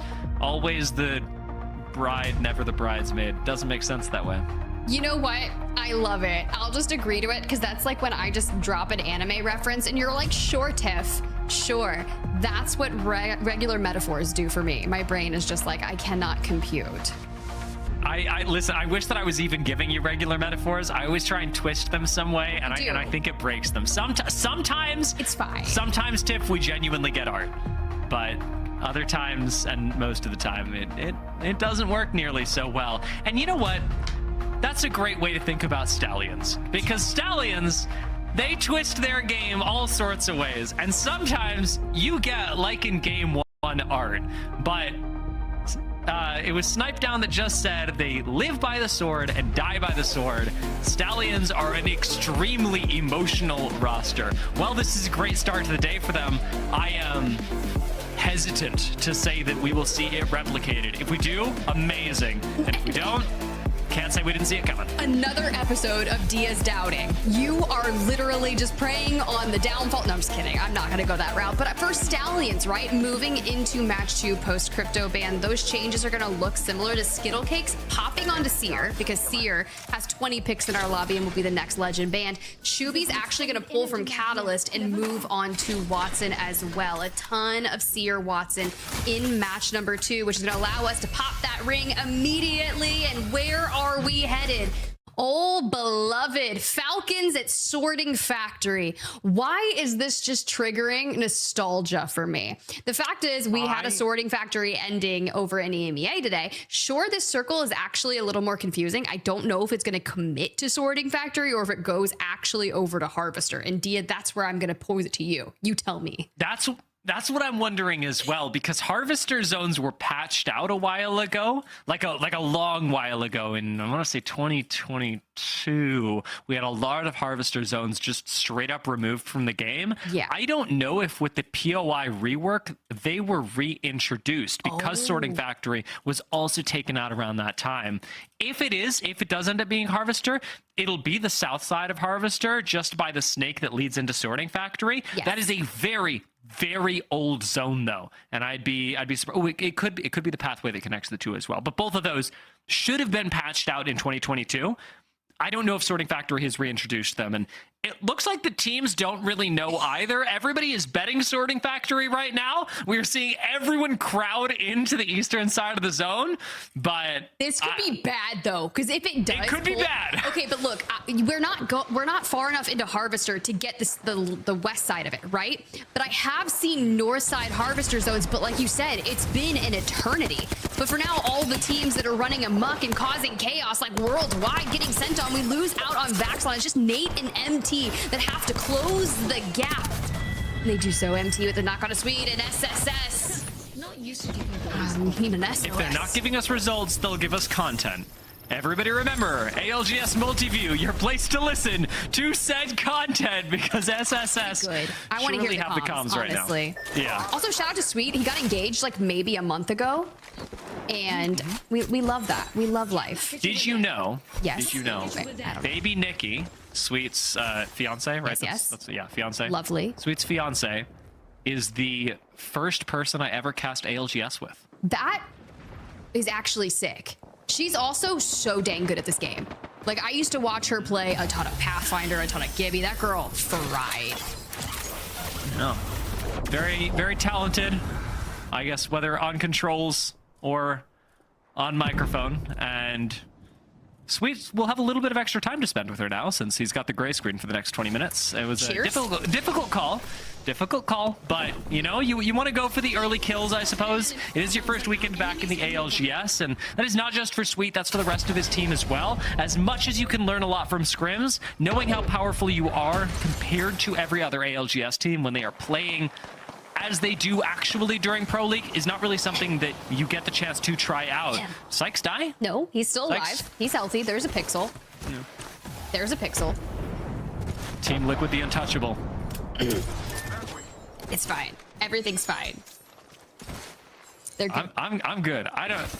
There's no slander coming out of my mouth. It's all love. According to Zero. Team Liquid. Falcons though, feeling out maybe a lot of love. Certainly looking like a lot of violence. I'm okay with this, right? Because I saw a lot of people talking, what was Timmy gonna do? How was this going to go down? And then I saw people talking about how he turned the lights on in his room. He's got the Falcons jersey on and they've never seen him this locked in. So far, so good, right? We're turning it around. We take down the Stallions here in match number 2. We're inching our way up fight by fight. Now, speaking of turnarounds, that is the classic Stallions maneuver. They win the first game, 19th in the second with 0 kills. This is the live by the sword, die by the sword play style that Snipe Down alluded to, that has bitten them so many times before. As much as Stallions have this incredibly high ceiling, their floor is constantly the thing that bites them. Team Liquid, able to avoid the floor that it looked like Sykes was heading for earlier, and actually survive their rotation out. Brother, it's fine. Look, here's the deal. They're doing great. They are. What if this was like I'm not saying they're not. to only say positive things about Team Liquid? You guys thought we were on the Team Falcons and contract and we could only say nice things about Team Falcons? You guys would be wrong in chat. Honestly, welcome to the chaos that is Americas. Now, we did talk about that circle, and I will say it is still just as confusing. There's about 5 teams over in Harvester, and now Team Liquid holding down the choke to watch the team still trying to make their way out of Fragment and Monument. For Team Vision, however, this is what I like to see. We're in Countdown, where you could find a thing called a ring console, which is great to get yourself the most accurate information. Do we go Harvester? Do we go Sorting Factory? And then just fighting for a space into it. Let's take a listen to find out. Based off of past knowledge. Oh my god, dropping your 2x. Grab one. I need that, please. No skins in Big Mod. Skins. I have scans towards the recon over here. Okay. 100% I have scans over there. They're like low staging, it feels like, though, on the recon, or on the heartbeat. Okay. Alright. Okay. Beacon? This determines our macro right here. It is hard. Right. Yep. Aging just hit it too. They're gonna fly in somewhere. Yeah, we just need to be the team that can get this height, because it's going to pull right on that. Yeah. Okay. Let's start wrapping this hill over here. Let's get the top thermal hill, and then be the team that plays into the rock. And then be the team that plays into the ravine. Oh Let's be my this god, team. so fucking good. Yeah. That's some juicy macro right there. And you know what else is juicy? Harvester zones being back. Team Vision are calling it, but basically no one is predicting this. We saw so many teams in Sorting Factory. We'll get to see them again, as most squads don't have this information. No, they do not. And right now, Team Liquid fresh off a geyser rotate to wall bounce off the one of those like stalagmite mountain things. I never know what to call those things. But we got some teams over in geyser across the way. But for now, you have to think about what we're gonna do if you're on the east side of World's Edge, because we're going west. So for Team Liquid, hedging their bets going north, the teams that rotated late out of Fragment and Monument, we checked in with the map. It was teams like Freethinkers, NinjasinPyjamas, and this is going to show you the setup that NinjasinPyjamas has just on the neighboring choke. I do wonder if Team Liquid go for a small engagement right now, because Alter's still in and Seer's on top of that. You think that being EMP'd into Ultra Cute is tough. Try being silenced into an Ultra Q. Oh, silenced and slowed. Well, let's see. They're very popular for that reason. Liquid get silenced themselves, but the pylon critically goes down first. That is really nice timing out of Sykes. It forces out the exhibit and Cole, but Zero also has a crazy angle. We need the knock here to be able to stack into a 3v2, but based off NinjasinPyjamas getting 14 kills in that first map, they're ready to fight. However, Kurev goes down, and we stay healthy, and Team Liquid amps up the aggression, and it's just Vayne left standing, and Panic takes significant damage and does what is best, pulls back. The team finishes it out, and NinjasinPyjamas with a crazy early exit. Job's not done though, because here come Freethinkers. The freest of thinkers have truly been liberated off of this third party as well. Nox gonna come in. Team Liquid in shambles, but critically not yet dead. I think actually managed to take the Void Nexus all the way out. So they might be able to get a full reset. Freethinkers inherit their position. Panic's gonna get picked up off the ground just in time while Sykes is dead. Things could be a lot worse, and Zero has a very easy way on Alter to recover his banner. Oh, wait a second. StrongFish are actually watching for this though. Panic? Getting close to Panic right now, who's just managed to heal up. He's got the silence out, but Aveki finds him and definitely has the backup to take this kill. Zero's gonna turn around, try and answer back, but Aveki gets out just in time, leaving Team Liquid down to a solo once again. My brain just goes, no, Ron, no! What is it? He's going to sacrifice himself! In a horribly bad accent, but I feel like Panic just was the sacrificial lamb of that play for Zero to try and make something. Oh! And here come the thinkers, the free thinkers, and Team Liquid are just going through it. And this is where you immediately know Zero is just like, what the heck? But other words. I would imitate Zero's comms, but then I would be instantly muted and deleted from the broadcast. They would just send you back away. Well, Like, you know, the ALGS, for those of you who tend to stay off Twitter, don't have it installed, or just happen not to have yet followed the Apex Legends Global Series, check out the tweet from yesterday about having missed Zero's comms, because tweets like that from the socials team get me laughing, and Zero's comms are a welcome addition to my ears. Top 5 things Falcons to love about ALGS. They've lost Hal. They have critically not lost Hal's comms. That's okay though. He's probably, if we can always get that apples and bananas rendition out of him at some point again, life would be truly like superior. But for now, Timmy and Guild running it down as a duo. Hopefully we can get Hal back in for the end game, but this is the cost of, you know, landing Sorting Factory, having everyone into Sorting Factory because it looks Sorting Factory, and then we have minimal ways to get into Harvester, one of the most notoriously difficult zones to get into from this area of the map.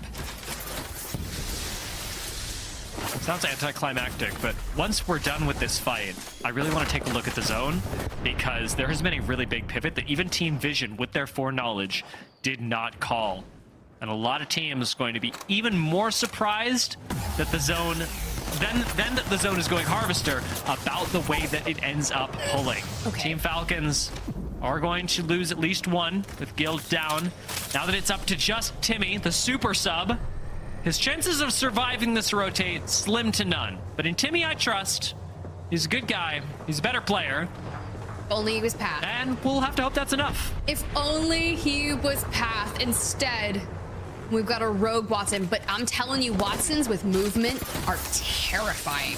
As we look towards AG Global, pylon down, and a look at where the circle is betting on. The teams that have the ring console and answers in the fights and the crazy thieves. Wait a second. Koifel burning alive. Jen Burton down. Where is Phony?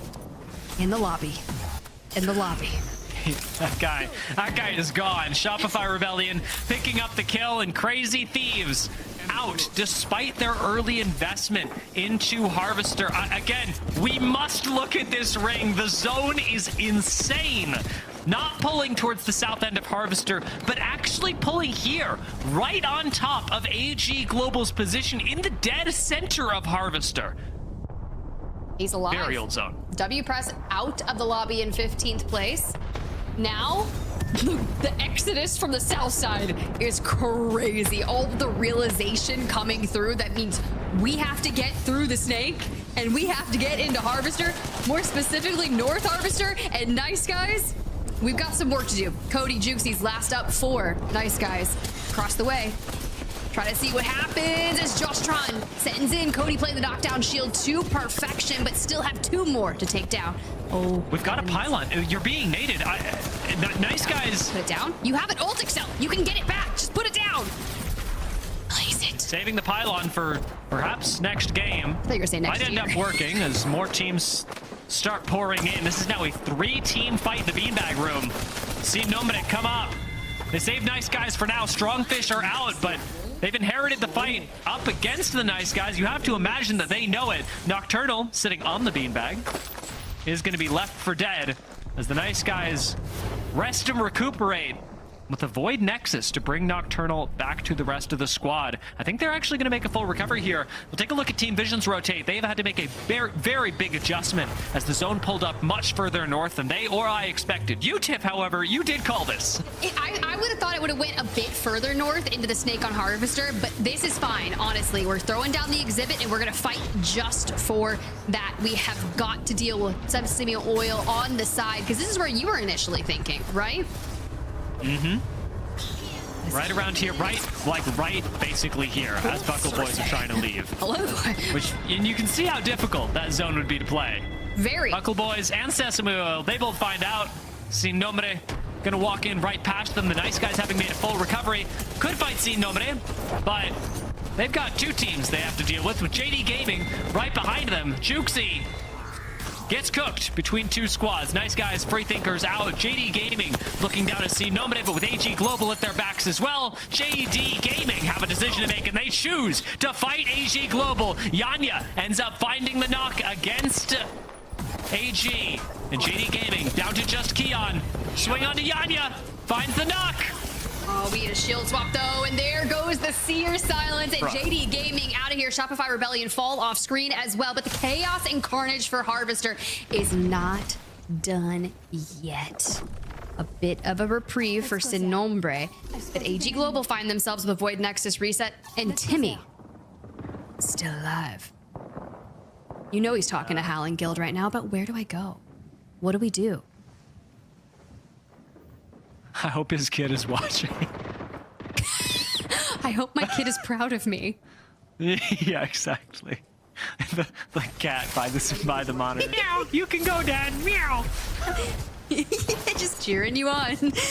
Daddy's first day of Apex, ALGS split too. I mean, legit super sub though. Timmy has gotten them a lot more points than they would otherwise have, having made it all the way to top 6 as a solo. That's exactly the kind of performance that you need from somebody coming in to save your season.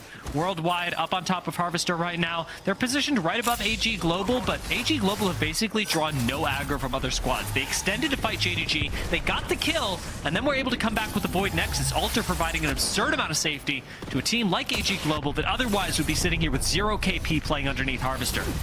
Nice little opening there from Nate to grab that Arc Star on a Soviet. Now, the 3v2. Not sure if they've been able to get that back. No, they see her attacked and they get the full, and we are holding out.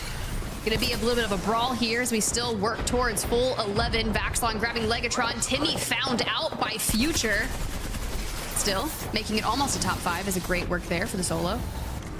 Down to 4 teams now. Team Vision still in this, despite the adaptation that they had to make. AG Global, one of the best squads, having managed their way into this zone as well. And Sin Nombre, the survivors, having fought Team Liquid so early on, and yet still having managed to survive, make their way into the top 4 as well. Who's gonna take this? Alter in Harvester is insane right now, and we're just throwing Arc Stars to stick up by the portals to be an absolute menace. Your last few teams, Sin Nombre, Worldwide, AG Global, and Team Vision. Team Vision holding the northernmost position when they had bet that we were going towards the south side of Harvester. Oh, I mean, Kidnap? This top 4 Seer attack? has every Mexican player in the Apex Legends Global Series right now. They're all here in this final circle. AG Global and Sin Nombre. Will one of them manage to come out on top? Or will it be Worldwide? Team Vision. We haven't really talked too much about Team Worldwide. They're really interesting, right? You inherit MT from APAC South. You got Nate from the EMEA side of things, and throw Vaxlon into the mix, and they're on the move. Building up the fences now on the mid ground, but that Seer attack connects, and MT gets ripped apart. Worldwide going for the third party. That is their game over. I appreciate the attempt, but it gives Team Vision a big opening. Sin Nombre down to 1. And AGG recovering on the low ground. Chikis draws the fire of Team Vision, letting AG Global actually recover to a 3v3, and this will be the final 3v3 of the game. And they throw down the exhibit, the pylon, defenses up by Loader, sectioning off the Battle of Harvester. How are we going to open it? Because AG Global's on the low ground. We've got to find an angle, and that's exactly what Zach was looking to do. Here goes the portal behind, but through the building they go. Yanya does get through everything. They've got the option to come back at any time. AG Global do not have to commit to the fight, but Nazul commits a little too far. Has to get back to the team now. As Team Vision haven't lost one just yet. They've got AG Global popping up all around them. It is like a game of whack-a-mole for Team Vision, but the Moles claim Loader, and ultimately Team Vision give them the final whack for Game 2. Yanya emerging from the void straight into the open hands of Team Vision, and Team Vision net themselves a well-deserved win. The moment you go back in time when they're in countdown, popping the ring console, they go down to Big Mod, they're looking for every bit of information that they can get. A good listen and leading to this result is what is exactly needed to do. Dia, it was great work. Yeah, stellar play from AG, from Team Vision, and from Sin Nombre as well, making it into the top 3. I liked where we were going. I liked the vision for Team Worldwide. But to be honest, looking at that game, I think they got a little bored. I think they were sitting on top and going, we don't really have much to do. We don't really know what we can do. I guess we'll ape this. They got 12 kills. Like, we tied the amount that Team Vision was able to do. And I know Snipe just said, he's like, dude, I was watching Vision the whole game. And all of their rotations were uncontested, which leads them to only getting the 5 kills, which came for the most part at the end. Which also, by the way, makes total sense because Team Vision saw this ring when no one else did. And literally no one predicted this ring pull. We haven't seen a Harvester zone in... And yeah, I want to say 2 years. I keep thinking it's 2 years. I'm gonna have to double check the patch, but it is years since we have seen a zone pull like this. And so to see Team Vision make their way into it, it's no surprise that their rotations were uncontested because who in their right mind was going to play for this ring?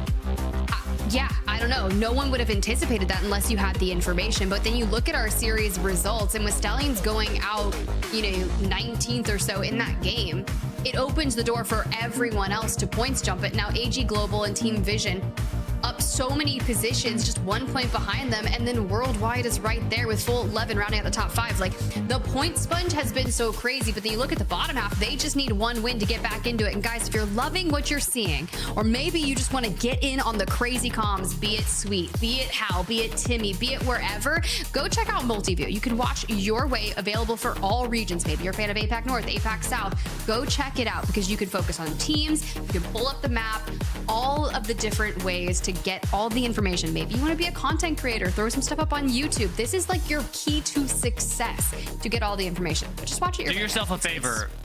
Pull up SSS comms because I want them and I want you to experience them. Ooh, all right, go experience the goodness, guys. Go check into SSS comms. In the meantime, we'll catch y'all after this break.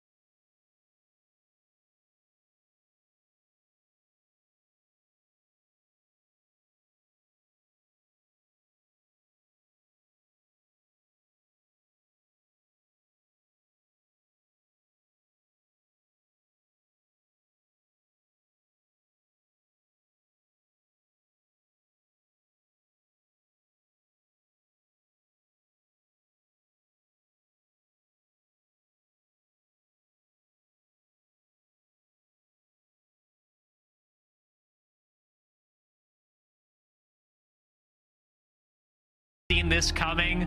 Many likely did not, but with the reintroduction of Sorting Factory, the zone algorithm has made a significant change on World's Edge to reintroduce zones like that. Something that is actually probably making Harvester teams very happy as well. Harvester used to be a really good zone POI, got deprioritized quite a bit with the ring console changes, and now I sense that I'm just digressing and getting to a point where I'm talking about things that are way too, I think, non-consequential. Realistically, they're fun for analysis, but I was gonna say, that was game 3 crazy is gonna happen regardless. Non-consequential. Dude, I'm too illiterate for that, and I read so much. But here's the deal, guys. You guys keep an eye on multi-view. You guys watch the player comms. I watch social media, and I saw a couple tweets of people talking about. They're like, dude, we don't see zones like that in scrims. What do you mean? So you are 100% correct. Probably most of these teams got rocked, and they were like, circles of old. Let's see what we can do. But one team in particular, with their uncontested rotations, net themselves a big win to put them in contention for a match day win. Now, I'd love to go somewhere different, right? We had Skyhook in match 1. If we're going, Harvester game 2, why not check out a completely different side of the circle? Now that we lost out on Seer, still gonna have Watson's in the mix, of course, but Mad Maggie influx? I like. No Bloodhound enjoyers. Any Bloodhound enjoyers? It's not Flame, but it's said with disdain as I look at the legend compositions of everyone. Grab one? Nope, not a single Bloodhound in this lobby right now. Much to my disappointment.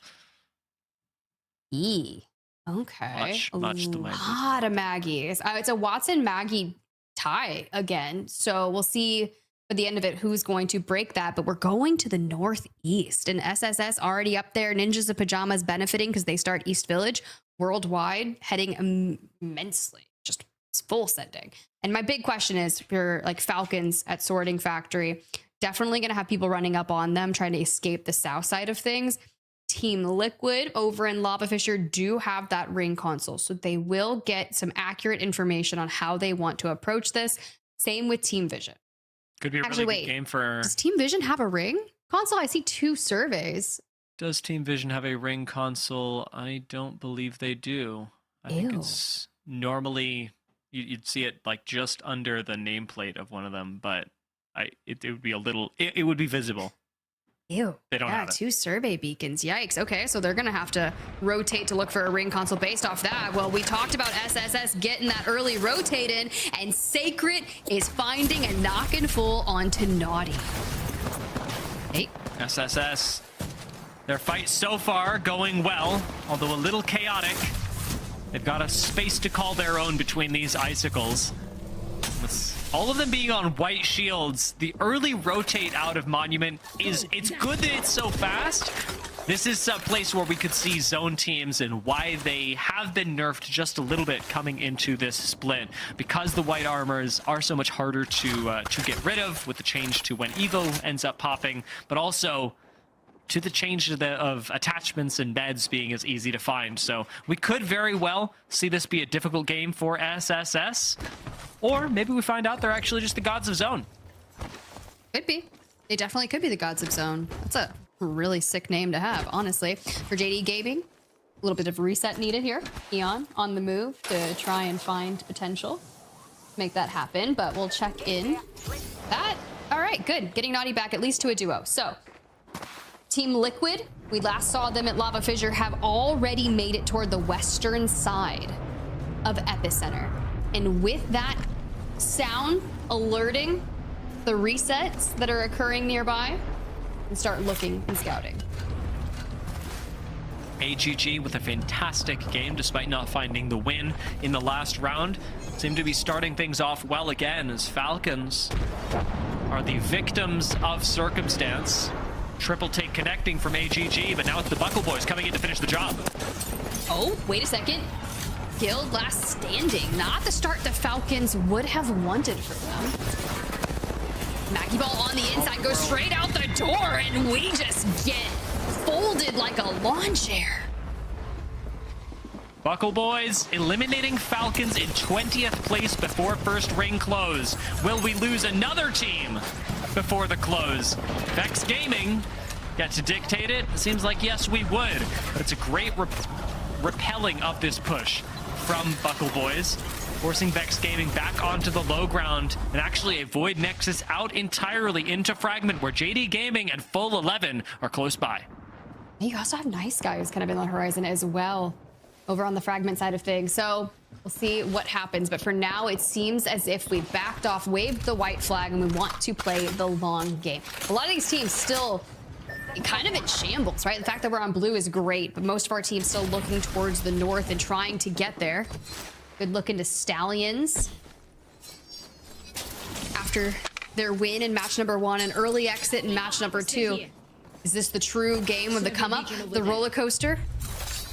I don't know if he wants this. I don't know if I'd take the corrupted barrel here. For Albrelele, a guy likes to ADS, and corrupted barrel really good for, I suppose, the longer, faster engagements, but Alba's always struck me as a player that likes to lock in on an angle a little bit more. So we could see this in a minor way being nerfed to him. It is ultimately about recoil control, so Alb, even with this corrupted attachment, could still make it work and just reap pure benefit as long as he's able to control the recoil.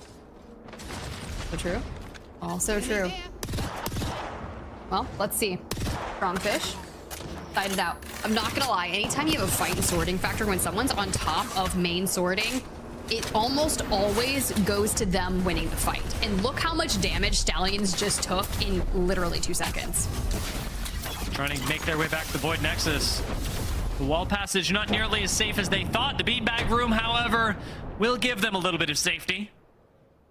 A nice back away from Stallions, literally just in the nick of time. STRONGFISH have certainly been a point of strength today. I've really liked the way that they are playing, despite not having come out on top of anything just yet. I think it's certainly a squad to keep your eyes on. STRONGFISH have been remarkably consistent through the 2 games that we have had so far, almost netting themselves a spot in the top 10, but not quite making it just yet. Maybe with a couple more kills, it could be their game, but it'll be a difficult journey there, as up towards the north they must go, through teams like Full 11, Nice Guys, Buckle Boys, AG, Global, and even Sin Nombre, who find themselves in their path to probably a canyon zone. This looks like one of the spots that'll pull a little more towards the train tracks in the center. There is a chance this is an East Village zone.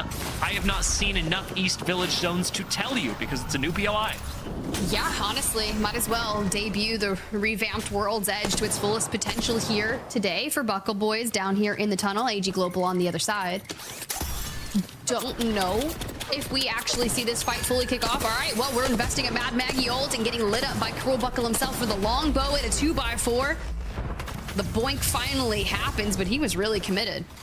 It's a very nice expenditure of a Maggie ball to save your life. Not a whole lot of people would come out on top of that, but Buckle Boys unable to find the kill are forced to back away. Does AG Global, who they were fighting and attempting to find the kill on, that one ult down for AG Global, not going to be enough to let them push out onto the rest of the Buckle Boys.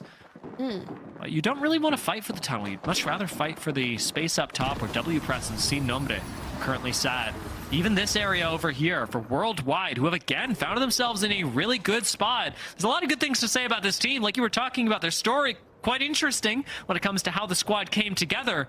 But you add to that the fact that clearly this unorthodox team has the knowledge and has the teamwork to make it into endgame zones already on their first couple days of Pro League.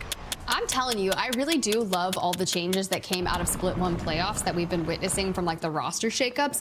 Still an interesting team, but I know that MT, kind of that guidance there, is going to be just great. Like he's done exceptional throughout his competitive Apex history. You throw Vax on and Nate in there. It's going to be really cool to watch how it goes down. However, with them dead center of zone, I'm not worried about this game. It's interesting to see the way the teams, the way the talent migrates to the Americas. NIP, the premier team coming out of the region in Split 1. Let's see what they are thinking in their first couple of games of Split 2. They have blue, they have blue, they have blue. I have the building. I'm throwing arse on them. One's running out front. One's running out front. They're running. Oh, they're running at me. Right here. Whooping. TPing into the build. TPing into the build. Cut them 1-1. Okay. They're outside on the backside. Outside on the backside. I'm one. Play slow. Play slow. We have a knock. We have a knock. I need to heal up, and then we can swing. 40 on one. Go inside. I'm nading them. I'm healing. On me, 100. Maggie one. Okay, bet. I'm about to push up. I Rob, up inside on this. 1 second on my med kit. Okay. Push him now. One inside. I'm coming with you, Krav. I'm breaking 10, guys. I can't see right now. I broke 10. Don't need. One. Yeah, swing you, Krav. Oh my god. Dead. That's one. Nice. Chill, we're getting third. They died. No. Still alive. Okay. Yeah, he is. Team fight. ShopifyRebellion out, and Ninjas in Pajamas are sounding good as they finish off Free Thinkers and they claim East Village for themselves. Now, mind you, all the things that they've been fighting, they need a good fight like that because now they actually get loot. When you start in a POI and everyone has immediately sent onto here, that was a well-needed KP in restock. When we get a chance, we'll bring up the map once again. This is a new POI, or rather a new ending coming out of the new patch as East Village makes this zone pull possible. Normally right off the bridge wouldn't have been allowed before because this zone would have been entirely lava. But now that East Village is there, suddenly absolutely playable. And I say playable thinking there's probably a lot of open space here that's going to make it miserable to play, but legal it is. Yeah, you know, I've kind of been in this like interesting mindset lately that I am down for these miserable end games because as a viewer of competitive Apex, this lends to everything that I want to see. For nice guys, you don't want to round a corner and see SSS and then immediately hear an ult full sending you Cody down, Nocturnal down into SSS. Just need to send Juki's packing. Oh, those are some nice fences, and that is a nice team fight. Unfortunately for SSS, the timing not quite as nice. A third party starting to come in as Team Liquid and Vex take a look at this. The Buckle Boys are going to go down. Team Liquid looking for Vex now, and with a 3-team fight, there's a world where SSS get to reset. There's also going to be more teams looking to head this way as we go north. But for now, Team Liquid need to deal the finishing blows on a riot drill, hoping to shred them 0 on the low ground as they hunt the disengage. Vex hoping they can get the pickup. And if they do, it's just going to be like slapping and Vex Gaming out of the lobby. But here comes Team Vision on top of Stallions. With the third round closing, SSS were caught outside of zone. Sweets down, Slayers down. The zone is too much. And ultimately, we'll be saying goodbye to another team, full 11, collecting a lot of those kills. The Stallions having made their way now much deeper into the game than the last into the top 12. Watch Sin Nombre be eliminated. Okay. We're in it, almost to the top 10. Harvey rips off Albrelelli, and Team Liquid through the portal, finding more. Strongfish and full 11 on the horizon. You're just fighting so many people, but you've got to push them out. Panic, leaving him. Veki is 1 HP, swing it. Full send, Strongfish out of here. 0 picked back up. This is what we wanted to see out of Team Liquid. And for AG Global, too much to handle. Yeah, run over at the very last second. W press, dealing the killing blow. Sesame Oil as a duo trying to come in for the third party and may very well have signed their own death warrants because now they've got aggro from W press. Say that 5 times fast. Stallions gonna slide up the hill onto Zach. Shubi, knowing he's got an advantage, slides even further, and the Stallions are kicking once again. The fact that Shubi just did that much damage from an uphill battle is gnarly. Now, Skittlecakes and Alb trying to hold tight while we can get Shubi back up. Sesame Oil not going to survive the southern side. W Press finding even more. Crazy Thieves lurking in the shadows, wanting to find a way to get involved. But Stallions, for now, still have to contend with Team Vision who reset and Worldwide on the bridge. And those P20s, man, you hear them, they're going off. Those sound like Hammer Point P20s as well. They sound fully evoed up and are ready to cook. Stallions are not full healed by any means. Even Albrelelli has plenty of meds, but just hasn't had the time to pop them. Unfortunately, Skittlecakes, without being full health himself, doesn't get an easy way to rejoin the rest of the team. But he's going to be pulled back with the Void Nexus, giving an opportunity for Stallions, ironically, to die here because Skittlecakes isn't there to bait a finish. they're going to absorb a lot more pressure from the teams around them, and ultimately it is Worldwide that helped push Stallions out of the lobby. We are into the top 7 teams with our penultimate zone about to finish closing. NinjasinPyjamas look for Crazy Thieves, who have the ultimate high ground. W press fell at the hands of CRT, but CRT kind of trying to hold off against NinjasinPyjamas. But when you've got a Kraber in Kirev's hands, Vayne connecting a frag onto Phony, I don't know if CRT is going to be able to withstand the pressure that NinjasinPyjamas is putting on. Yeah. Just like that. NinjasinPyjamas, it appears, despite the 100 banger that absolutely would have baited in a weak man such as myself, Kurev is disciplined and moves back with the rest of the team. Crazy Thieves do eventually fall. The majority of those kills collected by NIP, so it is still a big win for them. And it is full 11. They do deal the killing blow. Now focusing back on Worldwide and Team Liquid as those two teams fight for the bridge. This is going to be one of those gnarly fights because you still have full 11 in the mix and Zero's down. Sykes and Panic have to play around the Jenny. But look at Vax. He pops down, goes through the middle, and the Prowler gets eviscerated, but still does a chunk of damage, but it keeps Worldwide at bay with Nate on the low ground, and the connecting riot drill forces him to reposition. But it's not done for Team Liquid because this allows full 11 to try and walk in, take space, clean up Worldwide, but now focus right back onto TL. Our winners of Game 2, Team Vision, are absolutely still in this as well, having recovered on the bridge. Team Vision can fight full 11 whenever they well please, and JD Gaming just behind them have Naughty starting to walk in. Team Vision did not check their backs for this, and without something like Seer or Crypto, they just don't know that Naughty's here at all. Interesting, because now you have to focus on the fact that we have Naughty, full 11, Team Vision, and NinjasinPyjamas taking so much space in circle. Dive out of the frag. Make sure we stay healthy here, because the swing is crazy. This position is so illegal from full 11. Where are you strafing on this bridge? The cross is completely doomed, and ultimately, it is going to be Team Vision that win that fight. They take down Naughty as well, and Team Vision are back into the top 2, but NinjasinPyjamas choose this moment to strike Kraber from Kurev. Would be deadly, but the nade keeps him off. That plus the Maggie drill has everyone swinging on Kurev. He's just got to buy time. He is in a 1v2, and Kurev in a 1v2. It is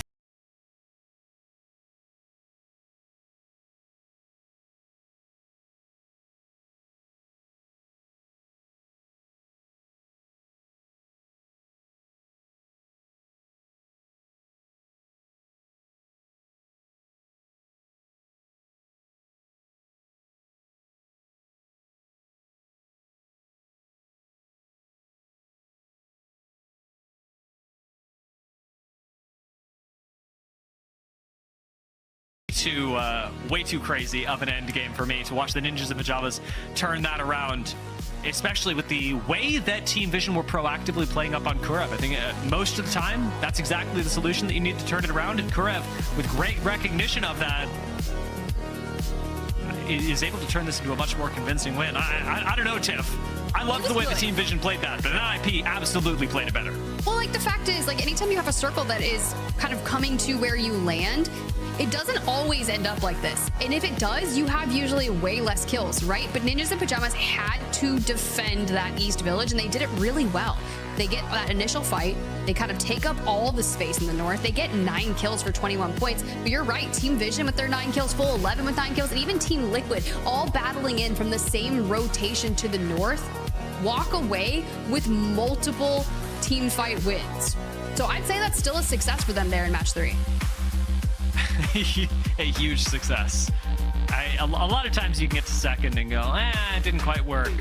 In this case, Team Vision, very happy with the second place. It keeps them ahead of NinjasinPyjamas. And I don't think either of these two teams are coming out upset. Full 11, though, really standing out with their World's Edge gameplay so far. Not a team that I had expected to do nearly as well in the first couple of games, but full 11 in the overall leaderboards have demonstrated a fantastic amount of consistency so far. And I realize I'm saying fantastic a lot, but... Fantastic. I love when you say fantastic. It's just really fantastic, Dia. You know what else is fantastic? Tell me. A little break. A little reset. Let's do it. Sony Enzo.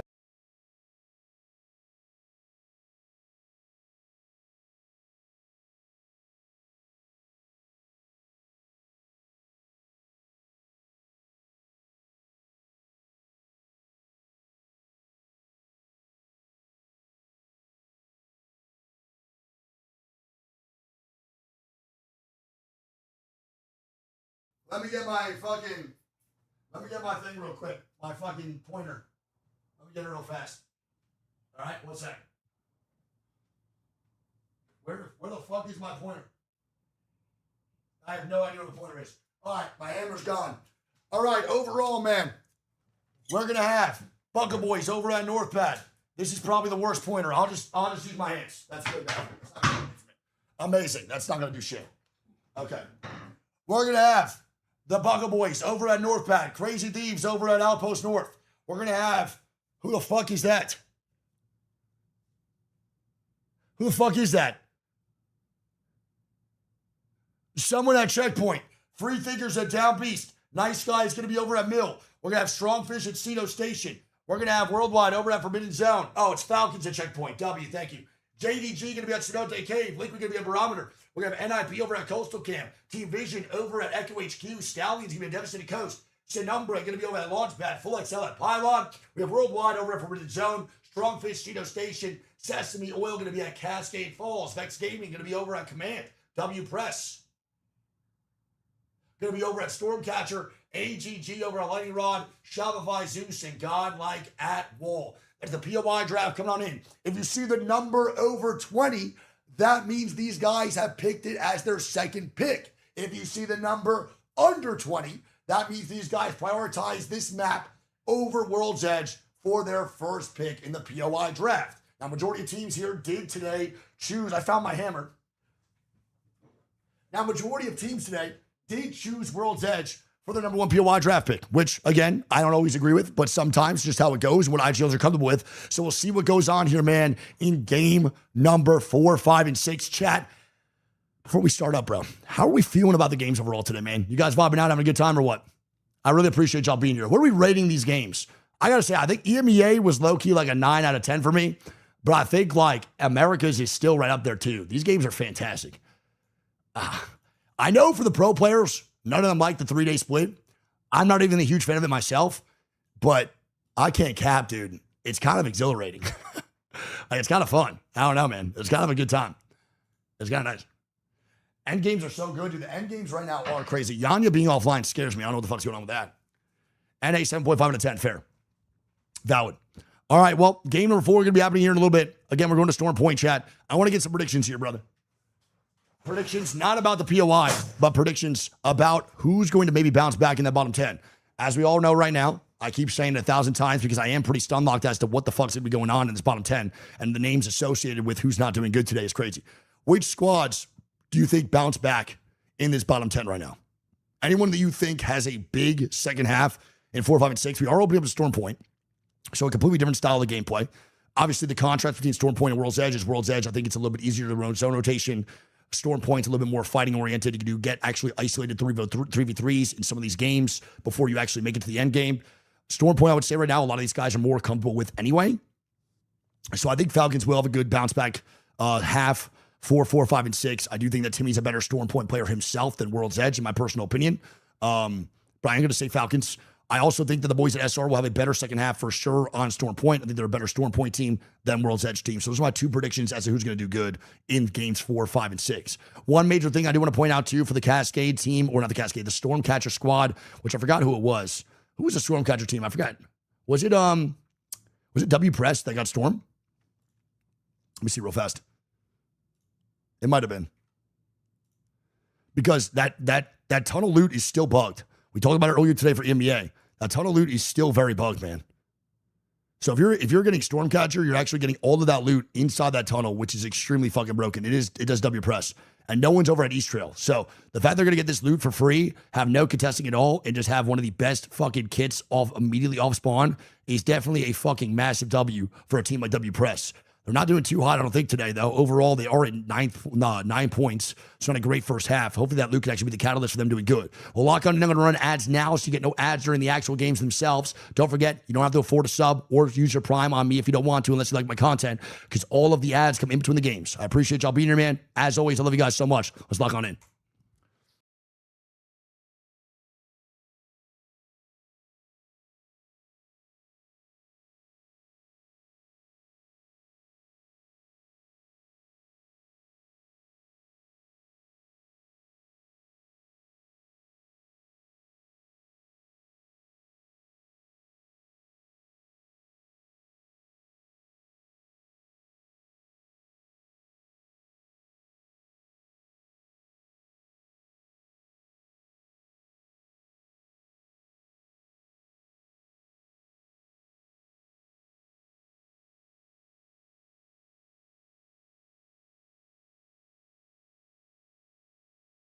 Backdoor in the 3 months. Do we think that Triple S comes back here for this game 4, 5, and 6? I'm a little bit nervous. I can't lie. I don't know if they have like that capability to come back right now with a really, really bad first half. I feel like they had a lot of those scrims they did bad in for the blocks. They had a bad start and ended pretty bad too. I hope they can maybe even salvage a top 10, but I hope I'm wrong. And I hope they can even do more than that, in my personal opinion. I definitely don't want Triple S to start off in a bad spot. I think Sacred is literally disgusting at Apex. I think a sweet IGL works out so well for him. So I hope they turn around, but it's been pretty rough. Pretty rough. Exorist, thanks for the 3 months, man. I appreciate it, buddy. Yeah, I also want CRT to turn it up a little bit. We're looking pretty sloppy in some of these rotations and stuff. It is what it is. Triple S, I believe, is going to be landing over in Wall, which is not bad. For all the Wall end games that we do get, man, over in scrims, you got to think at one point it does translate to actually in the ALGS game days. So there might be a couple wall zones they'll get here, but it's definitely not near a guarantee. That's the only nerve-wracking thing for these guys. Unknown, they said 9 months, bro. I appreciate you, dude. It's not fake sympathy. I love Sweet, dude. I always say this too. I think it's better with Sweet in the scene. There's more stuff that comes up, kind of more like competitive nature. I think it's a W. I want Sweet back, but I also love Sacred too. I like Slayer as well, so I'm definitely not against that squad by any means necessary. Yo, decent Rich Hobo, thanks for the 10 months, man. Watch Free Thinkers on Down Beast. Yeah, I mean, if you're near Free Thinkers on Storm Point, I think it's actually way scarier than being with them on World's Edge. I can't lie. Falcons might be in for a bad time if Free Thinkers decide to get a little bit dicey. I really want to watch their PLV too. I'm actually very curious because on World's Edge, Free Thinkers can't find those 3v3s. Like, genuinely, they can't. But if we're on Storm Point, they can find those 3v3s. You know what I'm saying? Without a fucking doubt. So I think Free Thinkers will maybe int North Pad or they'll int whatever squad's in Checkpoint / Outpost North. I also do not like this for Crazy Thieves. Crazy Thieves are landing Outpost North, and they have SSS and Bucket Boys next to them and Free Thinkers. This could be a disaster class for CRT in the next 3 games. Again, landing against squads that you don't know how they're going to play or being desperate. Bucket Boys right now is 20th place in the game in block 1 they played, and now they're 20th place in their second block. There's a chance that Bucket Boys go into fucking Storm Point and just start feeding their face off onto CRT or neighboring squads. You know, Free Thinkers could start moving on in, and then Bucket Boys take that fight here too. You know what I'm saying? It's tough. You have no idea how this squad's going to play. Went survey and hit the beacon there. Does not matter when you score home. Alrighty. No, pretty unbelievable. I'm telling you, bro, he has like plot armor. What are you talking about? Mesa. Mazer plot armor? Dude, I disagree. I feel like Mazer has the least amount of plot armor. There's no one else called there's no called Karev moments, dude. Mazer moments? That's like Shaq and a fool, bro, just for him alone. I feel like he has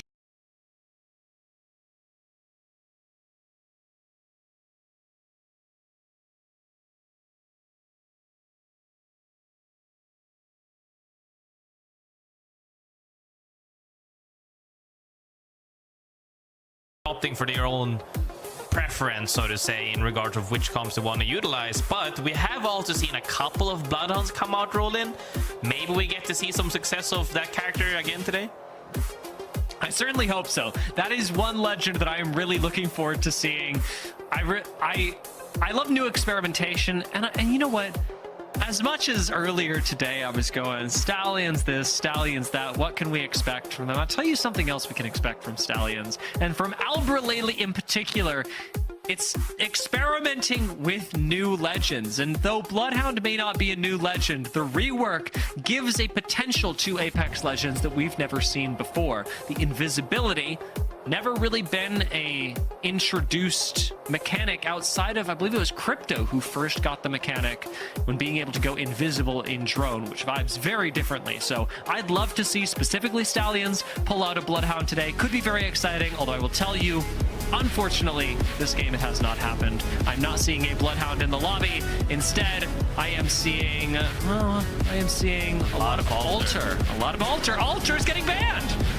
One thing I want to say, though, I have to correct you. The old man in me has to correct you, Dian. No, we have seen Invis before. Not in a team orientation, but Mirage has had it in different levels as well. He used to have a really, really bad cloaking into a proper Invis, but he still wasn't combat ready in that regards. And then obviously the res, and now we're here with Bloodhound. But no Bloodhound indeed, as we see Alter coming through once again. And we can really see how it amplifies people's combat prowess as well. I would say that second match as well of today is when we see AGG just popping up absolutely everywhere. Team Vision still ends up taking that win, and they were third last night actually, and are sitting really strong at the top of the leaderboard. I think it says a lot. You are right, by the way, and I'm very happy that you corrected me. I think it says a lot that those were so unmemorable. Now, I always have enjoyed Mirage personally, and when he did have that cloaking device, it was just incomparably weak compared to the Invis that we have today. But seeing that mechanic for sure it's always a hot topic. It's kind of one of those things. I think Sear's in the same boat to where he's either Omega strong or he's weak and nobody plays him, and that mechanic alone is strong. But speaking of strong pull towards the east. Sin Nombre, one of the teams that we have talked about quite some bit today, haven't really found the footing to the degree that they might have wanted, but in this zone nonetheless. Worldwide also catching my eye. They've got the opportunity to have another big game. It feels like Worldwide, in the last couple of games, yes, they've always had a strong spot in zone, but when it comes to converting against the other strong teams that come in to take it away from them, Worldwide are almost never winning that fight. Indeed, and STRONGFISH currently sitting 15th on 9 points. I would like to say, I think there was a 4-way tie on 9 points going into this match. A lot of teams can move up that leaderboard, even with just a meager potentially 10 points in this match will move you up several placements. And right now, in terms of placement, ShopifyRebellion getting hit really hard. Sesame Oil getting hit almost equally as hard as these Titans trade blows. Sesame Oil end up deciding, we do not win that fight. Nameplates on or off, Sesame Oil run for the hills and ultimately pay for it with their lives, as it will be a recovery from ShopifyRebellion and Worldwide, who pick up the final kill. Indeed, as we see a few of these teams still moving towards the zone, there's actually a surprisingly large amount of teams in the northwest side of things. About 5 teams are super late, I would say. Everybody playing kind of mid-speed, still opting for some more information. But in this choke, SSS running into potentially STRONGFISH, scouts them out and have now revisited their plans. Let's have a listen in with SSS to see what they're thinking. Crossing right now. Height shooting us right now. Good low ground. A lot of people shooting low ground. Healing. I'm good. I have 0 bats. I'm 0-14. Get off the battery. Possible to like play prowlers? I don't know, because it's Alter again. Like Alter building could just walk up. Yeah, there was a team playing this already. Need to know if they leave. That's the important thing.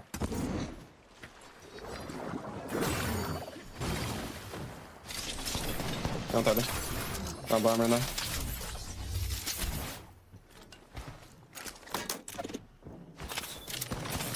Upgrading probably. Maybe we could live here. As you hear them actually try to deduce what is happening with the fact that if teams play in certain areas, we cannot play there. So many spots are now unplayable due to the fact that a random altar can pop off from right behind you or straight through the wall. Sweet is taking his time to decide what they're gonna do, but for the moment they are getting pressured. Slayer has to expend the cat wall here. That is a big cooldown. Although SSS, their spot isn't bad. I know that they were looking for another one, but should they have to stay here, it isn't the worst thing in the world. Cat wall certainly making me think that they will stick around a little while longer. Well, Sweet gets to take a trade with Vex. They definitely do have to show presence from a spot like this. Not just forward in the way that we are seeing them now towards the south, but towards the north as well. SSS can't just take their feet off the gas and let a team walk in above them, because that's another angle that will certainly doom their game. Falcons gets caught by Crazy Thieves for the moment, as Koi has been exploding some people today. One of the young players we've seen across the board that has been just absolutely performing to the degree that everybody has of him. Guild currently down, but Falcons on the run. I think they've got the opportunity to res, and indeed they do. Falcons will manage to get Guild back into the game. I can only imagine, but I guess it's a little too out in the open. Timmy calls it off, and there are a few too many teams looking at this. Even Nice Guys start getting involved. Timmy has no real way out. Catalyst, for all that she's got a bunch of utility, mobility not exactly what I'd give her as a strong suit. And Timmy on the verge of being eliminated. Makes it into only the top 19. Second squad out. Falcons flew too close to the sun and ended up getting burned by two teams. Tough decision for them, and one of the teams that people have always been enjoying in watching has had a rough day for today. But 10th, 6th, 20th, and 19th. That's a rough day. That's a rough day. Yeah. But on flip side of things, though, Crazy Thieves, honestly, outside of their huge 20 bomb yesterday, also was above average, but not crazy. Yeah. Not crazy. Thieves, maybe, but crazy. Not today. Oh, Thieves? Yeah. Hoping that they can steal away a few more points and really dial it up. As we get a zone pull that actually goes towards the spot that SSS were looking at earlier. Over by these Prowlers, this pulls definitively out of Launchpad. No real chance that it pulls back into the POI. It's much more likely to end over by W Press or actually in the Prowler pits themselves. Sin Nombre, maybe with a chance to pop off here as a team that, like you mentioned, have had a couple of good plays, have had a couple of entrances even into end games, but haven't quite been able to execute on that success. Indeed, as Stallions also sees this zone, currently sitting at 6th, getting into a spot where they can potentially or will have to come up if it does pull up north, just south of ShopifyRebellion. A lot of these teams are now in positions in where they're currently safe, but at some point they're going to have to fight several people, and the northern side is going to look incredibly collapsed. Team Vision, their spots, their rotations, their zone calls have been there. Got them a win in game number 2, and they had a fantastic game in their third. Currently leading the lobby, but not by a huge margin. We've got NIP right behind them at 38 points. These two teams having to be very careful about when they go out relative to each other. While Team Liquid, looking for any success at all, have definitely made the top half with a top 10 placement so far. But if TIFF is to be believed, top 10 is far from their ceiling. Indeed.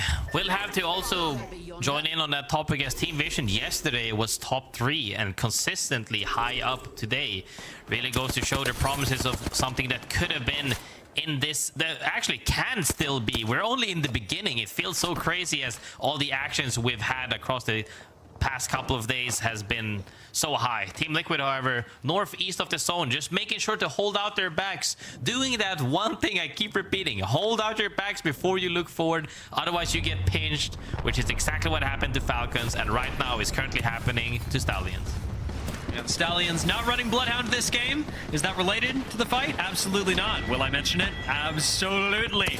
Listen, right now to Team Vision have Carter with a nice angle through the window that makes their lives a bit difficult. Carter's going to get creative, take the high ground with the despised altar, but ultimately is working out quite well. The corrupted mag on the car, an interesting choice. Amplifying the reload speed, the Carter needs to take a little while longer, but also the damage they can put out in a short amount of time with an SMG of this caliber. Relatively short reload speed on the car already. It seems like that's the combination that Team Vision have decided is the strongest for them. Got a respawn going off on the bottom floor. Zach Mazer's going to swing and try cancel it. Vex Gaming lurking, NIP also lurking straight south of them. Whoever takes up this fight, if it's not clean by any means, they're going to get probably instantly thirded. STRONGFISH out. Vision's position is strong. It's not a fantastic... Oh, God, I keep saying that. Stop it. Spot in the zone. If they can get up to the high ground, I think the chances of Vision being able to weather the storm of the next couple of teams is highly improved, especially with NIP looking at them. That is a team that is practiced at killing even the best squads in the Americas. The Stallions, one of those teams on their good days, still deciding whether they're having a good day. You could tell that Team Vision right there had the awareness, look through the window towards Launchpad actually, scouted out NinjasinPyjamas walking up towards them, and are now looking to recuperate for the moment in that building. But right behind NinjasinPyjamas is JD Gaming working their way in towards Launchpad. A lot of these teams are now congested, whether that be on the southern side, whether that be on the northern side. Several of these teams will fall as the next zone closes in 1 minute and a half. AG Global have the spot that SSS were talking about earlier, that SSS pinged earlier, and are currently looking at SSS, keeping this squad from rotating up towards the Prowler Den. Newcastle Wall really nice, and even in a game with Maggie, it's interesting that AGG have chosen to run Baby Comp anyway. That's the thing. Not only they, but a lot of teams actually say that they prefer that comp and enjoy playing it because it is so easy to play. But getting full value when there's this many Maggies in the game is hard. But if you can make it work, you have that option of playing disposable positionings essentially due to the fact that you have a Newcastle and Gibby Bubble. You know, the question came out earlier from Sweet, can we play here on Prowler's Nest? The question might have been vague, but for that comp specifically, 100% you can play there. Yeah, you can play a lot worse positions than this. AG Global are benefiting from the map covering for them in a lot of ways, but also the Newcastle Wall plus the Gibby Bubble, giving them almost infinite forgiveness. This wrap, however, not going to be very forgiving to Team Liquid. This drill comes in on top of them. Sykes, unable to really dodge that safely, has to get out of dodge, expends the ultimate to try and make this safe, but the Buckle Boys are not giving an inch. In fact, they are taking the whole mile, but Sykes deals it right back to him. The Uno reverse card in the last second, and it's going to be ultimately the Buckle Boys. They're getting cooked in zone. Cersei last alive, and Team Liquid still with a lot of health left to work with, in a good position at that. Will lose 0, but Cersei falls, and the Buckle Boys go out. I told you they had to clear out their bags. Was getting kind of dicey, but they managed to clear it out for the moment. But Free Thinkers actually engaging on Team Liquid as well as we speak. Free Thinkers, they are absolutely a team that if you look weak, are gonna try and kill you. And Team Liquid, having lost 0, we're absolutely a weakened squad. Worldwide will not survive, but Team Liquid will join them shortly after. 14th is the spot that they leave us in, and the Free Thinkers leave with an extra 2 KP in their favor. Many teams fall, as I have told you as well when we play ranked. This zone does not hurt. Even when it's closing, you can still medkit it. Free Thinkers come in for the free 3P after Cruel Boys come in and essentially come into the back of Team Liquid, but couldn't really close out that fight, but damaged them enough for Free Thinkers to wipe them. Negative somehow alive. It did not look like a survivable angle, and you know what? It still might not be. They may have thought a bit too freely. A Negative will fall, moving us down to 12 squads. This is the Crazy Thieves collect a little bit of the KP that went with that. SSS have lost Sweet, and while I did really want them to one day make it up to Prowlers, or at least fight for it, today's not looking like that day. SSS, you get creative with Sacred's angle, moving up to the wall, but it's a matter of time until we lose this squad. They're trying to survive into the top 11 squads, maybe into the top 10. As a duo with a 30-30, it is possible, but is it probable? It's gonna be a tough call to say for sure, as there are several teams around them right now. Nice Guys, full 11, Crazy Thieves on height, ShopifyRebellion as a solo, I believe, in front of them. W Press sitting in God spot and has been essentially been there the whole game. A lot to overcome, but for sure a 30-30 will help with that. With Vex taken out, 11 teams remain. You know that Vision are going to be looking at this fight as well, but Vision do have their hands full at the moment with NIP, who started things off by knocking and full thirsting Zach. There's a duo left in the building for Team Vision, and the Ninjas in Pajamas are going to try and take high ground off of this after all, leaving the rest of Team Vision on the bottom floor. NIP are thinking forward, but it means their backs are not clear, and Vision have the chance to reverse their fate. Carter and Loader, two big fraggers. Oh! And a huge nade onto NIP. Huge nades puts him off of high ground right now. It's going to come down to a 3v3 for who gets to walk up this hill or the zip line as Kurev goes inside the building but loses to Loader in the 1v1. Vayne comes up for the trade. And Team Vision gets eliminated. Yes. Barely. Just barely. This zone does really hurt, and I fear that Ninjas in Pajamas, even after finding the kills on Vision, will likely die themselves. Cole's trapped in a corner. Vayne gets lasered in the open, and while Cole valiantly swings out, he will leave us in 6th. The Ninjas in Pajamas taken out by W Press. Sin Nombre looking at that fight as well, and Crazy Thieves looking only forward at JD Gaming. Fights breaks out everywhere as Koiful is still trying to get some frags on this point. Gets naughty immediately, and now Phony is full HP, however. Actually managed to stay super healthy throughout that whole thing. Can they reset properly now? No. AG straight up from behind them, looking to clean this up with that bubble, with this comp we talked about. Phony with his full HP does try and buy as much time for Koi as possible, but no reset to come in. And AG Global, unrelenting, get to move forward. Their bubble already expended, means that Koi gets a little bit more time. And AG Global heal up before moving in for the kill. We've got a small recall coming in, as Koifel does get tricksy with it. The Crazy Thieves trying to spread out as much as possible, trying to survive as long as possible, as it is ring around the rosy with AG Global chasing the last remaining member of the Crazy Thieves. Sin Nombre gonna take control of the building with W Press as a solo. This is essentially a 3v3 plus 1 intruder. W Press, the imposter in the center of zone. I think they found him. They found Charmander, and he gets eliminated, and it comes down to a 3v3. AG Global versus Sin Nombre. Who is going to be able to force out this fight properly, as this zone is actually right on top of AG Global. But it is a platform, though. It's going to come down to a team fight, but it is Maggie versus Gibby comp. Who's going to use their utility better? Which Latin American squad will triumph? Sin Nombre taking on AG Global. With Sin Nombre having just made it up to the Pro League and AG Global having run this place for a long time. Jaguar is going to take a creative angle, but Yosi doesn't shoot him in the back just yet. AG Global have managed to take away height, and Chickus safe behind the fence for now. Almost takes Nazul straight out of the sky. Jaguars commits for the fight, and through the altar portal he goes. Neither team drawing first blood yet, but with Chickus going down, it's traded by Yunya. AG Global, these Latin American squads going head to head, making a close fight. The knockdown shield critical though as Jaguar pulls Yunya back to safety for the reset. Will the same thing happen on Sin Nombre as AG Global managed to recoup their health bars? We've got Rezis going off the other side, and Nazul says absolutely not. The rest of AG Global push up. Nazul goes down, but it is AG Global ultimately that assert their dominance in game number 4.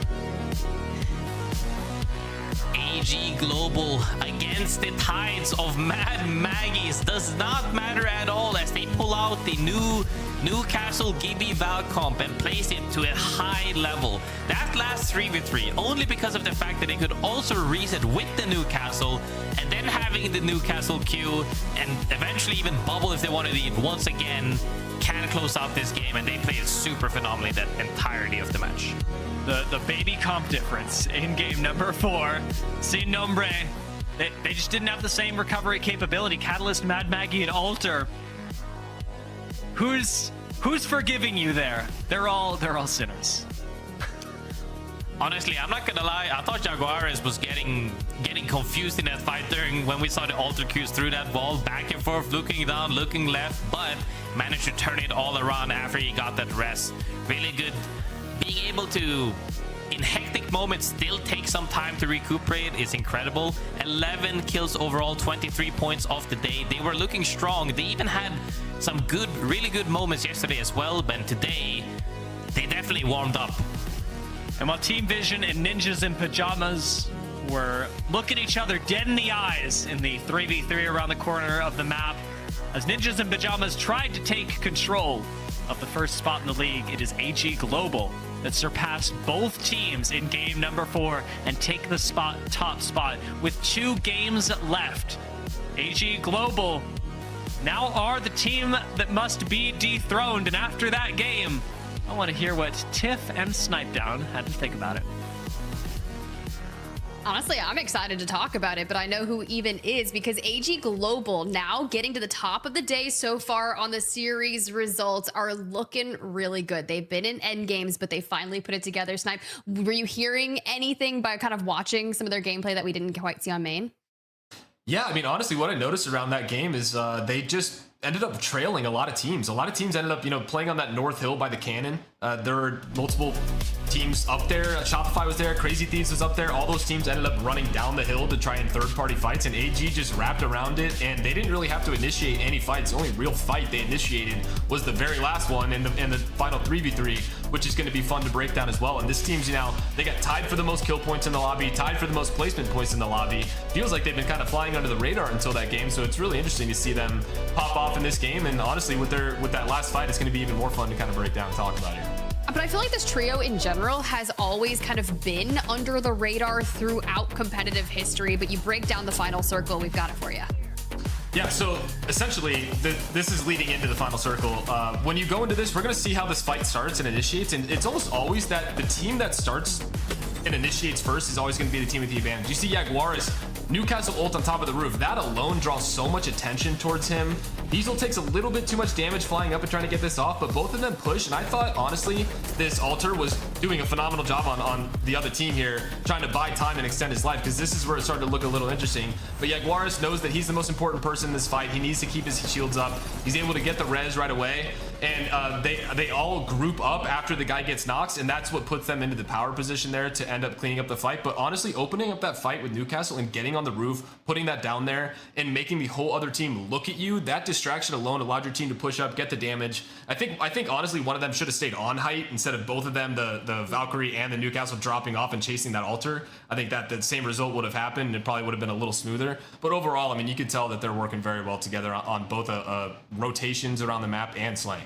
Yeah, just seeing kind of their flexibility, but that's just the long-time chemistry I think they've had, which is also interesting because Dia shouted this out back on World's Edge when we had that Harvester Circle. Sin Nombre was the team that got second there, but it was AG Global and Sin Nombre back in the top 5 even then. So he's like, we have all of our Mexican players being consistent. I'm going to say Mexico's showing up today. Yeah, Sin Nombre has actually been flying under the radar too. They've been in a lot of these end games. I think it's just the slays, and even in the previous game, they're making game-winning plays, trying to get into East Village the game before where NIP won. They're trying to make the plays to get them in the right spots, and they're getting to the right spots. So now it's just trying to put it together and being able to work together to get the slays to be able to hold those spots where they can get the actual wins. Yeah, I mean, you kind of see the difference, right? Sin Nombre down there, they only got 2 kills in that last match. They're still inside the top 10, but the difference is pretty much double between them and AG Global in first place on the series leaderboard. Team Vision has been pretty consistent as well today. Ninjas putting up some high kill games to be in contention for it with 2 matches to go on the day. Just a quick hit on this. Do we think that we could see any upsets? Are Falcons going to put up a banger? Team Liquid fall out of the top 10 after that one? I mean, honestly, seeing Worldwide and Full 11, Sin Nombre, all them in the top 10 here is fun to see so far, because we have a lot of teams that you would not expect to be at the bottom with Falcons, Shopify's, and we saw Alliance start off a little slow, but we're 4 games in now, and if they're going to turn it up, it's got to be now, and we'll see. I mean, I'd be curious to hear what the comms are like on that Falcons roster with a really slow start. I feel like that's maybe somewhere you could go scope out. Give us the inside scoop of what's going on over there. Hopefully, Timmy's cat is watching with just sheer positive vibes, so Timmy can be like, yay, we're doing it. But honestly, it's just the first day. It's all about having those quick bounce backs. But thank you so much for all of your analysis. Let's get into see what happens in game number 5. I'm going to get graceful back here, though. Had some fun with Dia commentating a couple of games, but now's my chance to pick one of EMEA's legends. Right. You know what? No better time than now, as Alter has finally been banned. I despise that character. I already knew when she came out initially that she was gonna be a menace. She didn't quite pick up just yet, needed a little bit of buffing, but once she got that ball rolling, hasn't stopped since. Absolutely crazy. Hey, it's just been crazy. I feel like I say that all the time with Apex in general, but the game never ceases to amaze me about where we take it and then how everyone just has to adapt to it. But guys, keep these numbers in mind. We have 2 maps on Storm Point to go, and these are your current numbers. Teams at the top, AG Global, Team Vision, NinjasinPyjamas, and Crazy Thieves, who have been there, but we didn't really say, hey, they're under the radar. Right? But they kind of are. We're taking fights, but just really haven't had that pop-off game. But they're sitting in a better position now than they were yesterday in match day 1 at this point in time, because they left a lot of it on the line for that crazy game 6. Mind you though, the top and even the middle area is incredibly tight. We're talking 20, 15, 20, at most 30 points. And mind you, Tiff, yesterday and today, we have seen twice. We've seen 20 bomb and 21 bomb. It could happen again, and that leaderboard could shuffle real quick. At this point, it needs to happen again. Who is going to step up to the mantle? NinjasinPyjamas, they grabbed 14 kills in match number 1. Thought it could potentially be them, but haven't quite net that just yet. For AG Global, your winners of match number 4. We'll check in with them at the beginning. Now, because they ran this comp last game, they're going to run it back. They weren't playing Alter, so they're going to do a little bit of a copy-paste. Indeed, it did manage to find the success needed with this comp. It's gonna be tough though, but as long as they can navigate through the lobby the same way they did the previous match, potentially playing more natural cover and then playing your abilities to the same utility that they did, to where maybe even if you're getting balled at or even if you're getting drilled quite a lot, manage to stall out those abilities, you can still survive. You know what? Speaking of survive, now that Alter's banned, the majority of our Alter players from last game went to Wraith, but the Falcons over in Checkpoint, okay, have taken the biggest change. We've got Mad Maggie, Sparrow, Pathfinder. It is happening. Also, Team Vision running Pathfinder. Graceful. The time is now. He did say he was going to come back when Pathfinder got buffed, but I don't know if it's been to the degree that he wanted. Nonetheless, though, very happy to see him back in this game. Timmy joining that roster for the moment due to Waltzy having a baby. Big congrats to him again. However, something that I'm not congratulating them on is their lackluster of a start. Oh, okay. I normally say that you got about 3 games of duds before you can make a comeback. We have seen back-to-back wins from the likes of Alliance and EMEA and other rosters as well. But Falcons really needs to wake up right now. Let me just introduce you to one of my favorite A Day to Remember songs. It's called Have Faith in Me. And that's just what I need you to do. Have a little faith in the Falcon sub. We're not going to break out into song here, no kumbayas, but we are going to Checkpoint and we're going to have a dang good time because Falcons are already there. Actually, it's probably going to go a bit north, but you know what? We'll check in with Checkpoint anyways. It's definitely going north, most likely, but Checkpoint indeed. Something could break out here potentially as other teams are absolutely rotating towards the zone. Everybody is optimizing their pathways up north. As it's actually going to go past the choke, I assume. No way it's going to pull back down as people are preparing for north pad. Outside in the water, we see Triple S actually. That's a old spot by the rocks. Really enjoy that one as people are getting looted up as well. ShopifyRebellion always find themselves in the thick of things as they are currently low HP on Zap. Yikes. Okay, well, I mean, Crazy Thieves up there in the great north. Let's see what happens. One of our players post Alter ban that goes Axel is going to be phony. Breaking out the Jen Burton on Sparrow. Mad Maggie, Axel, they are ready to run it down. We've seen some teams in other regions as well run that Sparrow Mad Maggie combo, and honestly, very effective. If you can just get the positioning to where you get to surround somebody, whether they're playing indoors or playing in some tight spaces, you can definitely bully them out. You know, here's the deal. I don't want Stallions to be a one-game wonder. I need to see them turn it around. We already got one of them on the ground. Skittle Cakes is fold, so down to a duo. Stallions in a bit of pain, but that's okay because they still got 26 points. All it takes is them to have another game, and if you play 2 games out of your 6 series and you walk away with 30 or 40 points, I'd say that's a good day for Stallions. Indeed, because at the end of the day, this is a league. You have to play several days, and at the end of that, make your way into the finals day. and then plays really well.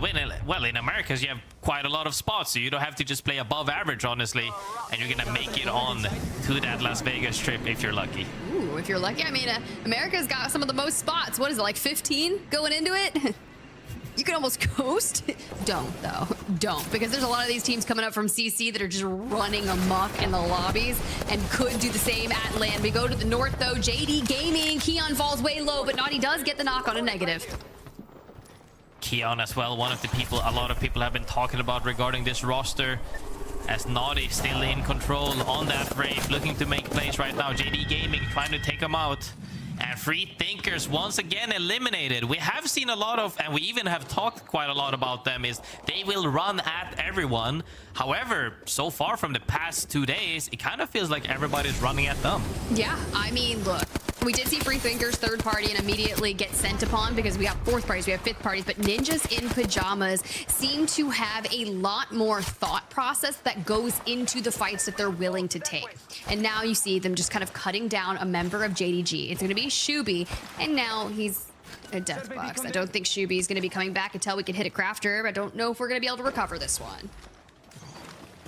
Indeed, gonna be hard for them to recover, but you know what I need to recover, though? Some more Bloodhound in my life. We don't see no Bloodhound in this lobby anymore. Said. He's like, no Very Bloodhound, sad. Madge, what's happening? Nah, no time for Bloodhound, guys. We got Pathfinder. Pathfinder on the horizon. On Falcons, Pathfinder on Team Vision. And I really hope it kind of changes the trajectory for them. It gives, like, Timmy a comfort. Sometimes you just need a comfort pick. And if that changes it for you, sure. Carter locking it in as well. You got the little boxing guns. The little pop, pop, pop.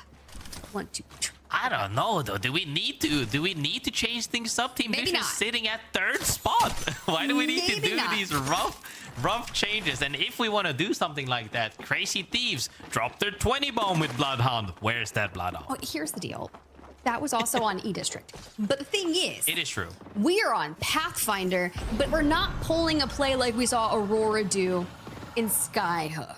So it's fine. And as long as if that does happen, then I don't know. I'm just going to leave my house and just go for a quick walk. Let's go over there. It's okay. Next zone is about to show now. This is where people make their decisions. They're gonna see this zone, look to see if did we predict this zone correctly or not. Most of the people don't have this information as of yet. They're gonna try to scout things out. You can scout this out whether by taking the actual information in-game or scouting around you. Are people actually playing here, or are they also moving? Team Falcons in the middle of things, Sesame as well, and Crazy Thieves came in from the northeast. All of these teams now are looking to see and adapting to what the rest of the lobby is going to be doing. Who's the, like, 2 arrows at the very top that their names didn't even show? They were so far north. That's SSS, I believe. That's Okay. SSS who played in the water earlier. Yeah, SSS. I like their positioning, but here's the thing. There's only like 1 or 2 Newcastles in the lobby, and with how open this is going to go, I really think that having a Newcastle wall for endgame is going to be great. Majority of our teams do have Catalyst, though, which gives them the Dark Veil so long as you use it at the right time. But if not, it's an open brawl. It's going to be rough indeed, and once teams tend to find you out, oh, I'm very excited. I wish I had the clip on my hand to back in OG Seer days when there was teams sitting in trucks getting absolutely Q spammed. I feel like that's something that could happen to anybody at this immediately if somebody scouts out a team sitting in a tight spot with all of these maggot drills available. Yeah. I mean, look, it's just a very interesting start to our split. And because it's accelerated, we keep talking about that. It's like you really don't have a lot of a time to adapt. And some of these teams, if it's their first time in Pro League straight running it down, not quite the same for a lot of our teams that have came in through PLQs and such. But ShopifyRebellion, 8 points. Not really where I thought ShopifyRebellion was going to be sitting on the day. So to finally kind of cut their way through this choke, we invest the Dark Veil. And is this going to help us full send AG? I mentioned Newcastle. They are one of the only rosters to have Newcastle in this lobby. Indeed, you can see them react appropriately as well to that wall. Immediately throws out that Gibby ult. Mind you, they already have the Newcastle wall down and they can still extend this fight. They do have a Maggie at hand, ShopifyRebellion, if they can find that opening, but they are not only getting shot at by the team in front of them, but the team past them as well. Oh, dang, Vex. Yeah, you see the nades coming out. James Fearless just full sending straight into AG Global. There's no way they survive here. They don't. Your match 4 winners are going to be leaving the lobby in 18th place. And now Vex Gaming start to get points on the board. At least 4 KP attributed them thus far. And SR kind of get a free walk up. And they can choose to take that fight against Vex if they need to, but for sure need to watch their back. Elsewhere, Ninjas in Pajamas. Looking low on HP. Good portal out of there to all collectively hit shield bats and reassess. Plenty of wall comes out. There's Team Liquid as well ahead of them in the donut right now. Team in the tunnel looking to approach them. NinjasinPyjamas looking to take this fight to them, but JD Gaming gets eliminated in between them. Comes down to the fact now if they can stabilize during all of this nade spam, or can they take the fight to them? NIP walks up on the hill.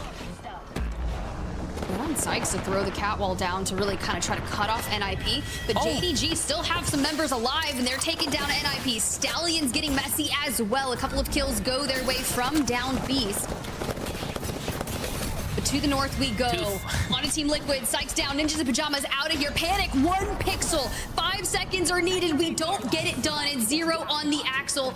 Full sending. We're prioritizing the res out of Sykes, but we have to call it off because here come Nice Guys, here come Stallions. Everything is getting messy in the trenches. People don't care the fact that Alter is gone. They're still immediately 3-ping as fast as they can as Liquid is trying to reset there. Should be able to get this as Nice Guys also reset their location instead. Stallions is on the hunt for the moment. Haven't really sniffed out just yet. The Team Liquid is still recovering. Can they? They are seeing something. Okay, here they go.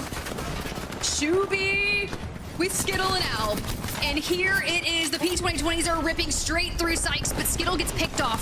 Zero and an Arcstar trying to hold it down.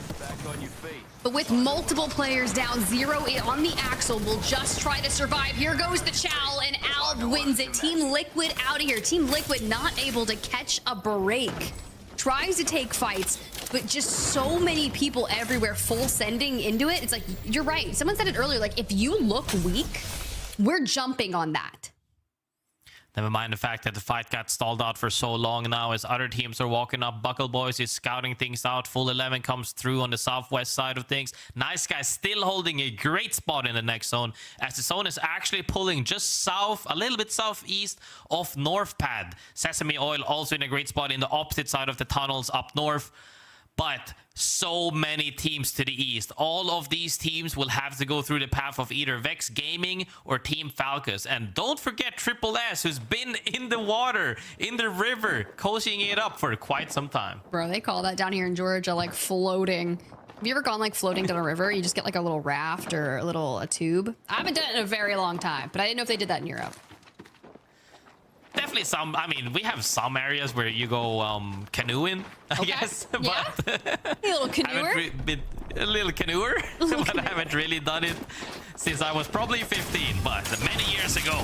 Back before Apex existed. But right now, Team Vision does exist in this moment, right here, right now, looking to take this fight to ShopifyRebellion, and immediately gets detected, but Team Vision comes out on top, 2 for 1 right now. Seconds low, and Zainu. It comes out to Zainu.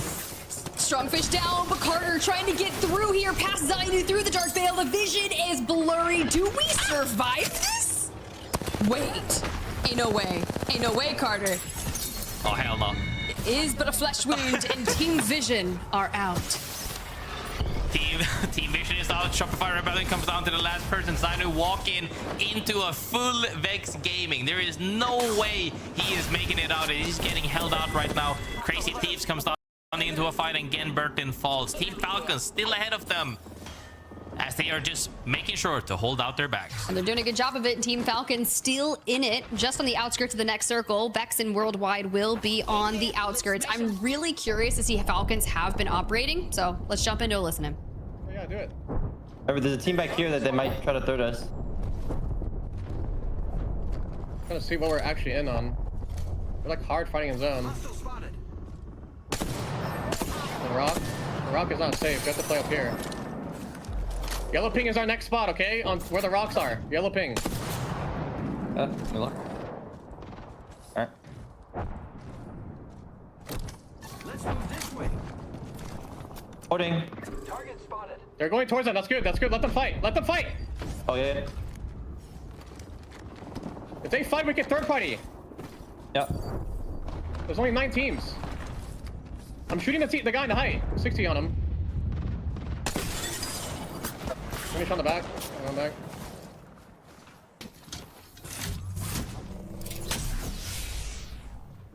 I'm shooting the water team. We might have to go ravine actually. The ravine is safer. The rocks are not really that safe. Okay. You want me to come to you now? Okay. No. Just keep holding these guys out. They already raced the rape TP from army. I don't know why. They went the other way, so they're gonna have to just run in the fucking open maybe. It's the armory team. Yeah. They're peeking out armory right now on my thing. We gotta be careful we don't get wrapped by this team, Hal. Yeah, I know. We have to probably come gazebo. Alright, I'm coming. Can you put Q in the side, Gil? Just make sure we don't get wrapped. From armory, I'm cracking him. They're going into the bunker now. It's fine. They're running triple south. That's good. I'm just make sure these guys fuck off. He's waiting for Q. I didn't mean don't bullet. They already used portal. I'm nading it. Okay. Nading as well. We're playing for the ravine. I hit 190. I hit 100 here. I'm burning it. Okay. They're gonna fight over there. Yeah. Watch the wrap, Timmy. Watch north. North. Green man north. I'm balling it. Good ball. I'm dead. I'm fighting this. I cracked him. Race dead. One guy. It's just Maggie. In the knock. Play together. I'm done. I only have longbow. I'm giving you a knockdown. Give me knock. He's getting shot. You gotta jump down. Fuck, man.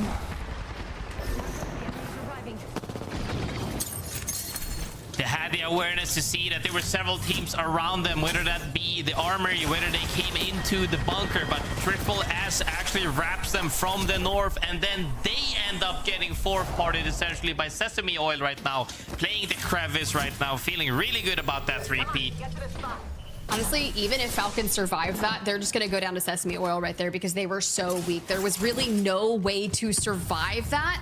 And it was a tough situation to kind of witness. The comms that we do here, though, they're definitely cognizant about watching all the things. And I think those are moments where we can tighten them up going into their next match day. Maybe today is just ironing out the kinks for them, especially with Timmy coming onto the roster. Elsewhere, full 11 having a pretty dang good day. They are indeed.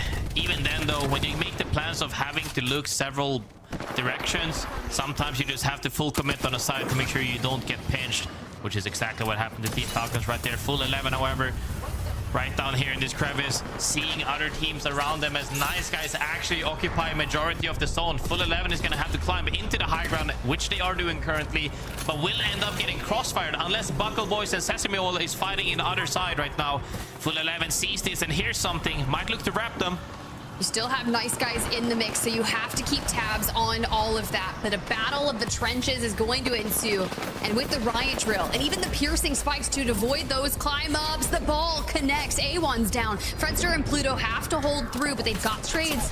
Thanks to the knock on a Cersei, but a rogue rip off from the top. But full 11 walk right into this, fresh off of Buckle Boys elimination into the top 2 as Sesame Oil falls. It's full 11 taking on Nice Guys. The wall off to be able to get some KP, but couldn't close out that fight fast enough as one of their members get immediately wrapped on. Comes down to an insta down from Cody. Cody in a 3v2, holds on, brings it down to a 2v2. Nocturnal, Juki's, Legatron, 1 HP, and Nice Guys do not finish last. They finish first with a nice map win here on Storm Point. Honestly, I can't be too mad about the results despite falling down on second spot right there. They managed to get a couple of KP and better placement, but the one who wins it all is Nice Guys. Nice Guys earlier on as well looked to actually 3P on Team Liquid when they were playing that gazebo, what I like to call donut. And the fact that they're being so proactive regardless of having a superb spot in the zone shows that they're really active, and I like that because that's the only way you can rack up those points on that map. I was trying to look back to see where they started, and it's actually Mill. So for Nice Guys to wrap through Mill off the start, that's going to give them a pretty quick rotate up to northbound and just kind of play from that southern side. I think that was a great move for them. Timing worked out really well in their favor, and if you look at a double-digit KP, 22 points, that's definitely going to throw them up the leaderboard. For teams like Full 11 who have been consistent and have already been inside the 40s, a 14-point game is just the perfect way to stay kind of in the mix. Falcons, on the other hand, yes, they made it pretty deep into the lobby, but couldn't escape the eastern side, only have a handful of points. And then you look at the bottom 10 and it's just like, dude, this is a really tough day. This lobby is stacked and you've got people that are inting, so it's been playing out kind of weird. Even though it's been kind of weird, I would say look at top 5 right now. It is incredibly close. In the middle of the pack, incredibly close. On the lower end of things, still close. Anybody could jump. We've seen a 12 spot jump. We can still see at least a 5 to 10 spot jump by any of these teams on the lower side of things. I mean, Nice Guys just bumped up 5. They're in the top 5 with 42 points, with 5 points away from a top 3 finish. They still, if they go back to back on these games, you could walk away with a match day win. And if you're at home thinking you want to see more Apex action, try it live. ALGS lands are so insane. October 29th through November 1st is going to be Split 2 playoffs happening in Las Vegas, Nevada at the Orleans Arena. Tickets are on sale now, but if you guys do go, you kind of have to dress up because it's over Halloween, and we like to get a little spooky sometimes here at the ALGS. Grace, what are you gonna dress whether you want multi-view for VOD reviewing or multi-view in the city where the LGS playoffs will be held at, both things are great because nonetheless, Apex it is. Hey, Apex it is, right? We got one more game to determine who's going to be our match day 2 winners after this break.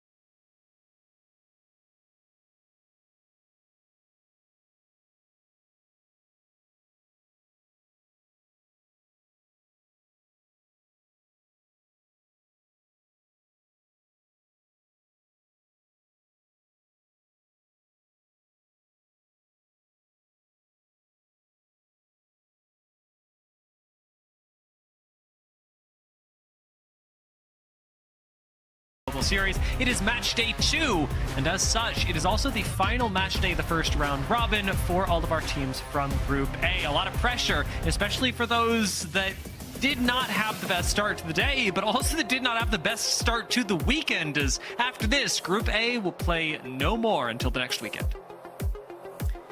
Indeed, and we keep talking about this, how this pacing of the format actually makes or breaks you. If you had a hot start, you're feeling really good about yourself, as we heard yesterday in the interview as well. If you had a cold start, not a good thing to look at, and I'm looking at the bottom half of the leaderboard when I'm saying that. Yeah, I'm noticing Buckle Boys down there again, and with Buckle Boys having a difficult game yesterday, this very well, along with Free Thinkers, could be the kind of situation that already this early into the split defines you by your first 2 match days, and that puts you in a very difficult spot when it comes to making it into the regional finals. You may have to rely on LCQs instead to try and make it to Sapporo. And it's so weird to be saying that this early in the season, but the reality is the Americas is full of strong competition like those that are dominating the top of the leaderboards right now, and those teams are not going to let you walk into Sapporo for free. Incredibly strong, I think without a doubt the strongest region in the world, and has been for quite some time, as everybody is playing neck to neck against each other to make sure to stay above the rest of the competition. As we've seen people pull out the same different, like initially they have some sort of variety, and now we have so many formations of this, whether you're pulling out the fuse, you're pulling out the axle, the sparrow, the path, a mix of the two. So much happening right now. This is both on a small level infuriating, but on a larger level just interesting that EMEA values Bloodhound much more highly than the Americas, who seem almost allergic to the legend. Bloodhound has been completely passed by in this game for things like Pathfinder, even things like Sparrow that Free Thinkers are using to try and pick their first fight up against the Nice Guys, winners of Game 1. But the first team to lose a member in Game 6. Winners of Game 5. Free Thinkers have to make sure that they are doing something, because so far they haven't done nothing in this series. They do get the ball rolling by getting that first KP. Hopefully this is the momentum shift that they needed. For Nice Guys, I was thinking this was a momentum shift off of last game. Obviously, moving themselves up to 5th place is good, but we have to remember that this is just Nocturnal's first full split back in competition. He came in at the very end of last split to join the Nice Guys, and his return to competitive was preceded by coaching casually, I'll say, the Stallions squad. I talked to him a little bit about that, and while it was something that he was happy to do to stay in the scene because he liked Apex, he wasn't exactly sure whether he would ever return to competitive. However, as the split went on, Nocturnal got that itch again. To see him back and then to win a game might just be the thing that he needs to get a little bit of momentum under his wings as a very seasoned and previously an IGL in the Americas that was rated among the greatest. Indeed, and getting a win under your belt, whether that be a match day, whether that be a match in the series, is something that ShopifyRebellion desperately needs right now. Sitting at not too many points, but like we saw the leaderboard, nonetheless, very tight. You can at any point have a top 3 performance and shoot yourself up that leaderboard real quick. The Nice Guys still on the path to recovery after Free Thinkers dealt them a difficult blow. It is the reality that when the day is coming to its end, there are squads that are going to feel desperate. For Free Thinkers, it's much more difficult to decide whether it's desperate or whether it's just them getting to play their game, because Free Thinkers are a squad that will just run at you. In this case, though, it is still the Nice Guys that ultimately suffer at the hands of it, no matter what the cause. Free Thinkers inherit mill. Falcons are starting to rotate down through checkpoint, and for ShopifyRebellion, who find themselves up here on the east trailed by Lightning Rod, their move down will bring them straight into the team Sin Nombre just as the first round is closing. Sin Nombre as well, one of the teams that we have been talking about in generally putting themselves in the into endgame, but haven't been able to close anything out as of this moment. And the fact that they can make their way into endgame, but if you can't close out those 3v3s, something is lacking. But at least you can pinpoint what went wrong, and hopefully they take something from these games today to lead on into the future. Fun play from Nice Guys to wrap all the way back around for the Death Box res. Free Thinkers don't actually get to punish it. Shopify Rebellion's fight seems to have kicked off. Sin Nombre didn't sniff this out ahead of time, perhaps due to the lack of recon that they are running. No Sparrow, no Bloodhound, no nothing. Sin Nombre have to expend the bubble and actually end up using the Wraith Portal from Chickus just to make sure that they get out of this situation alive. Not going to see any portal cancels like we saw in EMEA this morning, as Shopify Rebellion are not nearly close enough, nor are they running a Watson. Indeed, but the fact that the team is running away from them probably makes them feel a little bit more confident going into this Evo currently, trying to get stacked up before they do anything. I assume we're gonna see something in the like of mid-speed, potentially getting purple armor on everybody, finding that information needed, and then making their way in towards deeper parts of the zone, as most of these teams currently are vouching for the fact that the zone is either going into wall or outside of wall, or even further towards north of Cascade Falls. Worldwide, the team that I've had the most mixed emotions about through the day. The places they put themselves in, great, but the squad has been crumbling like a house of cards recently, despite their record in fights over the last couple of games, though. Worldwide still maintain themselves a solid position in the top 10, and like we had talked about earlier today, Graceful, it is just about putting yourselves in the conversation for an end game over and over and over. Eventually, it will go your way. I think for Worldwide, it will take a little while longer than eventually, but they have the first part right. They're getting to the right places. Worldwide just are not fighting on the level of other squads we're seeing. One team that has been getting pretty much everything right at this point is Team Vision, getting top 3 yesterday and still in contest to win this match day if they can have a banger of a game at this point now, as they are looking to hunt some teams on the edge with them right now. Shopify Rebellion, one of the teams we were talking about desperately needing this game right now, might get shut down by Team Vision hunting them. Zone 1 is just closed. We still have 20 squads left as this locks in and reveals the next zone to every squad, be they with ring console scan or without. Everybody now knows where we are going to be playing for next. Team Vision deciding to play for actually getting inside of the storm, but we'll have them running straight into Team Liquid. Zero went down for a little bit of scouting, but ends up running right back to the squad on the Speedster, as we affectionately have been calling the Gibraltar. The Speed Demon, the big boy. Look at this guy, he passed everyone! He is so fast right now, faster than Octane on Stim, as Team Liquid is making their way towards the zone, seeing that this zone is pulling really far off of wall. People were hoping it was going to be a little bit closer. It just goes north of Cascade Falls, so all of these teams right now are making their way. However, big, good, favorable positionings for Team Liquid. But this is one of those things again, Dia. We saw it happen to Falcons. It has happened to many teams in the past. You might have a really favorable spot only if you can hold out your back. But if there's too many teams opting to or vying for your positioning as well, getting pinched is worst case scenario. So it's going to be really interesting to see where they end up playing. And it's not just about the number, it's about the who. The numbers we've got in Checkpoint. Free Thinkers find themselves in a 3-squad battle as the nice guys are going to come in behind all of this.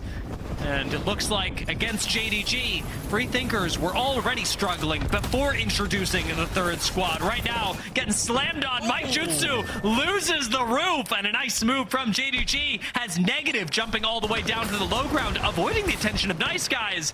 But I don't know if that's going to save him. Meanwhile, the Stallions encounter a little bit of trouble and are getting wrapped on from the high ground. This looks recoverable for them, but W Press would really like to finish this squad off as the Free Thinkers are the first squad eliminated. Indeed, and chaos also happened to what seemed to be Team Liquid as well after having that positioning. A lot of these teams end up getting into fights because everybody's trying to adapt on the same timing. I keep talking about how important timing really is. The main reason why you want to do stuff before this zone shows is because at that point, everybody's making the same decision. Are we going to move or are we going to stay? And if people are vouching for the same macro, you're bound to run into several teams to catch you off guard. Liquid and Vision seemingly running with the same positions, but for very different reasons. Team Liquid, unfortunately, having lost 2 And I'm noticing Falcons losing one here as well. Falcons who have had a very disappointing day. And that's not even by Falcon standards, by the way. That's by literally everyone's standards. Indeed, Falcons, one of the teams that people say, is Hal playing? Well, today he is still not playing, guys, okay? You guys can keep on rolling and look for other teams for the moment, as Triple S, also one of the teams was very highly anticipated, have fallen kind of short of today. The Americas is a very competitive region, of course, but when it comes to the Americas, there are people you expect to be standing on top of the lobby, given their history, given their talents. Hal is one of them, and Hal is the last one standing, and certainly not on top. 17th place is where they sit, but 19th is where they exit us in the final game of the day. Team Falcons will round out their extremely disappointing debut on the Apex Legends Global Series Split 2. And hope to come back stronger tomorrow, because they've got no choice. Indeed. Another team that has been kind of lackluster for today, but is showing signs of waking up right now is Triple S. They have been kind of close to endgame throughout the middle part of the games, but haven't really been able to make a splash just yet. This last match, however, should see them some success. The moment this zone shows for them, they're going to be more than happy. Waiting for the next zone to pop. Round 2 just finishes, and SSS find out that they are still safe in the subsequent one. Getting to share space with Stallions and ShopifyRebellion, all right, but Team Vision, Team Liquid coming up from the south, and the zone pulling even further north onto, again, Worldwide, who have a great spot in zone, but if history is any teacher, that's not even getting them top 5. As long as they can hold to some sort of positioning there, maybe they can get a couple of KP on the board, but Team Vision indeed coming up this hill. Oh my god, look at that Gibson right now. Let's see what Team Vision is thinking right now, and let's have a listen in with them. Bro, you're running out of time, bro. I know. I'm gonna hit him back to the second. I mean, we're gonna be disconnected here. I think me and Carter have to shoot without you, bro. We're running out of white meds. We need to shoot Carter. I'm peeking. Your arm part, you ready to shoot? 3, 2. Coming up. I'm scanning. They're wall space the wrong way. You can scan them. Me? Minutes. Huge. I'm going. I can slam the wall. I think you need to. Slow, guys, slow. Doming, slow. Back up and with the back up. Falcons behind you. I have to give you. Oh, no. Nader down. I'm forcing them down. Yep. Guys, go slow. Bring your attack back to me. Give me that, I think. Low left is threat. Can you drop low left? Water, stay. Drop low left with me, Carter. And look for this. In the water here. Belk. Drop with me, Carter. I'm dropping a layer. I'm with you. I have got under the tree, I'm dropping a layer now. Dropping another layer, Carter. I have dome. It's all you guys. All 3 down. Running. Doming. No, Stun him in the corner. He's in the corner. Or maybe pick up. By next dome, me and you will kill him, okay? He's box 16. I'm dropping. I'm dropping. I'm staying high, making sure you're not getting started. Nice, good job, bro. Who's doing that?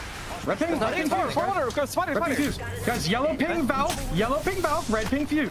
So what is our biggest threat? Even though that opening from the zone was a little bit scuffed, they managed to close out that 3v3 very convincingly, pushing them off that high ground. Great timing from Team Vision.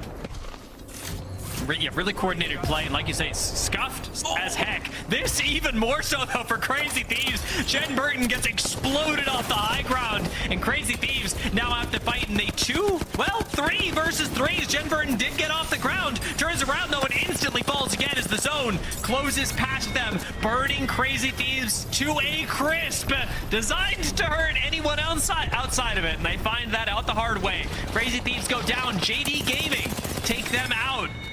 Looks like they'll find themselves the extra kill on Fredster as well.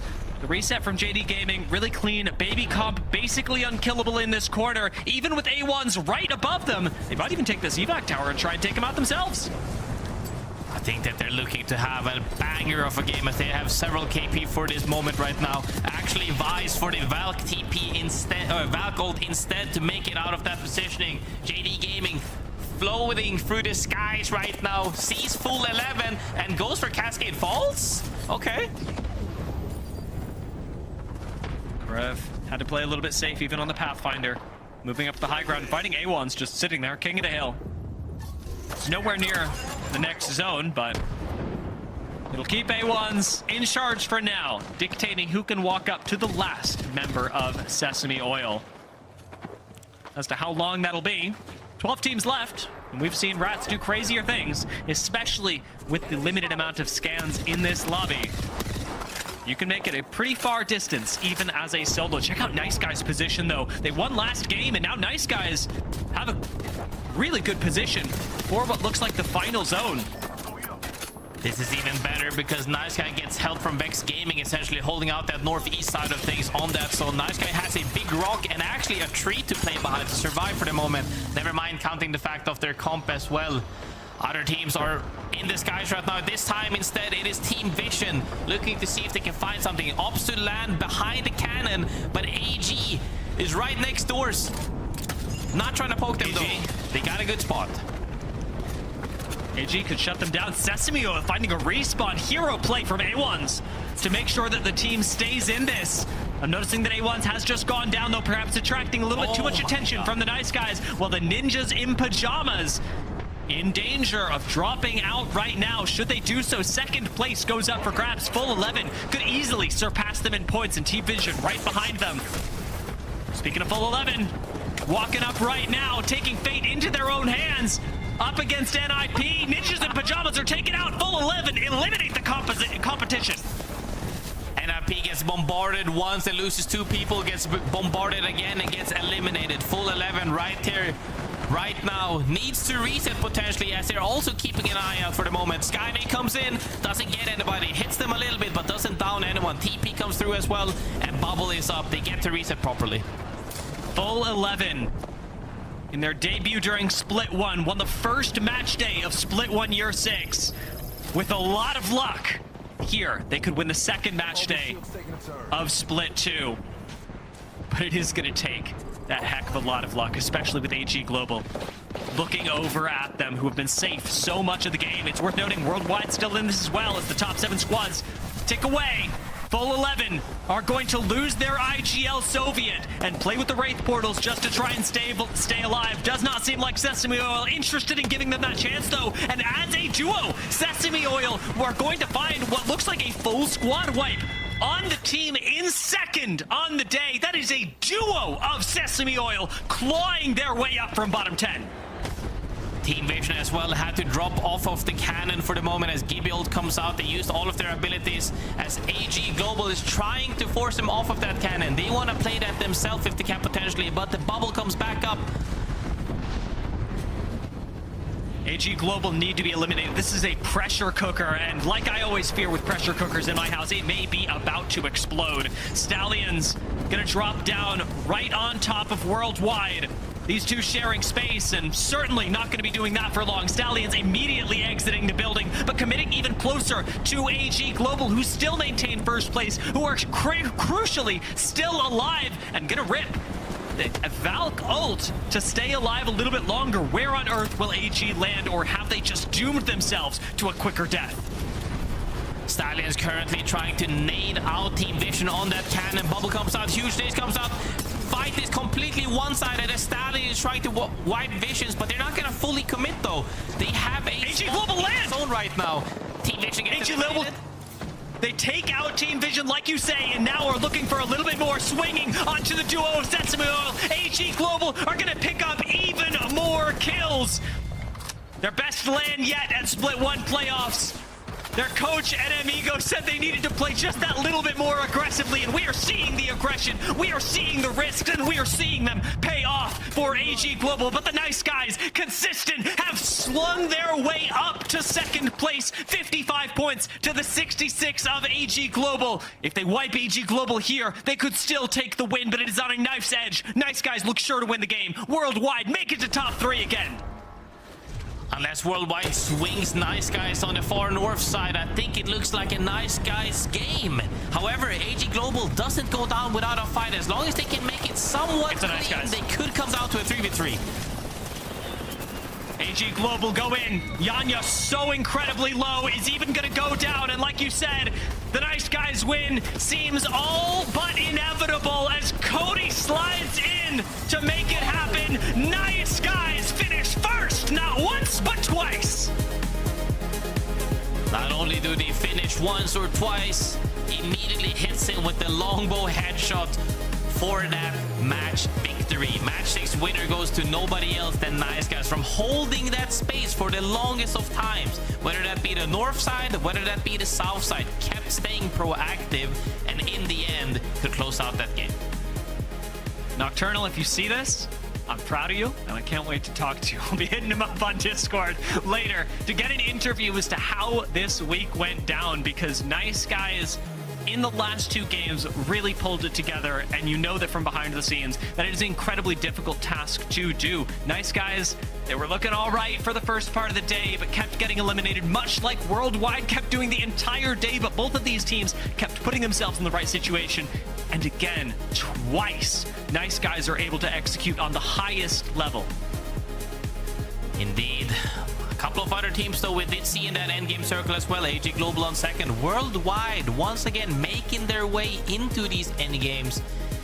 Can't quietly convert to the degree that they want to, but 2 teams I'm definitely thinking of, maybe even 3 at the bottom of that leaderboard as well. Liquid, Falcons, and SSS. All 3 teams that a lot of people have a ton of hope for have kind of fallen short. I mean, I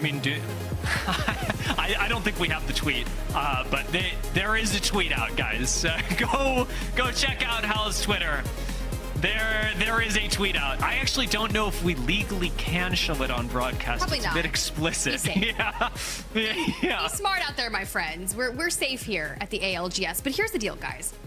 I look for patterns in life. It's just something that I do. And over in EMEA, earlier today, we had Majin win games 5 and 6. And here in Americas, we have Nice Guys run it back 5-6. And I kind of love that for Nice Guys tonight. Yeah, I mean, Nice Guys, I mean, it's one of those teams where they turned up in the final 2 games and gave themselves a really good position heading into, you know, the following days and following weeks, because we've talked about it many times. This is the quickest pro league that we've ever had. So making sure that you get these big placements and get those extra points at the top of the days is absolutely massive. So huge wins out of them to gain those extra points to give them a little cushion heading into the upcoming weeks. They broke into the top 5 after that first win. They go up 3 more slots, 2nd overall on the day. A beautiful return into Pro League for Knock and kind of seeing the journey on Nice Guys, but 4 points shy of taking down AG Global, who looked phenomenal all day, Dia.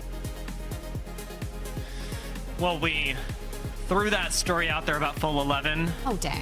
Their placement not quite making it, but looking a lot better than this. Okay. I'm not punching down. I'm not punching down, by the way. These are literal world champions. They probably make the most money in the scene. This is not punching down. The Falcons did have a terrible day.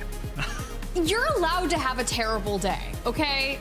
Yep. It's just one day. It's how you bounce back from this. And we're at a point in the game, and I'm sure like Snipe and Grace can both talk to this, that it's so RNG, it's so different, and we've got teams like some of them in our lobby just running it down, making things difficult. But based on the listening that Grace and I both got, there were some details that we needed to deal with that didn't get dealt with in time. Let me ask you a question, Tiff. Let me ask you a question. Would you consider for a world champion 12th place on the day to be a disappointment in a pro league? I mean, look, if I'm a world champion, anything below first place is a disappointment. Okay. But we're in a world in Apex where just getting first place time after time is not something that is doable. You don't have those levels of dynasties that we saw in the past anymore with where we currently are in Apex. But you'd say 12th place, it's disappointing, but it's achievable, right?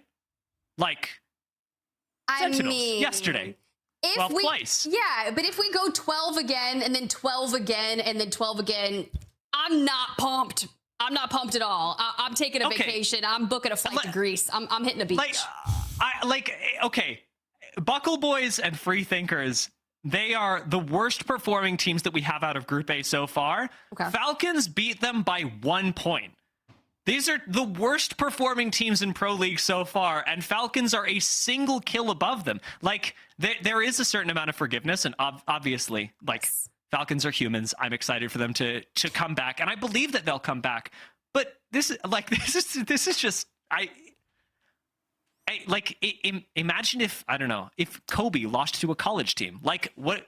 You're not going to sit there and like cope about Kobe. Like, what are we doing? Was it a really good college team? Like, were they just next up? I don't know anything about basketball. The Kobe meme is like, I have no idea what I'm talking about. How good is this college team? Are they all like 6'7" and they can just whoop? I've never watched basketball in my life, so I apologize. Same. Am I going too hard, Snipe? Am I not basketball? Don't you, Snipe? I do. I love basketball, actually. So, yeah. No, we're good. But He's like, for Falcons, cut it out, guys. Honestly, watching them play, you could just tell that there was some frustrations going on with just overall movement around the map. I mean, even in the end, scrims are completely different. Hal's been complaining about the quality of scrims not being max quality, and you really don't know what you're getting into, especially for Timmy, who's been out of the scene for a little bit, getting back into Pro League. I mean, I saw a couple plays, like even when he pulled the longbow out and tried to get the finish on the guy behind the 2 knockdown shields, instead of whipping out the P20s, reloading him and pushing the guy, that was just a little bit of hesitation that would never have been there in the past. He would have cleaned up those kills and just gotten the extra points. And even in that last game, getting down with Newcastle first, it's just a little bit of a slow start for them. But this is only week 1. This is their first match. I guarantee you they're going to come back, go over some film, talk about these games with their team, and come out tomorrow with a better performance. I'd be shocked to see back-to-back days for a roster like this, especially with Hal IGLing. And I mean, it'll be interesting to see, but I mean, it wasn't just them. Shopify, SSS, which was an interesting team to watch. I mean, Liquid didn't have the most phenomenal day, and it was, this has been kind of a theme for a lot of Pro League days, with the top teams having a rough day 1 and then bouncing back. But with this being as quick as it is, like, you don't get the luxury of a bunch of scrims and a bunch of time to iron things out. It's kind of get it done now, or you're going to be in for some trouble going into that last week. Yeah, I mean, I completely agree. And as we pull up our Sony in-zone kill leaderboard, we can look at kind of our standout players as we continue this discussion. We're talking about all these like large organizations, these teams that should not be where they currently are on the leaderboard. But one team that's been consistent is Team Vision. NIP too, honestly. And you got Cole up there at the top with 15. But those two, in my opinion, have still been trying to ride out some of the flexibility and adapt quickly. Yeah, Vision specifically, I mean, they were one of the best teams in the last Pro League. I think they got 2nd place overall. They, dominated at EWC. They had a phenomenal event, and now they're coming back again. It just seems like Zach has a mission, and he's got 2 teammates that he's very confident with, and not only that, but they trust all of his calls, and you can just see the cohesion with them. And it's interesting because they remind me a little bit of like the old Disguise roster with how they play, where they just kind of patiently play around the edges and take flanks around like the edge of the map, and you could see specifically that happen in the last game where SSS looked like they had a really good spot, but Vision just comes in from behind them. SSS isn't paying any attention to their back, which is another conversation that I'd love to get into at some point, because they're just, it doesn't seem like they have an anchor player that's really holding things down or paying attention to those things. I was listening to the comms there, but for Vision, that has worked out consistently. Look at the game 2 or 3, I think it was, where it was the Harvester. Harvester ending, it was where, Harvester. they just ended up just rotating around. They just sat there on the tracks, waited for the zone to come, walked in, waltzed in. It was the easiest thing ever, and that's consistently been their style of play, is wrap around the back of zone, maybe take the one fight and get into the best position, and it's worked out for them. Yeah, I wanna give something there as well. I keep saying this over and over. Outside of just clearing your backs, I feel like a lot of these people actually don't keep track of zone damage nearly as much, because we've had several different iterations. We've had where you took 0 damage in the final zone, and you could just win by popping 20 medkits back in the day. We've had when it was so dangerous where you almost insta-died to zone, and now we're at the point where you can still medkit circle 3 closing easily, and people aren't keeping track of that. So timing is key, and we keep seeing some teams, Vision as an example, always coming in super late, but just for that power spot, taking over that spot. They're just in zone forever, comes in, fight for a power spot, and then that places them enough far up the leaderboard. Because at the end of the day, this is a league, and you need to make it to finals before we talk about LAN. And the consistency of Team Vision as an example, top 3 and now top 5, I believe, is incredibly good. Sorry, I was just waiting to see if anyone else had anything to say on that. I was like, if we're talking about timing, like, come on.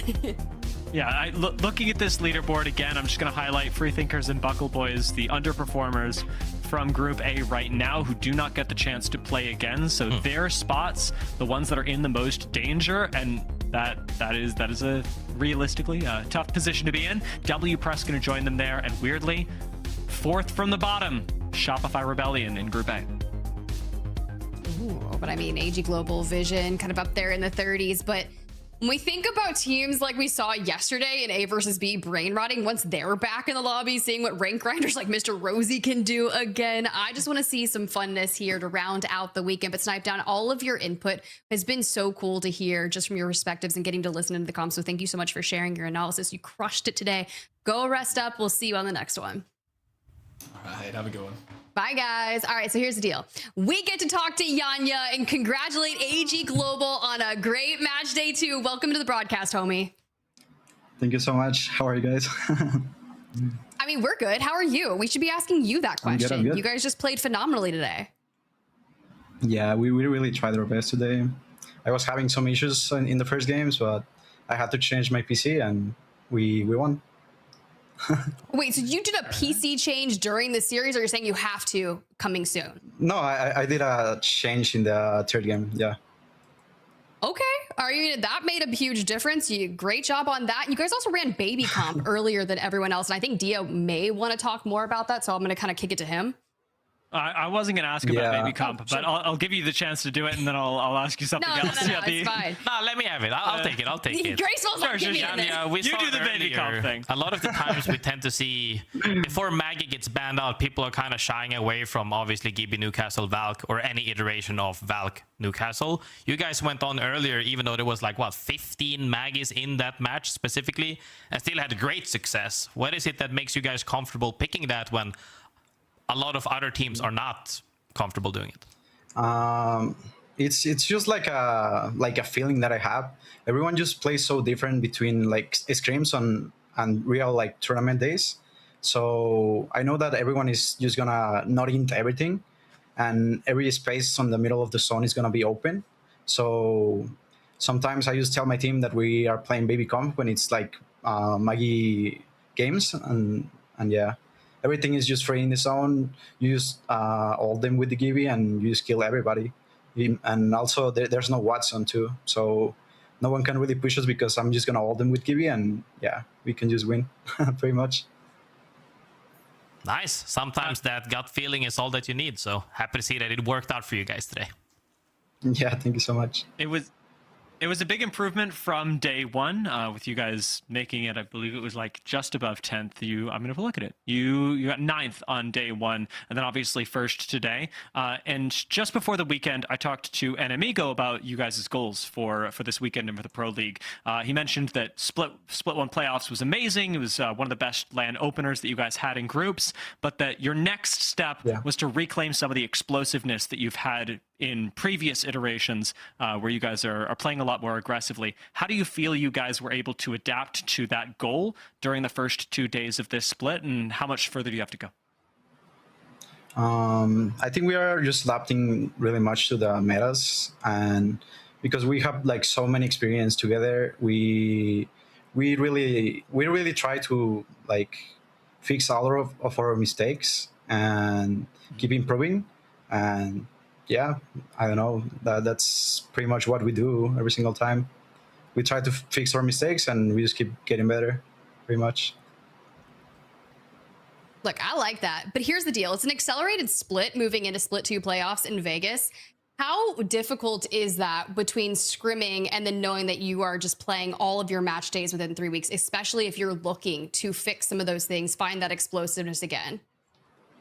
Yeah, it's a little difficult, but I think we are just playing so much time together that we just know what to do every single time as a team. And yeah, I mean, it's a little tiring playing so many days of Pro League, but I don't know, we just gotta adapt, I guess, and play better. I feel like that's the biggest word we keep hearing is adapting, and that might be the key to success in Apex comp these days, because I mean, you're right, you guys have the chemistry, you've been playing for a really long time, but it's been a joy to see your success here today, and I wish you the best moving forward in Split 2, and I can't wait to see the continued growth. So go celebrate with the boys, and we'll see what you bring to your next match day. Yeah, thank you so much. Thank you. Honestly, I love talking to the boys at AG Global, and it's so weird to call them AG Global still because I'm like, how many times, like, we have been cheering them on for so long. D has always been a fan favorite of that roster, and I love that you checked in with Enemigo specifically before the split as well. So that was a good question. I really wanted to know about their playoffs run, and it ended up paying off, right? You know, when you have a little bit of inside information on the team that gets first, that's great. I mean, I love having inside information on the team that gets 20th as well, but then you're just kind of like, well, what do I do with this? It's still good information to have, and it does kind of help you in your arguments when it comes to naming a player of the day. We didn't quite do it earlier, but we do have some time to make it happen. Do you want to state your case, or should I kick it over to Graceful first? I was gonna state my case. I think that this one is a slam dunk as well, but we do have options. I think this could go to Nocturnal for the Nice Guys victory. I think that is one call, but I think realistically it's going to an IGL, and my decision was probably going to be Yanya if left in a vacuum, if we didn't talk about it. Grace, you seem like you're nodding, so you're not mad at me for the way that I'm thinking about this. No, I'm with you on that one. I felt like they were the force in the lobby that people had to play around. Normally, you know, people try to adapt to the lobby, but I felt like most people were just trying to adapt to them. Whichever team they ended up fighting, they just came out on top. So I would be fair with that. Yeah. So, I mean, I'm not going to argue against it. I'm not arguing against either of you guys. I'll give it to you guys, but I do think that honestly, we had some teams in 4th and 5th place, NinjasinPyjamas and Team Vision, that although they did not get to the top, there were some arguments that could be made just based on some of the listen-ins that we got on main. Of course, I don't get multi-view and I can't listen to all the comms as it's happening, but the dynamics between Zach, Carter, and Loader, you know what? It's only a matter of time before they get some match day wins and just absolutely slay out doing it. I think that out of the top 4 teams, like the thing is that today the dynamic of the lobby changed so much that yesterday it felt a lot easier to give this to a fragger because the games were so explosive. Today, I was basically just thinking IGLs the whole time. If I was really going to give it to a fragger, I'd probably give it to Cole or Kurev, but that's all the way in 4th place, and I don't think you can give an MVP to a 4th place team. I mean, it'd have to be a crazy MVP, you know? I mean, Neozil did get 15 kills on the day. That is tied with Cole. But Yanya put him in position to do it. And Yanya also got 12 kills. Yeah. Are we happy with Yanya? Everybody thumbs up if you're happy with Yanya? I'm good with Yanya. Okay. All right. Congratulations, Yanya. Yes, player of the day. Okay, I'm never clapping in my camera like that. That looked like I was like baby sharking it out. My bad, guys. But I think Yanya is a stellar choice, and I'm loving that we got to talk to him. It would have been cool if we got to talk, player of the day before that, because we were like, oh my God, Diaz player of the day is you, Yanya. Woo.